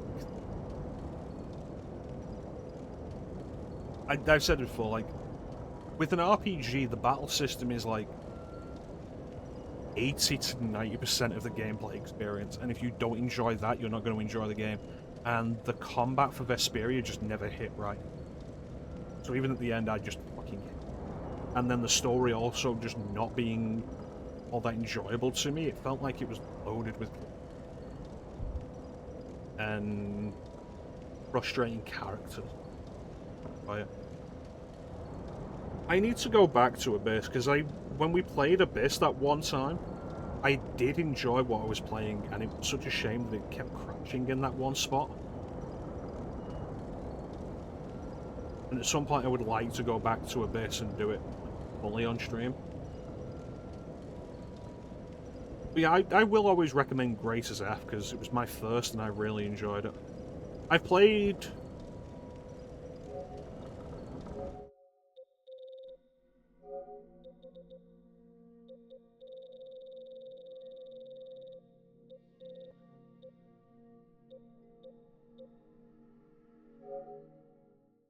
apparently 5 hours of Berseria, and I sat down and I played it for like a single session, and I enjoyed it, and I meant to go back and play more of it, and I just never did, which is far too common an occurrence for me. Sit down and I play a game and don't finish it. I don't go back to it. I do want to go back to Berseria, but at this point I think I'm going to do Zestiria before Berseria, because they're both connected. And Zestiria came up first.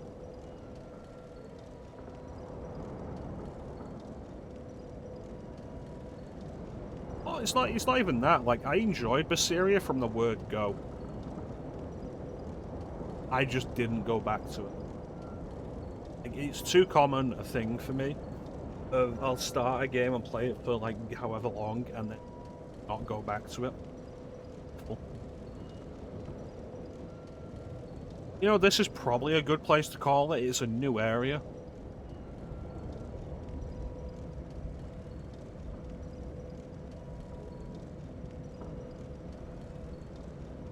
Honestly, I'd be playing more of the Tales games off stream if I didn't think that people would probably be more interested in seeing my first playthrough of some of the classic Tales games.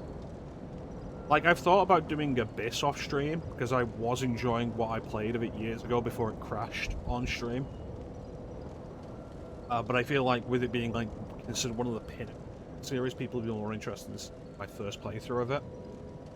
And the same's true of Symphonia. Symphonia is always regarded as one of the best. I feel like it's more interesting than my first experience with it. And there's also like part of a fear of like, if I play these games off stream, I won't want to play them again. If I played Vesperia off stream, I wouldn't have finished it, and I wouldn't come back to it for the stream.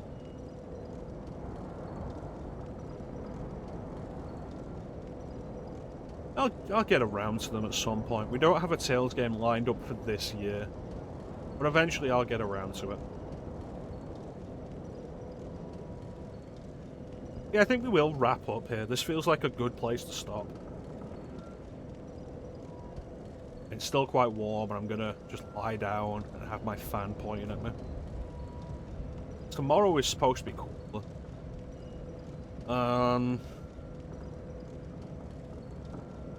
Yeah, I'm enjoying this so far.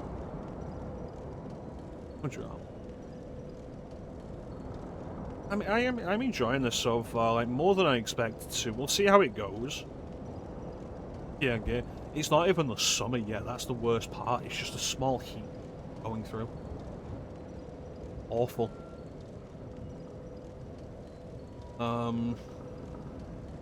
Yeah, I think I've spoken about. Like, let's one thing after another. Let's not get distracted. Continue progression.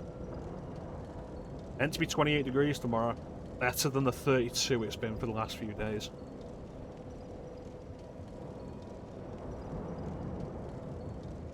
Yeah, as we go into the summer, like I've said, like I'm probably going to take a break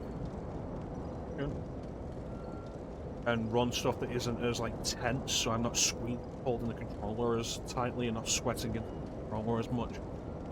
Probably going to do more console gaming summer. See, the trouble we have over here is the British summer hits differently. And there's been a bunch of stuff going around over the last couple of years that's been kind of fascinating to see if people from places, like the last one I saw, I think yesterday, was like, I'm from China, and we regularly deal with like really hot temperatures. The English summer that I'm in right now is way worse. It's kind of curious and fascinating. Like, the actual scale on the thermometer isn't higher, the experience of it is worse. For, like, various reasons. We're not built for it. The infrastructure is...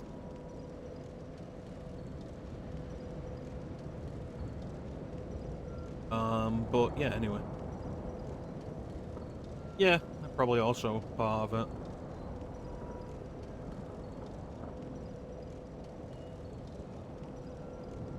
Plus, we don't have air conditioning. We don't really do air conditioning.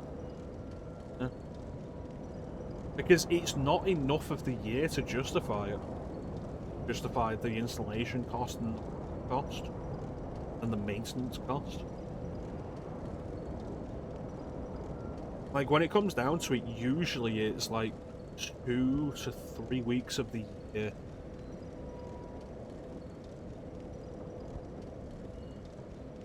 But yeah, I've been enjoying this so far today. It's been pretty chill.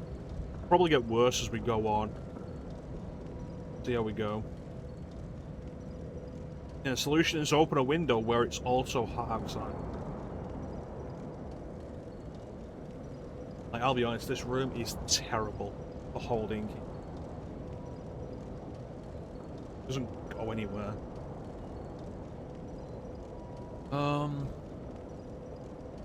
But yeah, Dark Souls, we're going to continue with Dark Souls 3. As part of our 7 years of mecha-chrono celebration. Paper Mario will currently be on break, and we'll go back to it when we finish Dark Souls 3.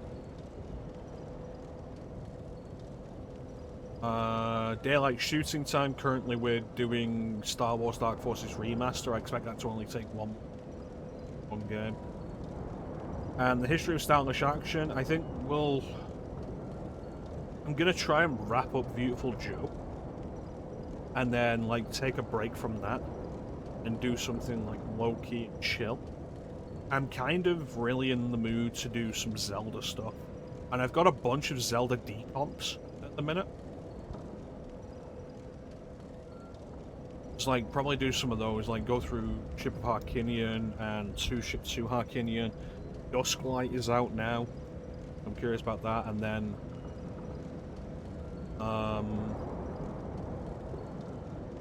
I've only done 2 dungeons of Skyward Sword. I've not touched Skyward Sword HD. And I want to play through Skyward Sword. There's a bunch of the handheld Zeldas that I've not done. So I'm thinking, like, as we get hotter, I've played Ship of Arcinian, and I think I'm up to the Forest Temple with it. Like, it's a great way to play the game. Like, when I play Ocarina again on stream, it will be Ship of Arcinian, undeniably. Like, as it gets hotter, I think I am just gonna, like, low-key wind the stream down a bit, less tense stuff. Because, like, the whole thing of holding a controller and your hands are sweating was horrible on Sunday, which was so fucking hot. Holding the controller when I'm trying to do Beautiful Joe. Sweating to the controller when I'm holding it tightly, because like, we'll take a break from that. And I think Zelda will be a good low-key. And there's some Zelda games I haven't done. Yeah, keep the ambient temperatures lower, definitely. It's part of the reason why I'm streaming this off PS5 rather than the PC, because I own it on PC. But the PS5 should be putting out less heat.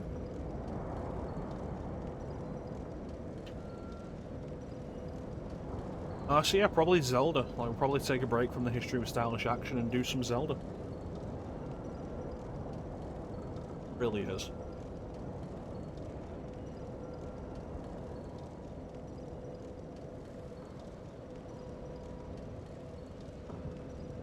But yeah, I want to thank everyone for joining the stream. I always really appreciate the support. Big special thank you to everyone who part of the stream. We had a pretty busy chat. So who did we have? We had Chance, we had Clem, we had Bane, we had Bug, we had Spunk. I think Star popped in. Amber was here, Nelson was here. Like, thank you everybody for coming out. 7 years of mecha-chrono stream. We appreciate it. We'll be continuing this as we go through Dark Souls 3. Because for better or worse, Dark Souls is... Lena was here? Lena was here, you're right, thank you, babe. Always appreciate Lena. Better or worse, Dark Souls is tied to the history of this. And like, we'll do Dark Souls 3 this year, and then next year I'll probably end up talking myself into doing Demon Souls.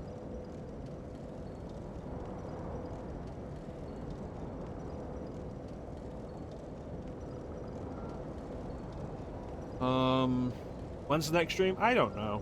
It depends how hot it ends up feeling tomorrow. It could be tomorrow. Because I'm off all week. And, like, I wanted to, like, just do Dark Souls 3 throughout the week. And it's been too fucking hot. So it's like, now we're on Wednesday, and we're finally starting it. Depends how it is tomorrow.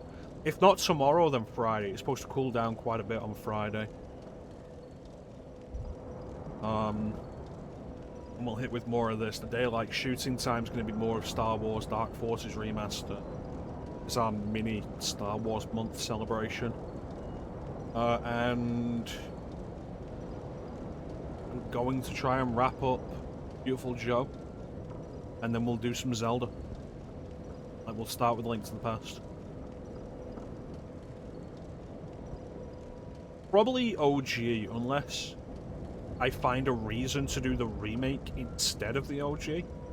Because, like, ideally I would do the OG and then be like, we can do the remake at a later date. If I do the remake, I don't think I'd ever go back to the OG. But we'd have to see. But that's ways off. I'm not doing that this year. Yeah, I was talking with Lino about the idea of doing Zelda. It's like, where would I start? I was thinking about starting with Zelda 1, but I honestly don't want to stream Zelda 2.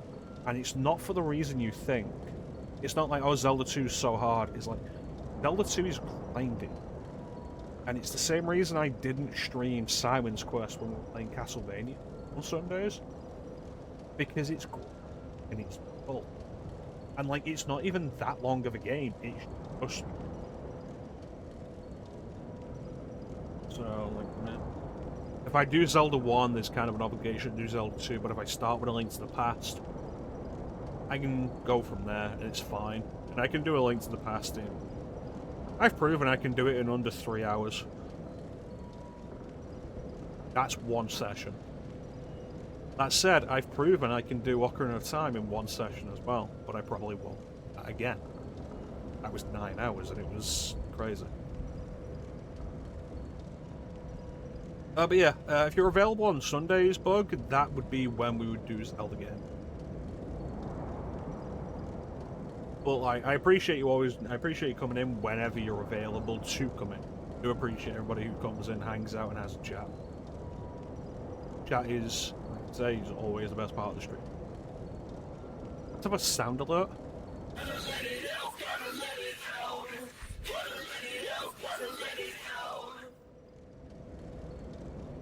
So yeah, Dark Souls 3 will continue, and from this point onwards, it is all completely new to me. Like, it was mostly new previously. When we did the stream last year for the 6-year anniversary stream, that was the furthest I'd ever gone. This is now further. So everything from this point on. I might have seen it when Klim streamed it, but like, have you ever seen somebody play Dark Souls when you haven't played that Dark Souls? None of it sticks in your mind.